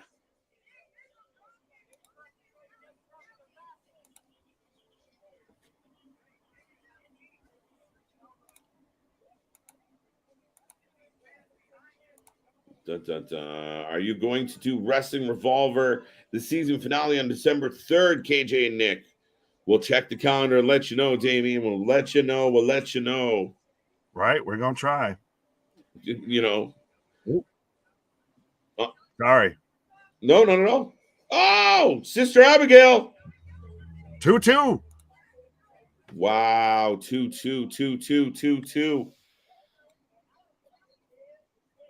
Proxaclaw versus Texera 2. Teixeira. Texera. No, spoiler alert. If you're wondering spoiler alert, if you've been wondering what we've been doing while we've been halfway distracted and everything like that, we just won't go the fuck home and everything, even though I'm at home, in that we were trying to pull up the UFC pay-per-view and be watching that after we've been watching all this wrestling, folks. 4 hours and counting. Right? We just like hanging out with everybody, motherfuckers. Right. All right, folks. So we still have 6 minutes left. So it's winding down. Are you still confident in the pick you took for this match? Did you think it was going to be Shelley? Do you believe in that? Did you pick Miguel? Do you think he's going to hold on? Right now, Shelley just hits the turnbuckle Russian sweep and getting interesting. Oh, yeah. We're down in the final 5 minutes. And I guess, spoiler alert, we've got Poirier versus Chandler coming up right now. Damn, timing is everything, son. Right. Miguel with the Meteora. Did he just pick up a pin there? 3-2. So Miguel's in the lead. 5 minutes to go. Trey Miguel goes up by 1, Nick. Oh, like I said, I think we could get down to where we got the last couple of seconds, and Shelley's just crawling, going for the final pin and everything like that, whether it be to tie it up, what have you. Sliced bread from Shelley. We're going into the cover. 2. Wait. He rolls out. 2 count, but now we're back into a crossface. Oh, yeah, sliced bread. How did you get ahead of me, motherfucker? Because I'm good like that. Did we get a 3 count there? We got a 3, dude. I don't know because Shelley was arguing with the ref. Wait, no, not. Did we? No, 2 count. Oh, Miguel with the roll up for. Miguel picks up another fall. Trey Miguel with the roll up. Wow. The action don't stop, folks. Right. Let's go, Maple Leafs. Am I still good? Yes, Damien. That's what's coming on right now. Wait, do we get... Oh, 3 minutes and 43 seconds left.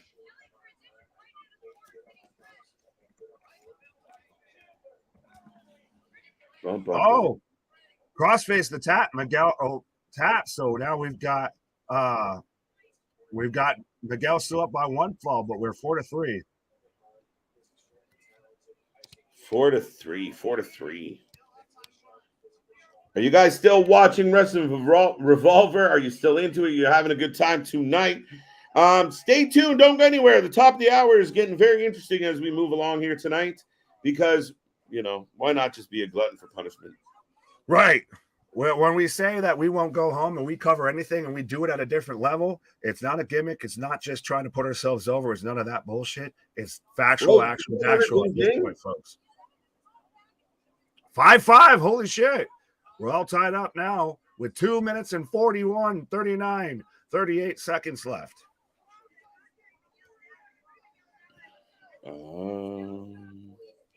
So we've got 2 minutes to decide who wins between Miguel or Shelley, or do we get the no contest, the draw? It might come down to that, Nick. We surmised it was a possibility in this little shindig here.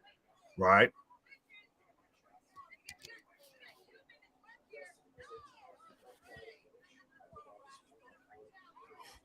What a rascal is what they throw in on commentary. But we've got a low blow to both men. Both men are down with, now we're getting under 2 minutes left, folks.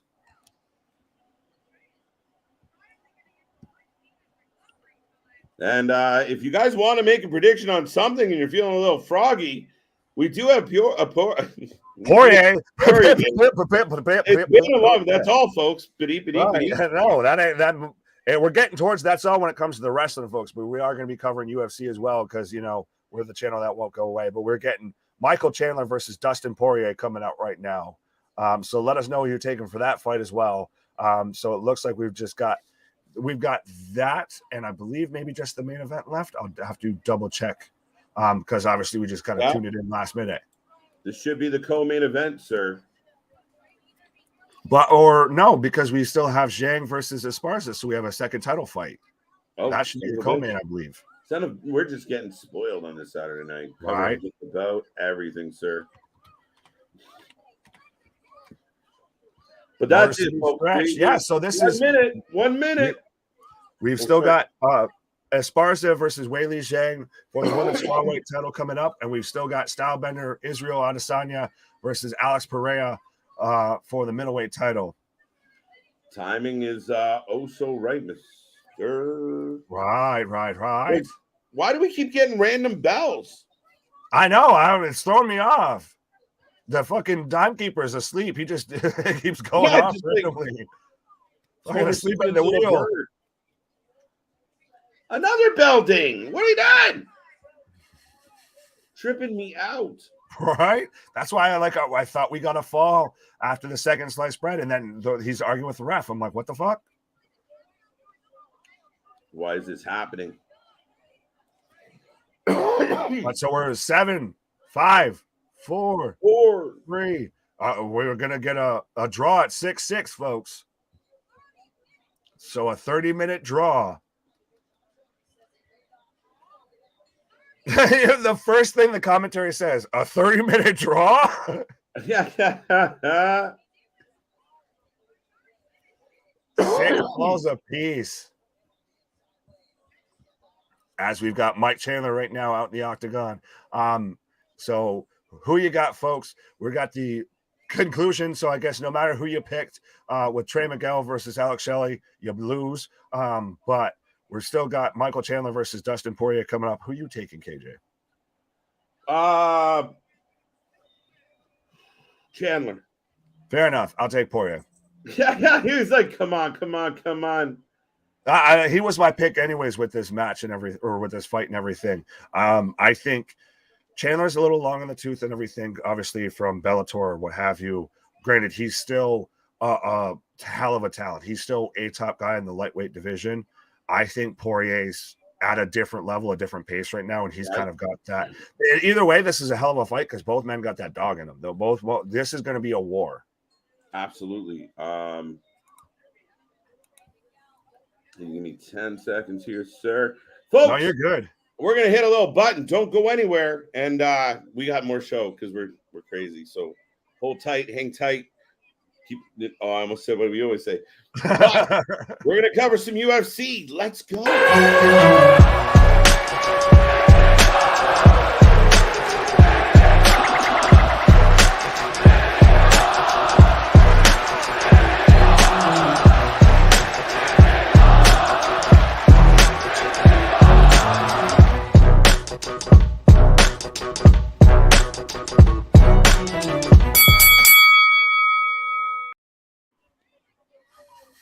Ding, ding, ding. We are back. We are back and live. We are rolling. And we don't stop. This was not planned. Somebody made a comment and we just said, screw it. Here we go. But by the way, Shelley is beating up Trey Miguel still, by the way. I've got the ref down now, and now we've got a belt shot. So he'll turn from Alex Shelley. Right? Now, keep in mind, a huge heel turn.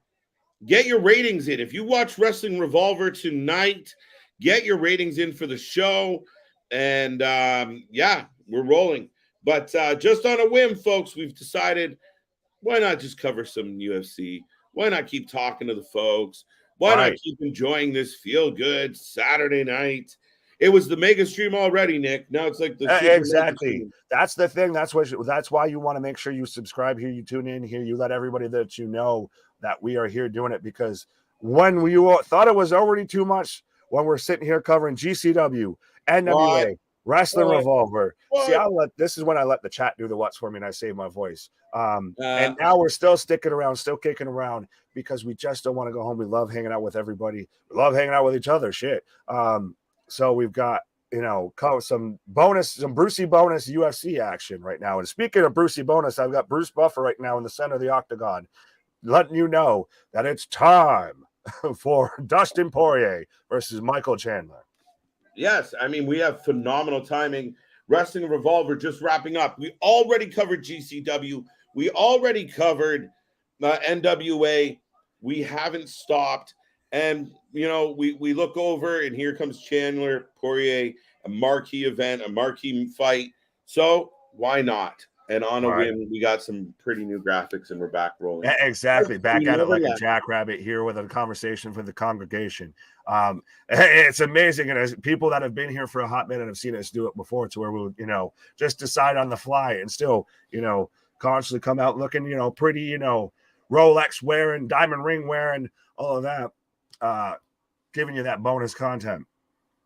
No, absolutely, folks. And nothing, it's feel good. It's feel good. We like being here. And what can we say? By the way, I think they were on the borderline of Frankie Edgar retiring when I first tuned in, and I got a little glitchy, so I didn't catch it all. But I guess he took a big L tonight. Fair enough. No, well, because that's why when you're like, is he retiring? Like, who the hell are you talking about? But no, I wouldn't be surprised. Frankie's a beast in the UFC and MMA history. That man got a lot of people into the UFC, honestly, with his wars with Gray Maynard and all of that, and being kind of that, underdog everyman, like what AEW should have done with Eddie Kingston. But that's a topic for a different time. So if he does go out, big props to him again. And again, great show from Wrestling Revolver. Is it still going off the air right now with Shelly? Yeah, Shelly now talking shit. But we're squared up right now in the center of the octagon. So real quick, while we've got the fight kicking off, rating for Wrestling Revolver.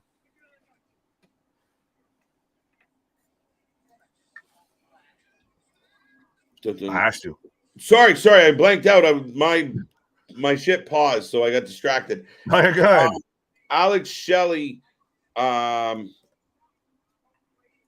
What was the question? Oh, Wrestling Revolver tonight. Fuck. Right, ratings. The rating, I'm going to give it an 8. So 7 from NWA, 8 from Revolver, 9 for GCW. Fair enough. I'll go. So it was what? An 8 for GCW, a 5 for NWA. I'll say 6.5 for Wrestling Revolver. 6.5. Okay. I didn't want to quite go full 7 just because I felt like that would have put it super close to GCW. And to me, GCW still outdid it. GCW was my favorite show out of the 3 wrestling shows that we've covered tonight. But I don't think Wrestling Revolver was, that far down. So I think it's that nice little happy medium between NWA and GCW. Yeah, absolutely, Nick. Absolutely. Well, Trey Miguel's still talking. So, I mean, Wrestling Revolver, for all extensive purposes, are done. Just a long goodbye promo from everybody. Right. Well, he's calling out a fan right now or something, because he's just saying, you look like an asshole, what have you. So, all right. Just give me 10 seconds, sir, so I fix this up. No, you're good. I'll be right back after these messages. There we go. But yes, so we've still got a kind of lengthy promo and everything going on from Trey Miguel. But folks, if you haven't given us a rating for Wrestling Revolver, give us your rating. Let us know how you thought about the night. What was your show? What was your match of the night and everything throughout the 3 shows? And we've got Chandler and Poirier kicking off right now. Very much Chandler just swinging for the fences at Poirier. He seems to be right now pretty much controlling the center of the octagon 100%. Who do you think in current wrestling could transition to the UFC? Fucking nobody outside of anyone that's done it already before. I think you could very much see it the other way around, to where you could see someone from the UFC, MMA, what have you, switch over to professional wrestling. Christ, Logan Paul did it and did phenomenal, by the way. But I don't think. Oh, big shots from Chandler. Poirier's in trouble right now. Going for the double leg takedown. Chandler's got a double leg, but outside of the guys like Brock or Bobby, what have you, Hager, that have already done it, it's not something we've seen that with CM Punk. That's not something you could just fucking pick up and just go with. You need a lot of time to get good at that and be at that top level, especially to be doing it in the UFC. We saw what happened to Phil. Phil got that 2-piece with the soda on the side. So 100%, I don't think it would go. It goes the opposite way of that. If you get a UFC fighter going to professional wrestling, not a professional wrestler going to the UFC. But Chandler's got the back right now. Like I said, Chandler's been in control of this fight so far. Poirier's in trouble right now, but he's not out of it. Chandler, he's back up on his feet. Chandler's not been able to really get him down. Moxley, yeah. Revolver, 8 out of 10. Match of the night was the Iron Man. Not a bad shout. Yeah, well, and it's interesting how the match of the night there would be then the match that we weren't expected to get, what we weren't anticipating to happen, wasn't advertised. But I think 8 might be a little high. I don't know if that's exactly. I think that might be a little high, unless you're a big fan of GCW then, because to me, GCW was still the show of the night. Chandler's rocked. Chandler, little wobbly legs. Poirier's coming back now. Big shot from Poirier. Oh, big uppercut. So letting me know, folks, who you have for this match on top of your ratings, on top of your everything from tonight. Oh, Chandler's just eating big bombs from Poirier. Oh, wow. Chandler's in trouble, folks. Just teeing up, but he's still fighting. Like I said, both these men got dogs. Wow. And that's how we end the round of them. Poirier's just talking shit right to Chandler. Chandler just very much, that bell saved him 100%. God damn, was that a first round of that fight. But yes, folks, we are transitioning over to watching UFC 281 live, and goddamn, look at Chandler's face. But so let me know who you're taking for this fight, who you've got, whether it be Michael Chandler, Dustin Poirier. If you've been watching the card all along while we were watching wrestling and everything, how's the card been so far? But let me know, folks. Absolutely. We are here. We're already here for covering 3 shows, already been here now almost 4.5 hours, and we just don't want to go home, folks. So absolutely, folks. How you doing tonight? But hello. Welcome back. Welcome back. Solid first round, Nick, here. Both men swinging. Both men had moments. Tough round to score, Nick. Right. I'd give that first round. Oh, it's a very much, that could be a 9-9 round and almost a very split, depending on how you want to score it, judging that takedown versus judging the way that round ended. It might be a little bit of a nod there towards that takedown, unfortunately. So you think Chandler won that round? He might have squeaked it out. Fair enough. I think Poirier might have gotten it back, and it would be getting it back with those shots that he landed at the end and not getting down on the ground for too long, but I could see where Chandler takes that round. It's by a hair, maybe. And then, because the judges love seeing those takedowns. Oh, absolutely. Well, and he got saved, though, by the bell, 100%. He was getting teed off on. But to his credit, Chandler was teeing off on Poirier for a good minute there as well. We are Everything for Life Network here. Right. It's entertaining, and technically, lots of wrestlers involved in UFC, so we haven't strayed too far. There is wrestling involved in UFC. It's just not pro wrestling. That's why it's wrestling, not wrestling, not pro wrestling. What? Spine buster. Right? Someone's going to cut a promo. Probably Stylebender. Jesus Christ, Stylebender came out with the Undertaker entrance last time. Yeah, touche. Right, where we had, right after SummerSlam, we had Vince and Co. and Pat McAfee and all of that in the front row at UFC. That was true. That was such an awkward-looking picture, though. Just McAfee there with the neck brace and all. Yeah, right. And then no, that was after Mania shit. Oh fuck. Yeah, but no, he had a neck brace for that picture, did he Oh, not? I know. I said before that I thought it happened after SummerSlam. It was happened after Mania. I just corrected myself Yeah, there you unnecessarily. go. Oh, Chandler's Oh! gushing. Yeah, Chandler's in trouble, folks. He's got a gash like no other. I just look away and look back for 10 seconds, and Poirier's chest is covered. Is it? Yeah, it's from Chandler. You thought there was blood, guts, and gore on GCW. I think right now this fight might have GCW beat. Yeah, absolutely. Chandler's getting in a rear naked though. He's got the He's back. gonna get that arm under the chin though. Oh, he's almost got it, but Poirier's doing a good defense here. And Poirier's trying to get to his feet right now. Chandler, I think it almost looks like he's holding on halfway just to survive right now. No, absolutely. I mean, he's definitely in a bad way. Poirier came to play tonight, or didn't come to play tonight. Well, he's getting that in right now. He's got to get that arm still under the chin. He's got to. It looks like he's got to flatten him out. If that's the way he's going to go with it, he's got to flatten him out. So he's got to push his legs out. Too, Nick. What? Decent amount of time to do it too. Oh, absolutely. But Poirier right now, he still looks like he's halfway fine. He's still with it, all of that, because Chandler's just got it around the chin. He doesn't have it fully underneath yet. And he's out. But see, this is where Chandler, even though he's hurt and he's gushing, he's winning this round 100% with the ground control, all of that. Absolutely. With how much time he's got Poirier on the ground, that's just winning him this round. And it's giving him moments. It's making Poirier work. It's making him use that gas tank. While Chandler, I guess, can maybe try and find where he's at because he's gotten his bell rung for sure. Liv Morgan is at UFC 281 for the record. Hey, there we go. Also, just if anybody was wondering. Nice, nice.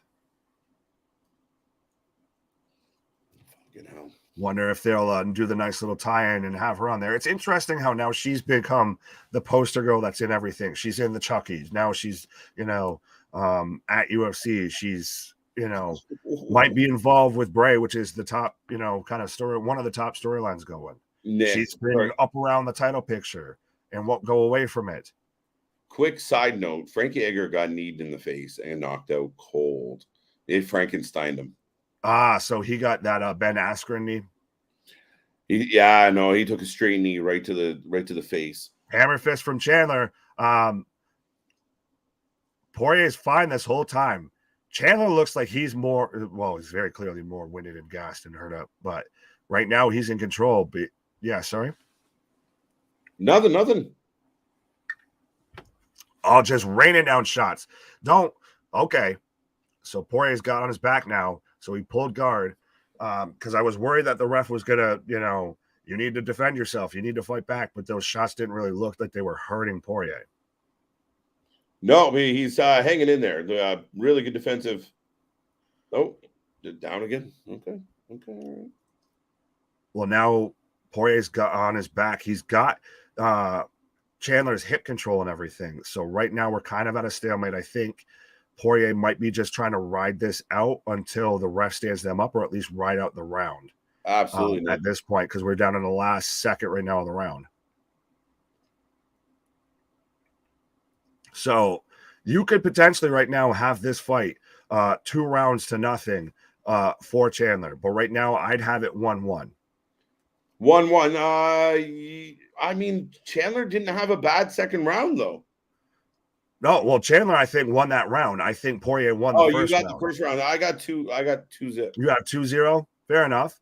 Again, it depends on how you judge that takedown in the first round. But the second round, very much with how much Chandler was in control on the ground, he 100%. Oh, and you can they show in the slow-mo this left hand from Poirier that just busted Chandler wide open. But with a lot of ground control in that second round with Chandler on top, he wins that round. Yeah, no, absolutely. Even though he's, mangled and battered, he wins that round. No, I don't disagree with you at all, Nick. But yeah, no, definitely gushing though. Oh, yeah. There you go. Damien's a big fan. Our eternal optimist here on the channel. Right, saying it's been one of the best UFC cards this year. We'll see. See how it goes. I was going to say, well, this fight's already been a hell of a fight. At least for what I've seen so far of it, it's been a hell of a card. So we're into the third and final round, folks. There literally wasn't a favorite in this match. Both men were minus 115. So they literally it was a draw, a split. A coin toss, right? Like, yeah. And that's it. I mean, yeah, there's crazy similarities between both men. So a hell of a matchup. And that's what we're getting is a fight that we kind of expected. Right. Right now, we've got still both men, big head kick from Poirier. Chandler very much is not really throwing anymore. You can tell he's just trying to set up for that takedown because he knows he's going to win on the ground. And I think he's trying to ride it out because if he stands right now with Poirier, he's going to lose. As I say that, he's going for a single leg. Okay. Oh, Poirier defends, but Chandler almost going for a big slam. He's got his back. Poirier rolls out. So Poirier on top right now. This is bad news for Chandler. To be, granted, it's still on the ground, but to be on your back, have Poirier in control when he's obviously the fresher fighter right now. He hasn't taken as much damage. Not this even is bad news. No, Chandler's in trouble. Lots of time on the clock in this round. Right. Poirier's got a back lock on him. Looks like he might be going for a rear naked, but we're playing the wrist control game. If I'm Poirier, though, still, I don't know if I want to stay and mess around so much on the ground with him when I've been controlled for almost a whole round on the ground, or if I want to try and stand and bang with him. Pause. Well, that's the thing. It's not like Chandler shies away. Oh, he's got a rear naked in. Oh, that's in deep. Chandler taps right as I say that. God there damn, you go. So Dustin Poirier picks up the 1-2-3 with a rear naked. The 1-2-3. Oh, Jesus Christ. Been watching too much wrestling tonight. Right? No, absolutely, folks. I mean, those first two rounds were a battle, but chokes him out, gets his back, takes over Nick, and the rest is history. Right. Damian, Poirier's not in Izzy's weight class. Izzy's a middleweight. Poirier's fought at lightweight and welterweight. So, no, sir. No, sir. But, yeah, so Poirier picks up the win with the rear naked choke. And like I said, it's the minute that Poirier got on Chandler's back and had control on the ground, Chandler was in trouble because at that point he's beat up, he's gassed, he's been in charge of this fight, but Poirier was the fresher fighter at that point in the fight, and you saw how he just slipped that in, just takes the neck, takes the back, and quick tap out from Chandler. Yeah, it's over, and he didn't waste any time. And I think Dustin Poirier at times have been greatly underestimated, and he's come up with some really big W's. Well, I think with that, with the Conor fight and everything, people were really down on Dustin. And then ever since then, he had that kind of stretch where he kind of fell off. And then since then, he's found this new gear, this new level to where he is pretty much at the top, if not the top of the lightweight division, has competed at welterweight, like I said, can hold his own there as well. So he's absolutely kind of gotten this second, run in his career. Right? No, absolutely, man. And he's taken advantage of it. That's a big win over Chandler. Right. Dustin Poirier is the third best fighter. And you already touched on that one. Yeah. But folks, let us know who you've got next, because we've got Weili Zhang versus Carla Esparza for the women's strawweight belt coming up next. And let us know what you thought of the Poirier-Chandler fight, because that was still a hell of a fight. That at any moment that fight could have ended, whether it be Poirier wailing away on him to end out the round, the first round, or Chandler just complete control on the ground in the second game, the second round, even though he was gushing. So that fight really could have gone either way. No, it could have. I mean, literally, I had it 2-0 Chandler. Right.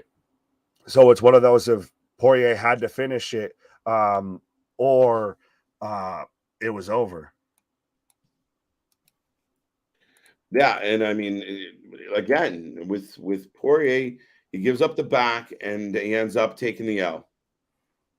Yeah, and it was impressive to see how quickly Poirier really kind of snatched that in. Pause. But he really sunk that in really quick and just instantly.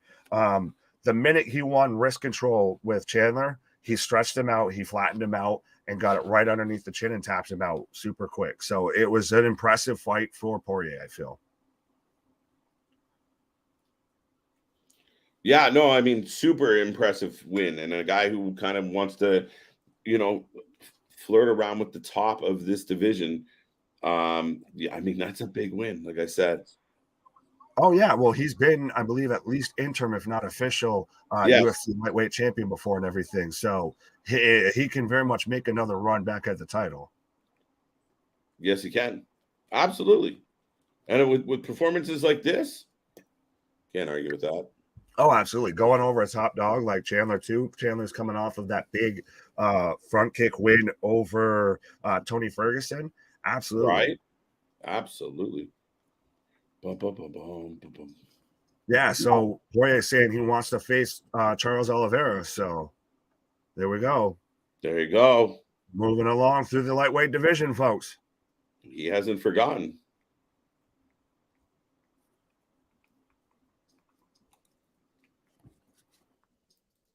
All right. Now, ladies and gentlemen, if you're just tuning in, do keep in mind we're just rolling with some bonus coverage. We've already covered 3 wrestling pay-per-views tonight. Now we're covering UFC. So pretty much if you're now a combat sport fan, let us know and join in. And right. Yeah, be a part of the family, be a part of the chat. We're covering some UFC 281 leading towards the main event tonight. We do have, like you said, Carla Esparza, then Weili Zhang coming up next, Nick. And then, you fucking butchered both those names. Why? I always butcher names. I can't help it. Carla Esparza. Esparza. You said like Zhang. Carla Esparza. And Weili Zhang. Yeah, good old Weili Zhang. Weili Zhang. So yes, we're getting a women's strawweight fight coming up. And I'm taking Weili Zhang in that. She had her great matches with Joanna Jędrzejczyk. Pardon? Exactly. For the title before. That was clear goes. Who's did what? Weili for the win. Right. Whereas Chris was saying Bailey. Right. But no, she's been a champion before. Esparza had won the title off of that sleeper of a fight between her and Rose. So yeah. I think Weili brings that excitement, brings that flash, and may even get a knockout win. Oh, you're going Weili for a knockout. I could see that happening. I'll go. Carla's a very small fighter as well. No, being that I butchered her name so bad, I'll go Carla just for shits and giggles. There you go. We've got Holly Holm and Kevin Holland in the front row, as well as we've also got Miles Teller and Halle Berry. I'm waiting for them to show Liv. Right? Where's Liv? Let's go. Our co-main event coming up next. So, folks, if you are just tuning in, we take predictions for all our matches. So we also take predictions on the fight. Who do you got? Do you got Carla? Do you got Weili? Who do you got? Yeah, are you wailing for Weili, or are you, I was trying to come up with something for Esparza, but it wasn't going to sound that great. It was kind of a little provocative and all of that. So I chose not to hit that softball out of the park. But yeah, so either you're going for Esparza or Zhang. Right. I'm going Weili. You've got Esparza. Let us know, folks. And I mean, 2 good fighters. Esparza at 20-6. You got Zhang at 22-3. So yeah, we're expecting a banger here tonight for the women's strawweight co-main event. I'm looking forward to it, Nick. And the ladies are about to make their entrance here. Shevchenko, most takedowns. So well, I was going to say Weili's got 11 first-round finishes, folks. So don't blink. Don't, go go anywhere too far because, this match might be over quicker than you think. Right. You don't want to miss a thing here, folks. But while they mention Modelo, I will take a little sponsored pause for the cause here real quick. Right. So you guys are stuck with me for a couple more minutes, and then Big Nick will return, and we'll get the co-main event and main event under our belts. We are approaching about just under 5 hours live tonight on a Saturday night. Big shout out to everyone out there. And you know what? I know we cover a lot of wrestling, but UFC is near and dear to my heart. And over the last few years, UFC nights, fight nights in the house were a big deal, and we'd all come together and get snacks and that feel good vibe, and those are good moments. So I'm happy to spend tonight with you guys. But big shout out to all the UFC fans out there and all the wrestling fans. And what a crazy stream. We covered GCW tonight.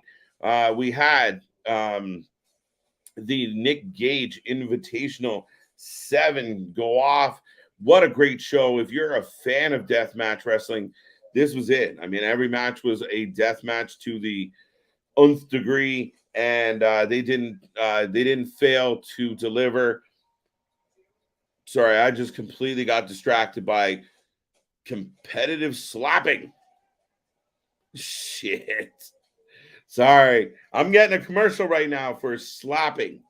So have you guys, let me know in the chat right now. Has anyone out there checked out any of this competitive power slap? Jeez. Man, taking a clap upside the head like that can't be fun. Adesanya, don't forget, we do have a main event. Pereira, it's going to be a banger. And again, we will eclipse the 5-hour mark. We are marching towards 1K, folks. We're getting there inch by inch. I think we're about 50 away at this point. It's been a crazy grind. We just had our 200th episode, and we're rolling along over 160,000 views, which blows my mind. So thank you for being a part of it. Thank you for joining in.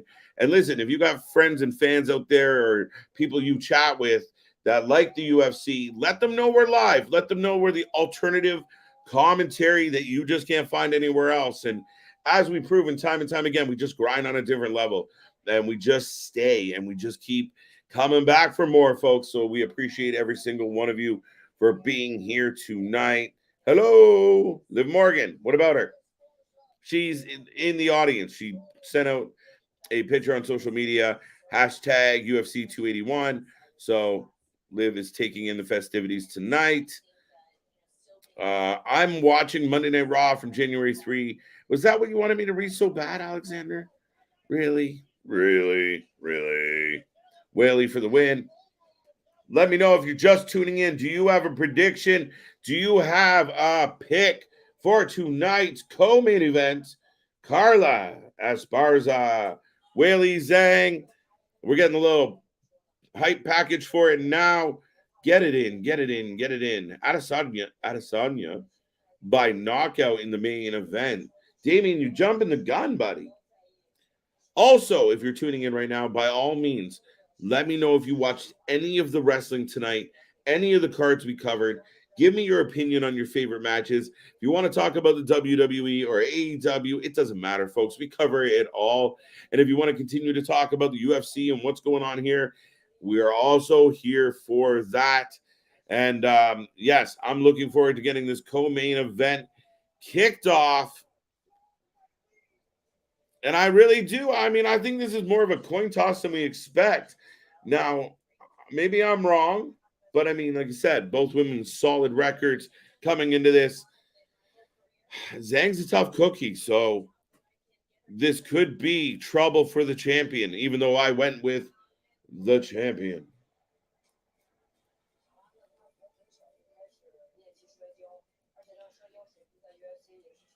Carla's elite wrestler. So what do you think? What do you think? Don't be shy. Don't be quiet. Get in the chat.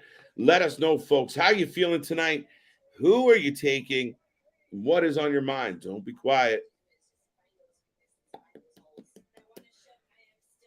Oh, huge elbows. we're just breaking it down right now, and they're giving us this package. I'm ready to go. I hope everyone out there is also ready to go for this one. And yes, Damien's got Adesanya tonight. I mean, what do you got? What is your opinion? We got Pereira coming in at 6-1. And then we got, of course, Adesanya with that one blemish on his record. But big main event tonight, Style Bender. It's going to be another good one. And do keep in mind, like Nick said earlier, the last time we got this little ditty, it was The Undertaker. That's right. We got an Undertaker entrance. What is this entrance? No, I'm just kidding. Do you guys remember when Kane took his mask off in 2002 and 3 and there was that stuff all over his face?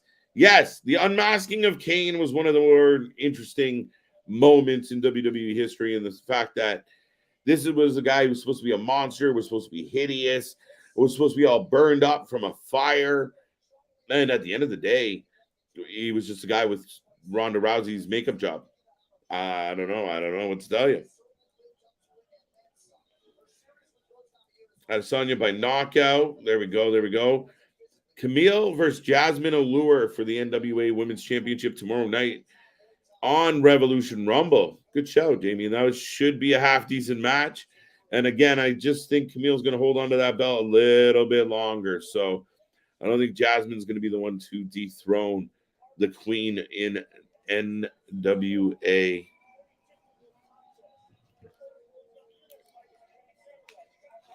Bum, bum, bum.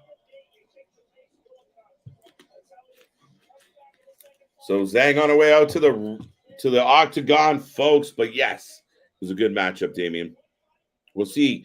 I don't know. We looked for it. It was tape. It was definitely a tape. MJF or Mox at Full Gear. MJF. Let's go. Let's mix it up. Let's make something happen. I'd rather it be a pure heel MJF. And that's where part of me thought, it'd be really cool if Regal kind of screwed Moxley. Add some more heat to MJF. Give him another layer. I don't like that they're flirting around with this baby face. I have a heart. I have some compassion. Screw that shit. Let him be the devil. Let him be everybody's favorite villain. Just do it. To hear about WWE live event, a fan got kicked out of the building. Okay. I wonder why, Damien. I wonder if there's more to that story. But folks, if you are just tuning in right now, we are at about the 4-hour and 46-minute mark of a live stream that started with 3 wrestling pay-per-views. On a Saturday night, myself, Big Nick, who will be back in a moment, and we ran through 4 hours of wrestling plus, and we thought, you know what? I'm feeling good. He's feeling good. The fans are feeling good. Everyone's having a great Saturday night. We thought we'd just kick it and stay around. So we are covering what we can get of UFC. So we got, obviously, Poirier's big win over Chandler. And now we have the co-main event coming up right now for the women's strawweight title, I believe. And let's go. March 19th of 2023, WWE will be near my town. Wow. That's looking ahead, buddy. Go. Hold up a Wrasslin for life sign, Alexander. Don't forget about us.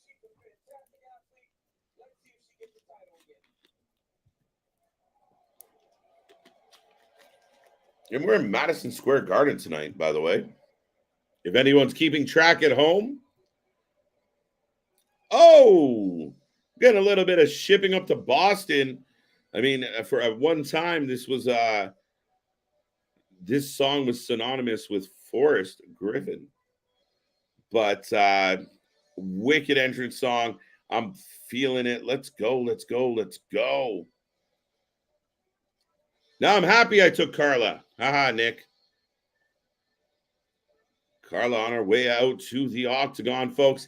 If you haven't made a prediction yet and you don't feel like typing, give me an E, give me a W, give me whatever. Let us know who you're taking in this fight tonight. Who's going to win this co-main event? What is the match on at Full Gear you're looking forward to, KJ and Nick? So far, MJF Moxley, just because there is an actual story leading into it, and I think we are all a little optimistic that we are going to get something exciting, something noteworthy. It's got to end with a bang. It's got to be something. I think that's my vote. At least right now, anyway, Damien. Keep it coming, folks. Don't be quiet in that chat. Let me know what's up. Let me know how you're feeling tonight.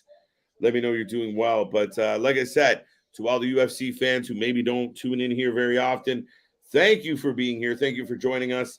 And after a wild night of wrestling, we got more coming your way, and it's not stopping anytime soon.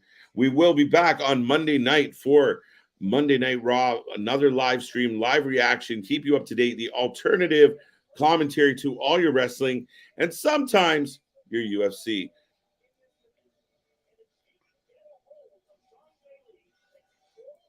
That's it. There's going to be a battle of styles right now, as Carla is going to be looking to take it to the mat, take him down, and keep it there, see if she can control where this fight takes place. But she's going to have a tall order in front of her right now.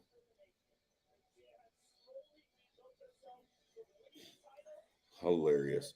But that being said, folks, if you haven't made a prediction on this fight, get it in. Let's go. What are you waiting for?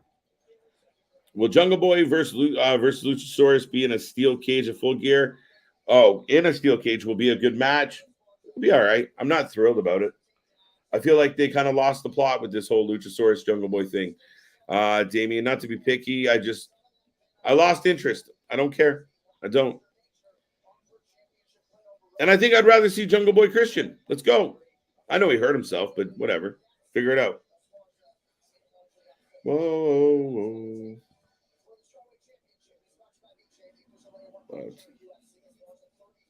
All right, tail tape up, 5'4", 5'1". So Zhang slightly taller, same weight, of course. 63-inch reach for both. And the UFC Strawweight Championship is on the line. Mr. Bruce Buffer is live and in the house, folks. Last chance for those predictions. Don't miss out. Don't be lazy. Get a prediction in the box tonight. And speaking of being live and in full effect and everything, 100%, I'm back at it like a jackrabbit. But yes, when you were saying, give me a C, give me a W, I was about to just give me a K, give me a K, J. Right? No, absolutely, man. But 1 second and I'll be. No, you're good. Absolutely. So right now we've got, like KJ was saying, we've got the co-main kicking off right now. We've got Weili Zhang versus Carla Esparza for the women's strawweight title. Let me know who you're taking. I'm taking Weili. I think that obviously she's, been a champion before. She's a better striker. Esparza's coming off of that not great performance. I'll say that nicely, respectfully. Accusations. That performance with Rose. So I think Weili, she's already had those wars with Joanna and all of that. She's been shown that she's a force to be reckoned with. And Esparza, I love you, girl. I liked you on The Ultimate Fighter and everything like that. But I think Weili might kind of just walk through her if I'm being 100% honest. But let me know who you're taking, folks. Who do you think the final two competitors will be for the winters coming for a title shot? Damien, we haven't even gotten through the Full Gear tournament. You're already asking me about with winters coming and everything like that. Listen, it's AEW. Spin the wheel. Whoever hugged Tony the tightest, I guess, that day might be the one that goes over. We already had Eddie Kingston lose in the first round. Yet we've got Brian Cage and Bandito advancing. or was it Bandito or was it Roosh? But at least we've got Brian Cage advancing, and that man should not be advancing in that tournament over Eddie Cake's head. But anyways, yeah, I'm not fully thinking about winners coming yet. But right now we're getting squared off, getting started with this fight. I think, like I've said, folks, Whaley's got 11 first-round finishes, so don't blink because this match could end, or this fight could end pretty quick. So we've got Whaley in the blue corner and Esparza in the red. Oh. And we are live right now, round one, for those watching along. But yeah, let me know who you're taking for this match, folks. Fight. Sorry, I know. Going after 3 hour or 4 hours at this point, watching 3 wrestling shows, it feels like everything's a match. I'm calling 1, 2, 3s, what have you. But right now, it's been kind of a back and forth. Both women kind of keeping the distance. I thought Whaley might have been more aggressive, but I think she's also trying to avoid the takedown. Yes, Esparza versus Zhang. Who you got? Right now, like I said, both women kind of keeping the distance. Whaley with a leg kick. I think she is, like I said, Carla's got a good ground game. Don't get me wrong with that. She's fantastic on the ground. So I think Whaley's still got to be defensive with that. Whaley is much more known for her striking. So I think that that might be why she's not as quick to rush in and kind of, instantly try and land those bombs. But I think those bombs are going to come. Pause.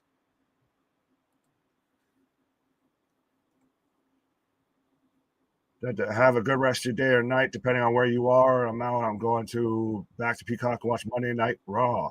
Well, Alexander, if you're doing that, then you should watch us when we were watching Monday Night Raw right along there with you. Exactly. Just because if you're not watching it live with us doesn't mean you can't go back and watch us with it.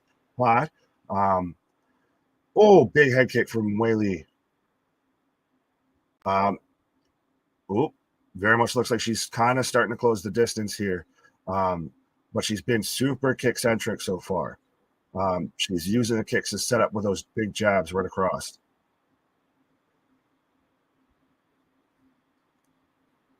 Right now, again, Esparza's been a slow start, and it's not a knock on her. She's super talented. She's decorated as a champion and everything. But she's very much, especially as of late, been super slow, super gun shy, doesn't seem like she wants to go for much. And when you're facing somebody like Whaley, who's been in there, who can throw bombs, who you're going to have to go to war with, I don't think that holds up. Big right hand, big head kick. Another big head kick. Carla's hurt. Whaley's got the back. Are we going to get a second win by rear naked? She's got that. Carla's, she's got the ankle, so that's helping her get out of it. Big elbows from Whaley. She's got her in a crucifix. No, this is hot and heavy. Like you said, don't blink. This one might not last long. Right. She's got it right now. She's got the hooks in. She's just got to get that underneath the jaw right now. She's going to flatten her out. She's just raining down shots. Whaley. Carla's scrambling, though. Right now, Carla's in control. She's got top mount or top position. Carla raining down elbows now. That she is. Dun, dun, dun. Keep the chat coming, folks. Don't be shy. Don't be quiet. Who you got? Are you liking this fight or what? Right.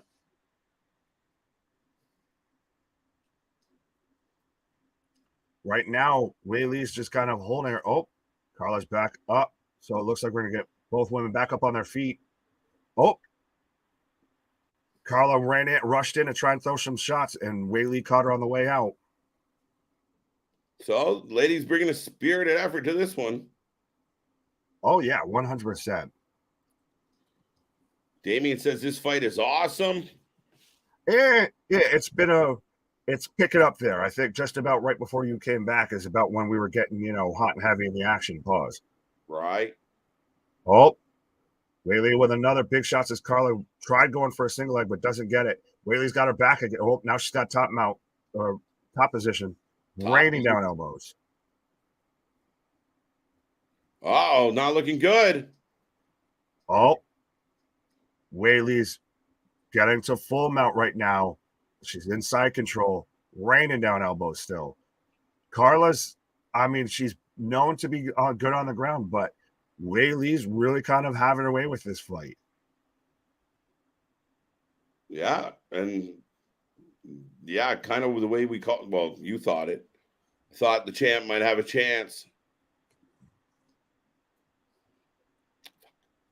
So, folks, let us know who you take for that round. I've got it 1-0 Weili with that one. Yeah, absolutely, Nick. Without a doubt, Weili takes that first round. So, not looking good for the champ at the moment.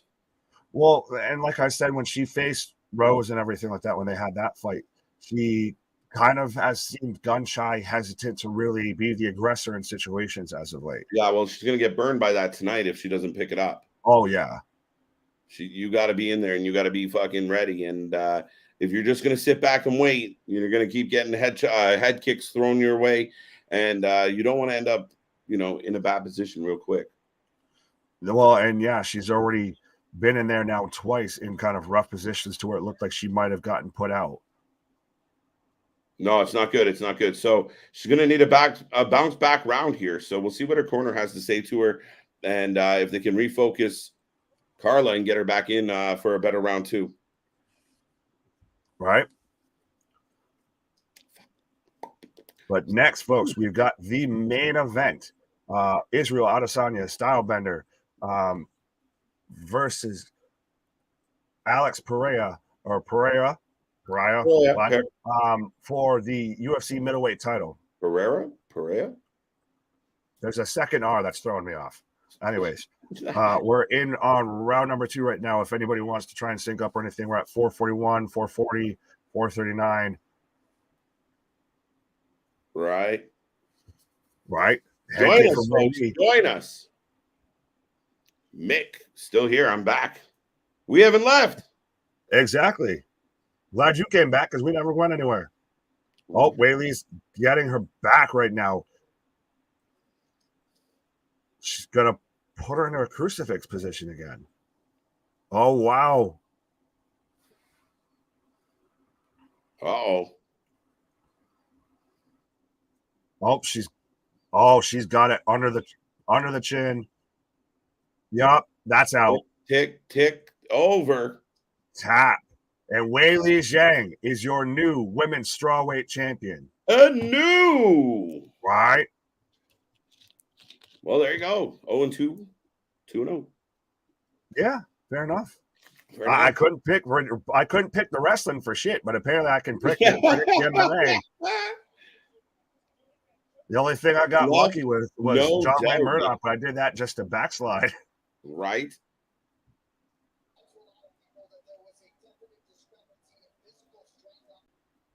Just outpowered, out-controlled, out everything. Not a mark on her. Pretty easy win for the title, Nick. Oh, yeah. And Carla wasn't really ever in any sort of position to be in control throughout that entire fight. That was Weili's fight throughout that. Oh, yeah, absolutely. No, I completely agree with you, sir.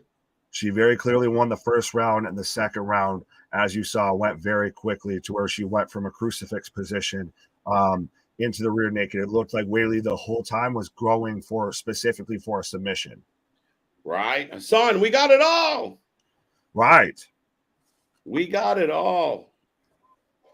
This is one of those feel-good moments that we have on this channel of like, somebody says something stupid and one of us takes it seriously. Next thing, there's graphics and transitions. Right. As I've said it before, folks, big things popping, little things stopping. Up to something season never sleeps. We always got a little trick up our sleeve. We always got something going on. We're like 7-Eleven. We may not always be doing business, but we're always open. That's it. But so Weili Zhang or Zhang Wei Li ends up picking up the title, picks up the win, picks up the submission victory over Carlos Esparza, and is the new women's strawweight champion in the UFC. Yep. Big win, dominant win, left little doubt who's at the top of this division right now. And we'll see what's next for her. But Joe is in the ring to have the conversation as we eclipse the 5-hour mark, Nick. Oh, yeah. How are you doing? I'm doing well, sir. Feeling good, feeling energized. Like I said, 5 hours live. We're rolling through right to the end here, folks. And yes, we are covering some wonderful, wonderful UFC 281. The main event is up next, Nick. I think it's going to be a good time. Oh, absolutely. That's how you know you're having a good time, folks, when 5 hours feels like 5 minutes. But yeah, no, I'm excited and happy that we kind of got this last little sneak peek Brucey bonus, coverage and everything at the tail end, because we managed to time it just perfectly. We had Poirier versus Chandler. We've got the co-main with the women's strawweight, and now we've got the main event. So, we ain't here for a long time. We're here for a good time when it comes to the UFC. I completely agree, sir. And no, I mean, folks, we love doing these streams. We love being live with everybody. And again, even when we're doing things on the fly, I mean, it's always for your entertainment and amusement. So thank you for being here. Thank you for joining us. For some of the diehard fans out there that, we see a lot of, we greatly, greatly appreciate you. And for the fans that are just quiet and in the periph, we appreciate you as well. Oh, absolutely. Damn it. You good, my guy? Yes, I am. I think. Okay, fair enough. Always good. But yeah, so we're getting Weili Zhang Wei Li. I feel like they switched that last minute. We're going to put the last name first here. But anyways, we're getting the interview between her and Joe with the interpreter right now. But folks, let us know who you're taking for now. We've got the main event coming up. The reason we're all here, the reason we wanted to still keep a peek, take a peek at UFC. Stylebender, Israel Adesanya, the reigning, defending, undisputed middleweight champion versus Alex Pereira. Let me know who you got, folks.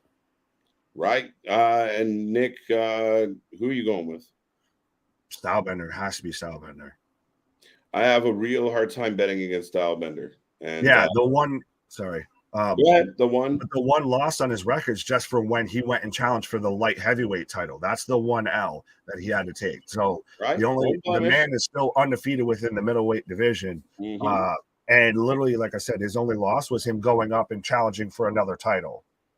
Yeah, no, exactly, man. And again, there's just certain guys that are just wired differently, certain fighters that just see things differently. And I think he's one of them. And he's a fucking assassin in there, and he just picks people apart. I'm looking forward to this banger, though. Oh, yeah. 100%. But I hope that we get more of the Stylebender coming out versus the last couple of times I know he's done the Undertaker entrance and everything like that, but they haven't been what you expect when you are going to watch an Israel Adesanya fight and everything. Right. They've been a little bit slower paced, a little bit more not the flash that's pomp and circumstance. No, absolutely. AEW Dark on Monday and AEW Dark on Tuesday until Full Gear. Well, there we go. We got lots going on. Right. We won't be here for that. I can't wait to see what we have for Monday Night Raw this week for wrestling matches. It's going to be very interesting. It's always interesting with WWE because they very much, tend to play everything pretty close to the vest. They'll let some stuff out, and most of the time what they do say that they're going to put out is really good. But how do you feel about that switch as of late with the WWE? Oh, I like it to where it's not predictable anymore. Yeah, remember you had to close your eyes and run around with your fingers in your ears not to hear what was going to happen on This Week in Wrestling? Right. To where you could literally just, the matches that are going to happen. Okay, I know who's going to win there or who's going to win there. Why do I even tune in? Now you don't know what's going to show up. And at this point, you really don't know who's going to show up. Right. No, it's true. And I mean, that makes it all worthwhile. And I mean, I expect decent things out of Raw and SmackDown this week, knowing, again, it's competition gives you good things. And I mean, knowing that it's a big week for AEW, they're going to want to have a very good Dynamite. They're going to want to have a really, really good Full Gear. So I expect big things from WWE to try and steal some headlines this week. Oh, absolutely. All right. So I think I got the beach right now. Oh, no, Lighthouse. What? I'm just talking out loud. He's got Alex Adesanya by knockout, says Damien. Thanks again, guys. Thank you, Hassan. Jack, what up? Hassan, what up? Mike, what up? What? There, now you got ahead of me. But yeah, now I got a Lighthouse. Okay. Bump. But folks, 5 hours live tonight. We'll be back on Monday for 3 hours. More wrestling coming your way, and God knows how long Full Gear is going to be next weekend. Oh, absolutely. Like you said, we're the wrestling channel that won't go away. We're the wrestling buddies you can't get in real life. We're the alternative commentary you didn't know you needed in your life, but now you do. Right. Let's go. And if you are just tuning in now, we will take your predictions. We will take who you think is going to take the main event tonight. Oh, absolutely. And now we're getting advertisements for all the upcoming shows. We've got Islam Makhachev versus Alexander Volkanovski. So we're getting that at UFC 284, champion versus champion. Yes, we are. For the lightweight championship. So interesting. So Volkanovski moving up in weight class. So yep. Makhachev just won the title. So I like at times when they do the champion versus champion fights. Mm-hmm. Yeah, no, I like it too. And I mean, Volkanovski, I mean, what else do you want him to do? Yeah, very true. He's murdering everybody. Yeah. It's when you clear out a division, you have to kind of move up. Right. So, I mean, this is a really exciting matchup, right? Like, even if they had picked a catch weight, I'm totally down to see these two guys throw hands. Oh, absolutely. And it's interesting to see that now at least to me, it looks like the UFC is moving towards more grapplers that are the ones dominating. That guys with good ground games, with good takedowns, with good submissions are the ones that are, holding titles, are top contenders. You don't see a ton of, like when we had before with like Chuck Liddell and all of that, the freaking knockout artists. What? Christ, someone hit the what button. Yeah. But yeah, you don't have back. All right. But you do get, you do get your few knockouts, what have you, but you don't have someone that's mainly what they do. You don't get a Deontay Wilder, I feel. No, and I agree with that. I mean, oh wait, we're getting a thing for Rodriguez and Josh Emmett. Yes, they're advertising that as well for UFC 284. 284. Why did I say 204? No. What? Well, that's kind of what happens. What? Talk that talk. What? How you doing, sir? Big CJ Grand in the house. CJ, well, if you're already here, why don't you just let yourself in, sir? Yeah, what are you doing? Right? Just like the RKO. The RK Bros right now. Right? But on this wonderful Saturday night, we are rolling through. Main event is on the horizon, Nick, and I know we both picked Stylebender. What are the odds that he loses tonight? What can Pereira do? Pray to God, pray to Jesus. Got a lucky around his foot. Got find a 4-leaf clover. What? It's now the 1D out of nowhere. Right. Pop. What? We broke him. What? He's taking the L tonight. Oh, look. CJ taking Alex Pereira. So then why don't you come on here, sir, and tell me why I'm wrong? Right? What are we not seeing? Because I don't think Pereira is not one of the, like, I mean, there's other fighters that I've been like, okay, maybe tonight. But Pereira doesn't do it for me. So maybe I'm and I'm granted both men only have one loss on the record, but you have 23-1 versus 6-1. Yeah. One kind of holds a little bit more weight. Absolutely. And I mean, a lot of those wins were absolutely outstanding. So Bray Wyatt took the White Rabbit from me. A pause. A pause. Uncle Howdy. What? What? Accusations. So negative 215 going into the final betting odds. Yeah. Yeah. Like I said, it's kind of hard where Izzy's one loss is going for the next weight class up's title. It's not anyone from in the division. It wasn't on his way to the belt. He didn't lose the belt and then have to win it back. He's been the dominant champion right now. No, absolutely. I mean, like I said, and to your point, the one time that that he has a blemish on that record, has an asterisk next to it. In his own division, betting against him has almost been impossible. Right. And he's just so cocky about it. Oh, well, it's cocky confused as it's confidence confused as cockiness, I feel. Nick hits an RKO. I don't know how I got a what KO? What? A what KO? Oh, no, that's our tag team nickname because you look like KO. Yeah, what KO? I love it. Do my best Michael Cole impression. Vintage Big yell. Nick, what? Right? Just yell. Oh my God, it's what KO? What KO? Michael, what are you yelling about? He just walked out. It's boss time. Oh, for fuck's sake. Right. But so right now we're getting the hype up video for Alex Pereira. So we've got the main event coming up right now, folks. That's it. Let's go. Let's go. Let's go. Let's go. And folks, if you got any friends, family, strangers, relatives, whatever, I don't give a shit. That that like UFC, get them in here now. Get the likes on the channel. Get some views. Get some subs. Let's go. Let's go. Let's go. Spread the word.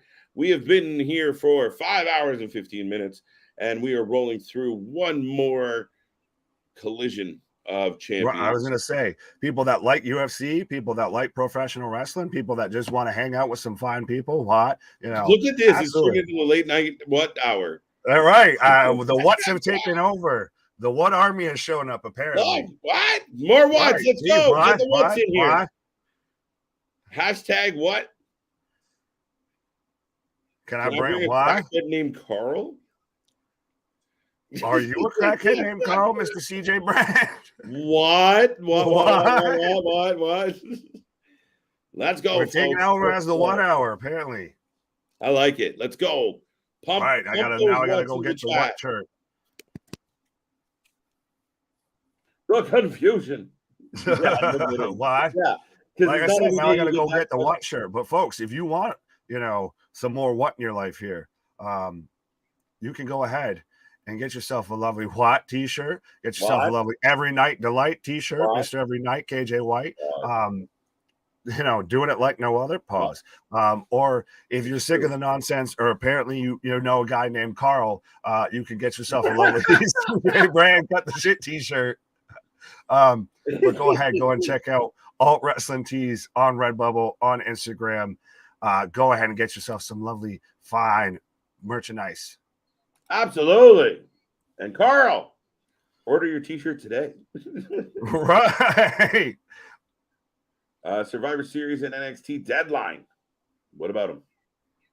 Yep, those are things. Got a shit. Right. See, you could be here, Carl, to say that. Carl, come on, Carl. Where's Carl? Coral. I feel like fucking The Walking Dead with Rick. Coral. Carl, the crackhead. What? We've got the what train going right now. What train? Right. Man got all the power in them thumbs. Oh, shit. I like how more people are tuning in just with the what train. Yeah, like, look, tell your friends, get everyone in here. We want to what? Everybody just what me to death. Right? The new fans are like, what the fuck is going on here? Like, Abel, Wrestling Revolver GCW pay-per-view on. No, both were on earlier. We covered both, Abel. We are doing the main event right now of UFC 281. But yes, Wrestling Revolver, great show tonight. GCW, outstanding show for anybody who's a hardcore deathmatch fan. It hit the fucking bullseye as far as I'm concerned. And Revolver was better than NWA, period. Oh, absolutely. And, you can go back and just rewatch that, rewatch us talking about that, and we'll still be here. We might even still be live by the time you get back up to us and everything. What wrestling can we cover till the sun comes up? Right. Christ, we got that Fight Plus. I'm sure I could pull something out. Oh, fuck. We on here covering fucking guinea pig wrestling. Right. We'll cover robot wars, fucking American gladiators, everything. Competitive tag. Right. Competitive tag. Well, what was it? Like wheelchair dodgeball or something like that? Right. Look at this guy. Rude, crude, and unattractive. Oh, shit. I didn't go there. I wasn't saying it about him, motherfucker. Well, sometimes you need to specify when you start saying shit. Specificity. Yo, I got CJ addicted to Robot Wars. On after the stream, and it's just there, and they're like, "What are we watching?" I'm like, "I don't know, but it's pretty cool." Coming soon to Wrestling for Life Network, solo Robo Wars coverage by CJ Brand. Right. Fuck, we say we cover everything else and pretty much do it. Right. We're branching out. Willie Bowen says NWA Pro Wrestling is number one. NWA is outstanding. I'm a big fan of NWA. Tonight wasn't my favorite NWA show, though I didn't hate it. Oh, tonight was a weak performance from NWA. That was a mid-show at best.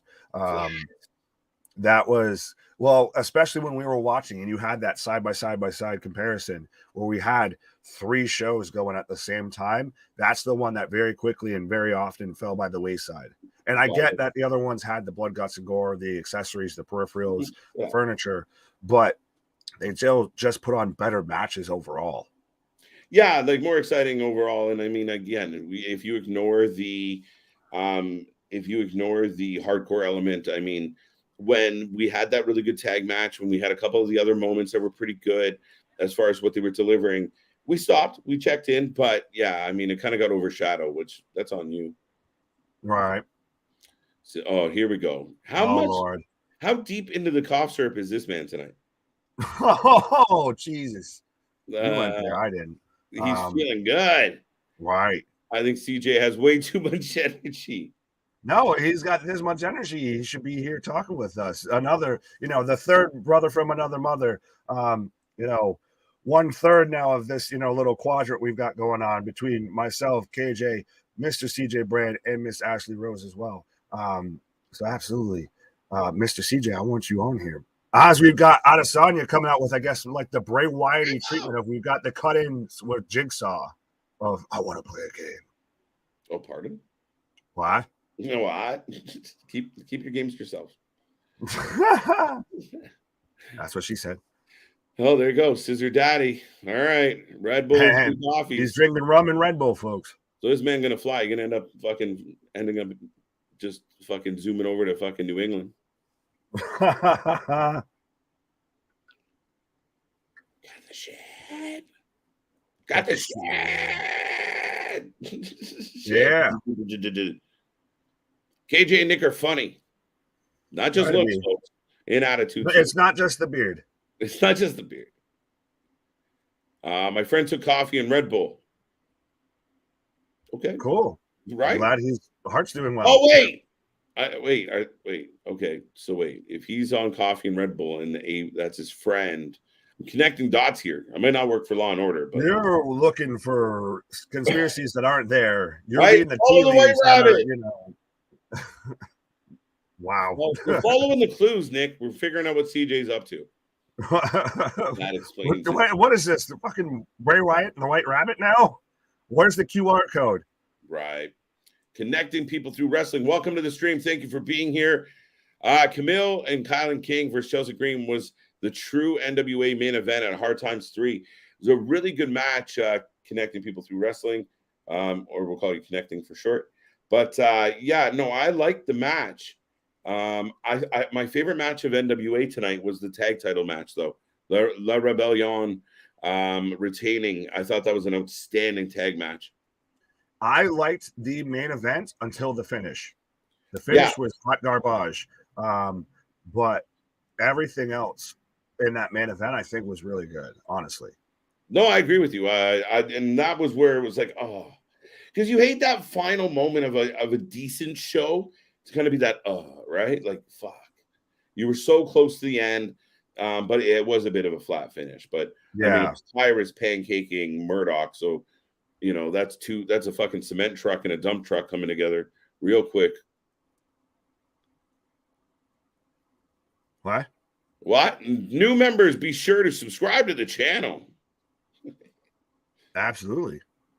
Be a friend, tell a friend. We're tiptoeing ever so close to 1K subscribers. I think we're still right now floating about just outside, need about 50 more subscribers and we'll hit that 1K mark. Welcome, Chris. Welcome. Hello. Fucking hell. Listen, man, CJ, we're 5.5 hours into a stream. You can't start messing with my head when I'm been 5 hours on streaming on this many vitamins. Uh-oh, look at this. Anyone here use Discord? Told you we got things popping. Right. As I keep saying, folks, and no one wants to believe me, just like when people try and ask us, do we cover anything and everything? God damn it, if tonight doesn't prove that, nothing else will to you. Ever. Right, but big things popping, little things stopping. Up to something, season never stops, folks. Colby Carino is awesome. Yes, he is. I like Colby. Right. Well, he threw me off because he had more of the Austin Aries look than what I expected. Did. Right, he did. But good match. That was a decent match. And I mean, again, I think Wrestling Revolver toe-to-toe where you take a lot of pardon? No, but we are Usi. If you're feeling Usi, then I suggest you go ahead and subscribe to the channel. Right. Dun, dun, dun. The best match of NWA Hard Times 3 was the women's three-way match. There you go. Another vote for that. I was going to say, everybody's, apparently going with that. So, I mean, I'll take it. I guess it might have been a bit of a better show if we've got people disagreeing as to, which they feel was the better match. No, I mean, again, it wasn't a throwaway pay-per-view. It was decent. And I mean, it was just the fact of, to go back and watch it separate from everything else we watched tonight might have a different opinion. But at the end of the day, it did get overshadowed a little bit. And if you ignore GCW being a completely different product, we still had the issue of Revolver delivered big. Oh, yeah. That's the thing is out of 3 shows, not just 2, out of 3 shows, NWA was the weakest out of 3 shows. That's true. And I will say this and take a moment of, chin and all of that, and cheers to everybody as we've crossed, into the next day and all of that. It is now, granted, I'm about a half hour late because I ain't paying attention to the clock, but we've now crossed the bridge over into Sunday. So happy Sunday, folks. We need some sleep. Oh, I'm jazzed. Let's go. Time. It's time. 5 rounds in the UFC middleweight division. Fighting out of the red corner. Right. Let's go. Oh, he went to the blue corner. Right. But so we've got Alex Pereira versus Stylebender. Right now they're introducing Alex Pereira 6-1. Fighting out of, I guess, my neck of the woods right now, Danbury, Connecticut.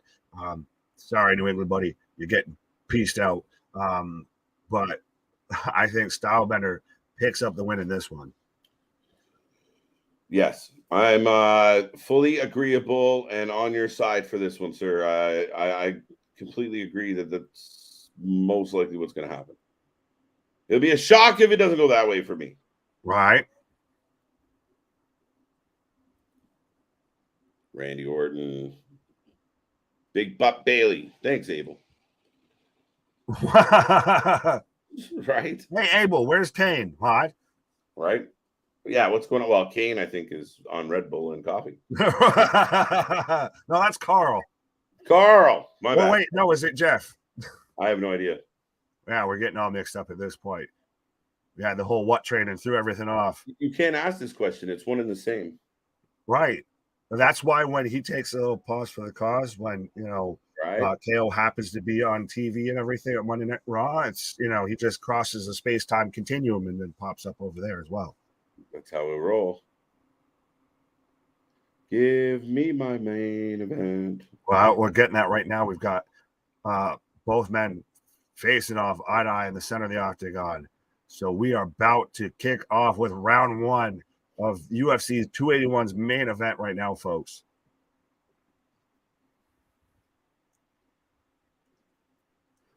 CJ done lost his damn mind. Right. What? But we're rolling, and we're about to kick this off. I can't wait to see what happens. It comes out with a running knee into a kick from Pereira. Not wasting any time. No. And if you haven't made a prediction yet, let's go.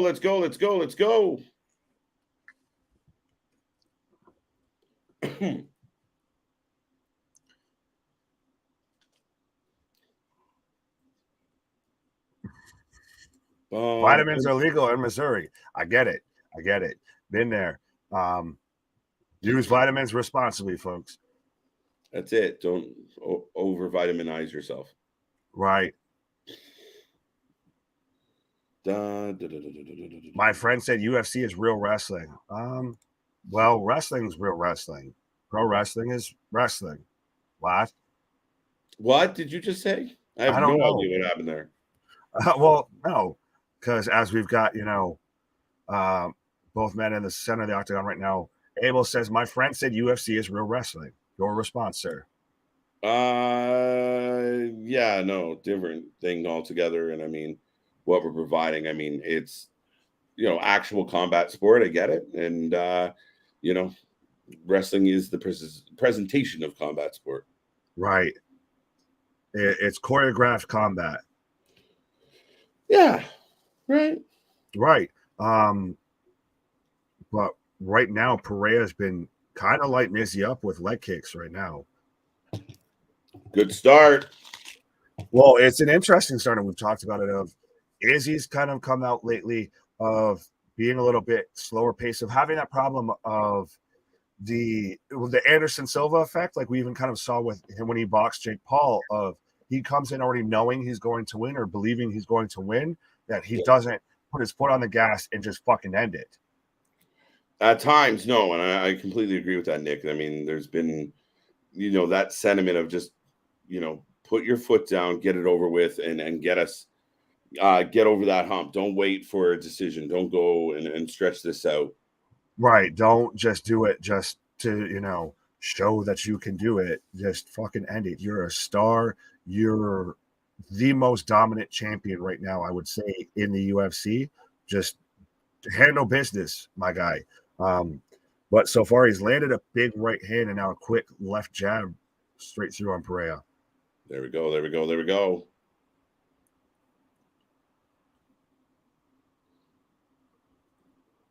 Boom, boom, boom. If you just right now, go ahead. No, you're good. Anyways, there we go. Well, so right now, Izzy with some leg kicks. I was saying both men playing the distance game right now, 100%. Absolutely. Starting off, just feeling it out, checking each other's range, making sure they're not walking into something early. Yeah, head kick from Izzy. Yeah, a lot of leg kicks throughout this fight so far.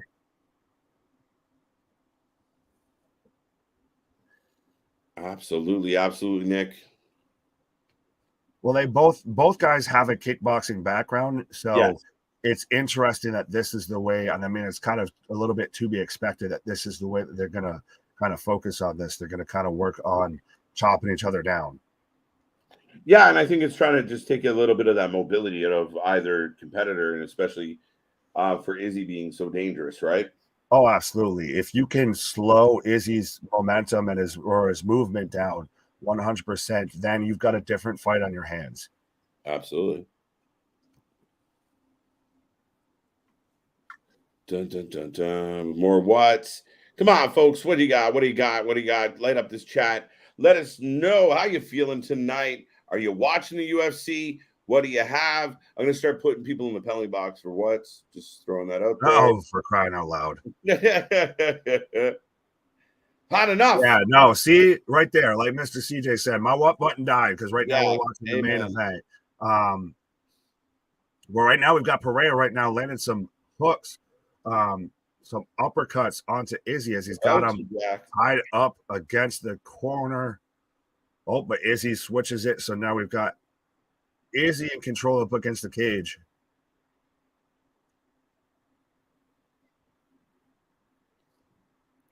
We want to poo. UFC is on what? Yes, it is.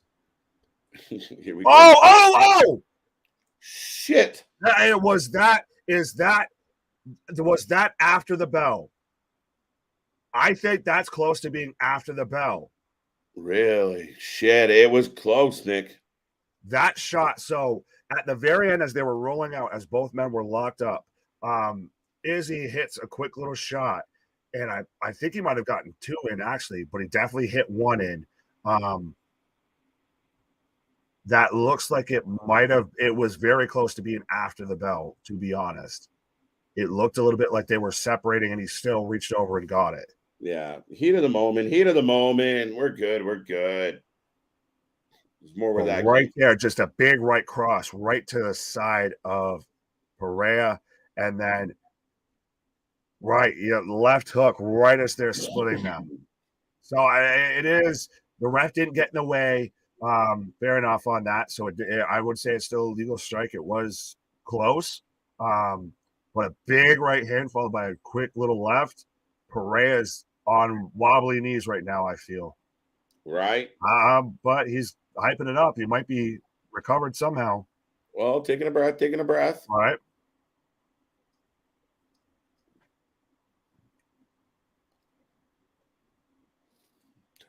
What else we got, Nick? What do you think? Right now, well, I'm interested because we're getting now a little bit more of that swaggy Izzy right now. We're getting a little bit of the hippie, the little taunts, the little showboating. I'm liking it. I think he knows he's got him hurt, and so now I'm going to put on a performance. We've got 5 rounds. I'm going to whoop your ass for 5 of them. Yeah, well, let's get this over with. Right, yeah. Oh, spinning kick that just misses. Right. He ain't done yet.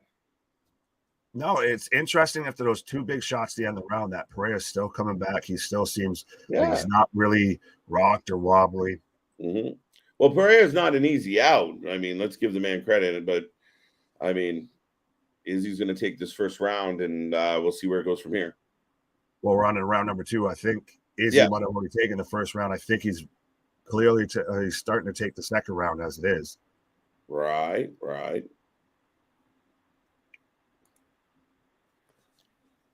Welcome, everybody. Welcome to the show. Yo, Mick Thompson. So getting some love from the chat, but both men going at it. Absolutely. Right. Well, and it's interesting how we'll get build up. They get close. Like it looks like it's going very clearly one side, and Pereira's now managed to kind of even it out, pace it back out. We're kind of back into a tight fight right now. Oh, and he lands a good left hand on Izzy. Oh, he's not out of the question. He's not out of this yet. Another left. Adesanya, this is the thing with that. Of sometimes when you play around too much, it becomes the game of fuck around and find out. Right? No, you can't be at it, especially with an elite level fighter. Right. You're not going to do something quick. You're in trouble. Exactly.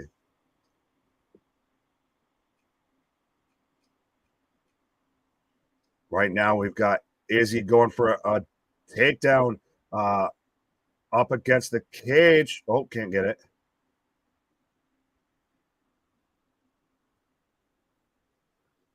Well, can't get it. Can't get him.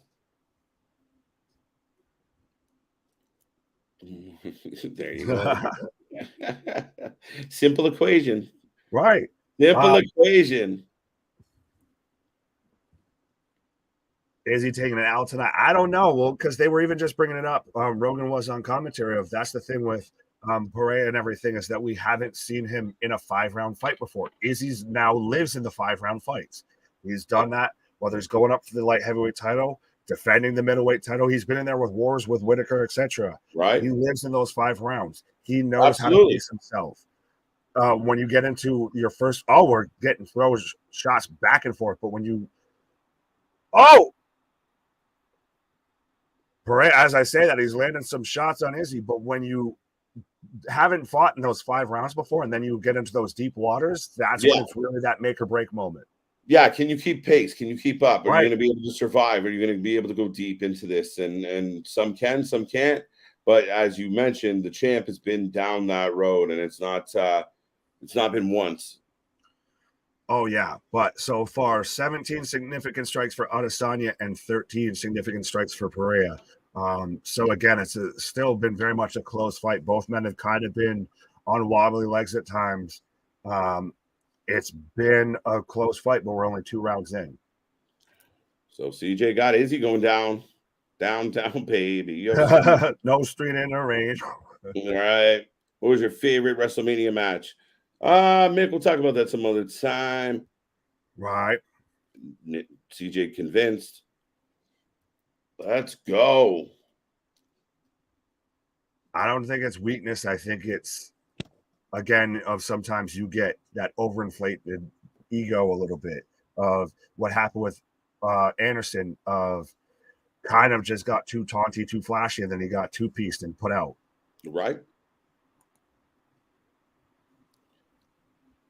So right now I've got a Pereira going for a single that gets this takedown right now on Adesanya as the round ends. I don't know if that's going to count for much. It still makes it a bit closer, and that's the thing is each one of these rounds has 100% been super back and forth. If you could kind of go either way and make a case for either man to have won these rounds. Right. So realistically speaking, Adesanya could be down 2 rounds to nothing right now. Yeah, I guess there's an outside chance that could be the case, Nick. We've seen weirder decisions. True. Not wrong. What do you guys got in the chat right now? Who you taking as far as 2 rounds in? What's the score? CJ says 1-1. CJ's got a 1-1. I'm kind of with him on that. Here's a question for you, I guess. What is your favorite UFC? Like, what is my favorite event? Like fighter? Like what? Dana White. Yeah, like fuck, man. And it says 1 round as well. So maybe we're kind of looking at a split decision right now, but we're into round number 3 right now, kicking it off. Let's go. Don't be shy, folks. Let us know what you're thinking tonight. What do you got? The main event of 281 is rolling in. Absolutely. Round 3. Let's go. And again, I like that both men, it's feeling each other out. You're not getting someone that's being the super aggressor running in, feeling like they're down, in this fight. Yeah, I mean, it goes to speak to the respect they have for each other, right? Right. What it is also, like we talked about with Pereira, if he's never been in a 5-round fight, so he's going to have to pace himself. When you get into those later rounds, those championship rounds, that's the make or break moments. Yeah, no, absolutely, Nick. I completely agree with that. I think this fight ends in the 3rd round or 4th. Well, here we are, round 3. Ding, ding, ding. Right.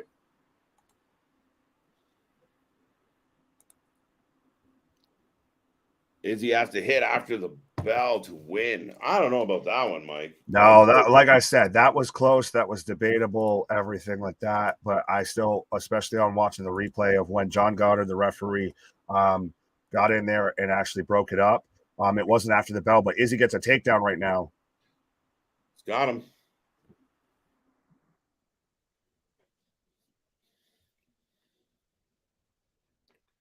Oh, he's got his back right now.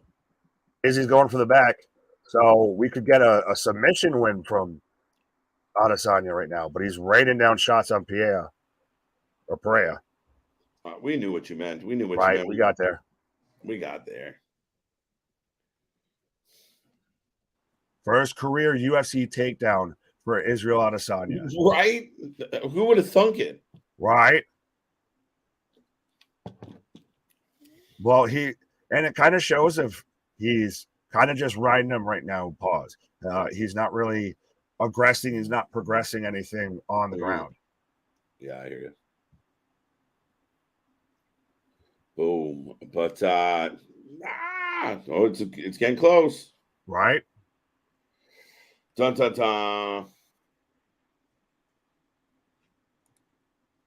Right now, Pereira's got wrist control, so he's trying to work out of this from Izzy. And that's the thing, though, too, when you're exposed like this, of he's going to land those elbow shots on Izzy's thigh, and that's going to affect it later when he's going for those, head kicks, that real kickboxing stuff, those leg kicks that we've seen throughout most of the fight so far. Right? Izzy's a horse back riding. Pause. I even put a break in the sentence so it sounded worse. Izzy is a horse. Pardon? He's a stallion for sure. I'll put it that way. Why? Pause. Right, pause. There is bleeding from the ear now. Well, he was after the first round, but Izzy's right now raining down shots. And that's the thing, though, is Pierre is not really defending too well any of those. He still keeps trying to get to his feet, but Izzy's he's got him in a hip lock, and he's not letting it go. He's got control of him, and he's just ragdolling him. He's not advancing for a submission or whatever, but he's just he's grounding him out. Oh, leg lock. Rolled through, Nick. Pereira had a leg lock, but he gave it up. So right now, Izzy's got side control. Right. I was about to say, if I'm Izzy, maybe we just, stand up and we get done here. But about a minute 9, 8, 7 left in the round right now. But Izzy right now on top in mount position. Just swinging. Going for the ground and pound. Bump, bump, bump. Get him. Advance it. Damien He's got good wrist Sanchez. control. What's that? I was just reading the comment. Oh. Good wrist control by Pereira here. Right. Well, he's good. He's working well off of his back. It looks like he's trying to set up for a triangle almost. It's a solid left, Nick. Oh, yeah. 19, 18. So Izzy's now pretty much telling him, stand up. Well, he's grabbing a hold of the leg. Kick it. Kick him. And the round ends with Adesanya having the back of Pereira. There you go. 2-1 Izzy now for me on my scorebook.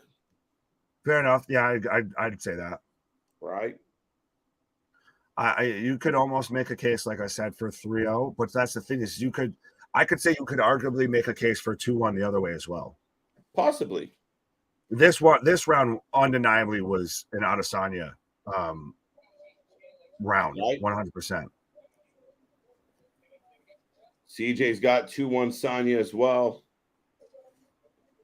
Right. Damien and CJ both saying 2-1, agreeing with us. Let us know who you got for this fight so far, folks.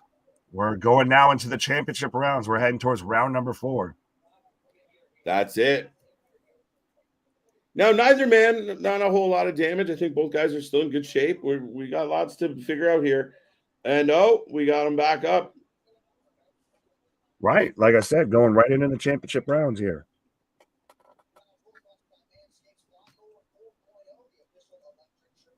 Feel any less confident about Izzy? No, not at all. If anything, after that, honestly, I feel more confident.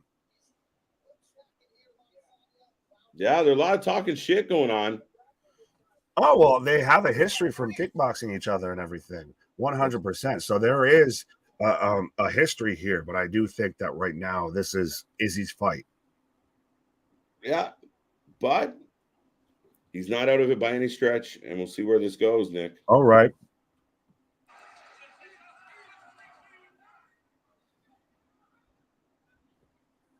I got coming up on the 4-minute mark of the 4th round. Yep, I'm about 4:15 right now. Yes, Adesanya's feeling Uzi.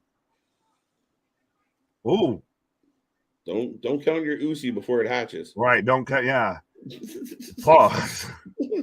I don't know why, but I had to pause. Right? Both guys are slowing down a little bit here, Nick. Well, I think it's feeling it out. It's 5 rounds, all of that. And I don't know. Ooh, right hand from Adesanya. Mick, you're already a member of the channel. Welcome. All right. As long as you hit that nice little subscribe button, you hit that bell notification, and as long as you share it to anybody and everybody that you know, you're a member of the channel. What? Right. Adesanya's starting to pick up the pace here. Leg kicks, body kick. Oh, straight kick. Another couple big jabs right in a row. Yeah. Kick to the body. Mixing it up. Oh, well, I mean, went for the head kick there. Uh-huh. He's starting to change elevations. So he's going to make Pereira's, eyes have to look up and down of expecting that head kick, of expecting, a leg kick, what have you. Right.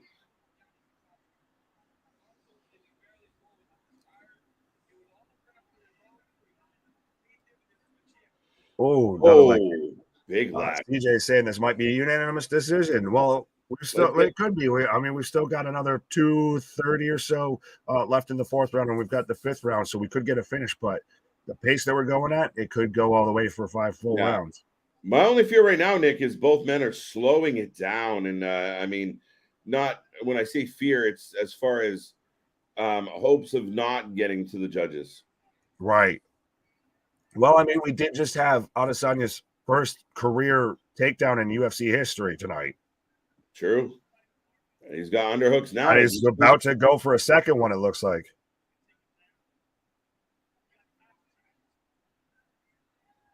But the crowd's sitting on their hands a little bit right now. Well, like I said, I think, and I said it before this match or this fight started, we haven't gotten always so much that pomp and circumstance, that flash, from Stylebender that we kind of got on his build to the title. Now, especially as of late, it feels like he's kind of just fallen into this complacency spot of, I know I'm going to win, so I just get through the fight. Yeah, and then remember, GSP was criticized for that late in his career of he kind of knows that nobody can kind of deal with what he brings to the table physically, so he's just going to coast to these victories, right? Right. But if you don't like it, stop him. Well, that's what happened with Silva until Chris Weidman happened and two-pieced him with a soda on the side instead of off the box and Jake Paul. Right. So that's the thing is, again, like I said before, sometimes when you play the game of fuck around, you find out, and it's not always what you wanted to find out. No, you find out in a big way quick, and it don't feel good. Right. Feeling dizzy. Sanya feeling dizzy. CJ feeling dizzy. Yeah, you're right. Too much Red Bull. All right. I've got Adesanya again going for another takedown. It looks like he's got Pereira pressed up against the side of the cage going for a single leg. But you can still tell that Adesanya is new to takedowns and everything because he's not. It still looks a little bit awkward when he's trying to go for it. If he doesn't quite know. Wait, so I do this here now? Right. Step 1. Right. Got it. Let's go. Oh. Fucking scared the shit. He was dodging, and I thought he was wobbly. Right. But we ended with Pereira going for a little fury, so we're going live for round 5. What? One more round in the books, and then this mega stream, Nick, creeping up on 6-6. hours tonight, sir. Right. Woo! No, it's been a crazy one, and we rolled through 3 pay-per-views, and now we are heading into the final round. Of course, we decided to cover UFC. Let's go right down to the wire. Right. And a perfect time when we get, the last 3 fights, the 3 biggest fights on the card. Right. Absolutely. So we've been blessed by the wrestling gods tonight with, we had 3 shows pretty much back-to-back live currently, all of that. We had a surprise Iron Man match between Alex Shelley and Trey Miguel. We had the finals of the Nick Gage Invitational #7 between John Wayne Murdoch and Alex Colon. Right. And Tyrus is now the new NWA champion, and now we're getting the main event of UFC 281. What? Quickly, are you surprised that it wasn't Cardona? Yes and no, because we still don't know what's going to happen with the Cardonas at this point.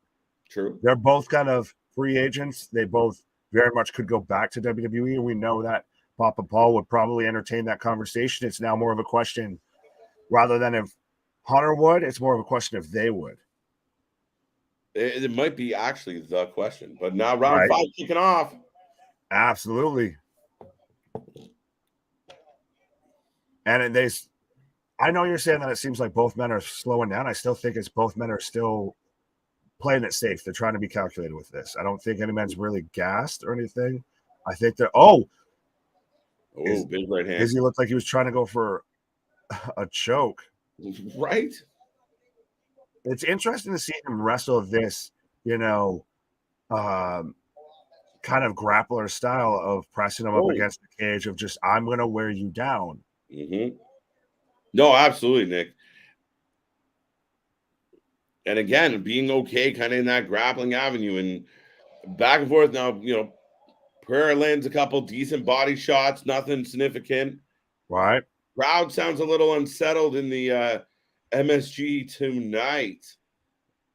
Well, I think we've got, you've got 3 rounds right now to win it. And especially I feel if you're Pereira right now, you've got 3 rounds to win this. Otherwise, you have to beat the man to be the man, to quote Ric Flair. So you've got to significantly and clearly win this fight. Otherwise, thanks for playing. Try again next time. Right. And yeah, I definitely haven't done enough. I mean, if you're going, like you said, if you're going to beat the man, if you want to be the man, you got to beat the man. And if you don't do it significantly, it's a hard ask for the judges. And right now, there's no significant advantage. Uppercuts. Izzy's hurt. Oh, wow. Holy shit. Izzy getting 2-piece. Wow. Oh, wow. Holy shit.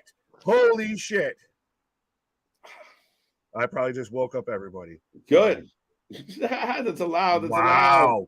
I knew. Oh my God, out of nowhere. Upset. Whatever you want to have it. Whatever you want to call it. CJ or Terminator from the future there, predicting it, calling it, what have you. But Adesanya gets 2-pieced up. Gets put out after he was dominating every round of that fight. So new middleweight champion, Alex Pereira. What the fuck? Did Izzy get lazy? I think it was. Look at this mother. Right. He did. I'll give him credit on that. What just happened, Nick? I like I said, sometimes you play that game or fuck around and find out. And he fucked around and he found out. He really did. He played with fire. We've got a replay here. He eats a good right cross. Yep. And then it's just uppercut. And Izzy's still not really putting his hands up, not defending. Eats another clean uppercut. Another one. I feel like DJ Khaled. Another one. Just uppercut after uppercut after uppercut. And because Izzy kept wanting to play that game, he got cornered up against the cage, got caught, and just got fed fucking nothing but uppercuts. And no response. He just because he wasn't expecting to get wobbled. Once he was kind of thrown off, it was over. He's never been in that position before. He doesn't know how to handle it. He got, like I said, it's that innocent Silva problem. That left hook landed with purpose. Oh, yeah. He walked that man down and just flattened him. He was See, I see CJ saying, no, he wasn't knocked out. He was getting pieced up. He wasn't out like a light bulb. And sometimes you need to protect people from themselves. He was doing nothing to defend himself in that situation. He wasn't blocking anything. He was literally just getting fed right hand after left hand after right hand after left hand. Low-key bullshit. Because he's saying that because it was a rest stoppage versus a straight-up KO. He's not even arguing it. He wasn't defending himself. He wasn't weaving. He was wobbly. There's a difference, but when you weave like that Anderson Silva, I guess how you could see that. But no, he was weak in the knees. That man, he's not disputing it. He's not throwing a fit of saying that was some bullshit. Anything. That man, he knew he got pieced up. Yeah, no, and again, to your point, it starts with that left hook. It drilled and landed exactly on mark, and then in with the uppercuts. Yeah, man. Fuck. What a turn of events. Desperate times. And I would argue that Pereira was definitely desperate going into the last few minutes here. And desperation. Like I said, to be the man, you got to beat the man. And he absolutely beat the man. No! You know that they're setting up a rematch right now. Dana's probably over there like, we're going to run this back, right? You know what we're going to do, right? Yeah, and it wasn't exactly a 5-alarm blaze. Oh, no, it wasn't, Yeah. Pereira with the upset, Nick. Right. Picked a good night to tune in. Absolutely. Well, I see Mike here saying, and y'all doubt Connecticut fighters. Well, he's by way of Brazil. Listen, you can't just fucking blame him because he came over and all that. The man's from Brazil. Right. He just trains in Connecticut. Way to tick. Right. It's not like he's a hometown boy. That's the thing. Connecticut ain't got shit, so they got to claim shit. Huh? There must have been a bearded guy. He's talking about the Brazilian coach with right now. Oh, look, the interpreter. You're right. My interpretation would be real different. I fucking won. I knocked him out. Woo! Right. That's what he said. I swear. Here's what I have to say to CJ's comment. Accusations. Enough of your accusations. Right. But still, I want to still watch this replay because this was just this left shock of the century. That left uppercut, that left hook just lands clean as a mother. And then he's just eating uppercut. Right? He's falling down. He's falling around, fumbly bumbly. Just, you can see him. He's not putting his hands up to try and defend. He's trying to just push away. That man was on Dream Street. That, you know what? That last replay, Nick, sorry to stop you though, but that last replay, I mean, it does kind of, you're like, ooh. The ref did come in. I still don't see it. No, it was a win. I mean, if the ref waited, it would have been 2-3 more shots. It was over anyway. Sometimes when somebody's getting pieced up, you need to protect them from themselves and protect them from the situation. That's your job as a referee. I'd rather the fight get stopped early and Adesanya not get hurt by eating a couple more shots for it to be a 100% knockout versus the ref stoppage. He's not defending himself. How fuck is that? Himself. Sorry, on a side note, it's his 5th MMA fight. What? His 5th MMA fight. He's the world champion. Well, he's got I know Damian's mentioned it a couple times and everything, but he does have an established kickboxing career and everything. Absolutely. But so upset, shocker of the night, the month, the week, the year, what have you. Alex Pereira knocks out TKO stoppage in the 5th round of Israel Adesanya. So your new reigning, defending UFC middleweight champion. Damian, do you know what I'm going to be watching tomorrow morning? The inside of my eyelids. That's what I'm watching. Get out of here. There will be no waking up for Mayweather tomorrow. No, his name's KJ Khan. Did you How read you the guys comment? still up? What? Read the goddamn comment, and then you'll get my joke. Oh, how you guys still up? Blue Chewies. 3 pay-per-views and the UFC event. Almost 8 hours. Who books your shows, Tony? Listen, this wasn't my booking. I know. Trust me, I'm a sucker for pain. And it was 6 hours. We'll stay another 2 if you tempt us. Give us some time. Let us take a little pause here. We might come back for another, we'll be here for another 2 hours. I'm sure XPW is still in a bunch of intermissions. Don't you fucking dare. Don't you dare look. I'm done. 1 second.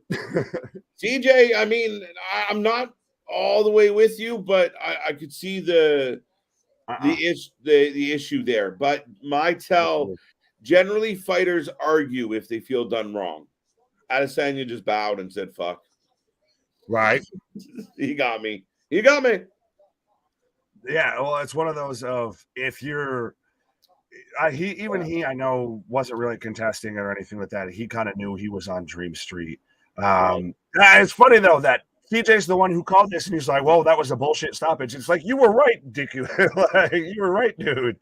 Mm-hmm. But yeah, no, fortunately there's nothing on Fight TV or Fight Plus or anything like that until about 6:50 a.m. in 6 hours. So we're safe there. If any 2 people could keep talking, I mean, and a third, this man here, I mean, typing. Right.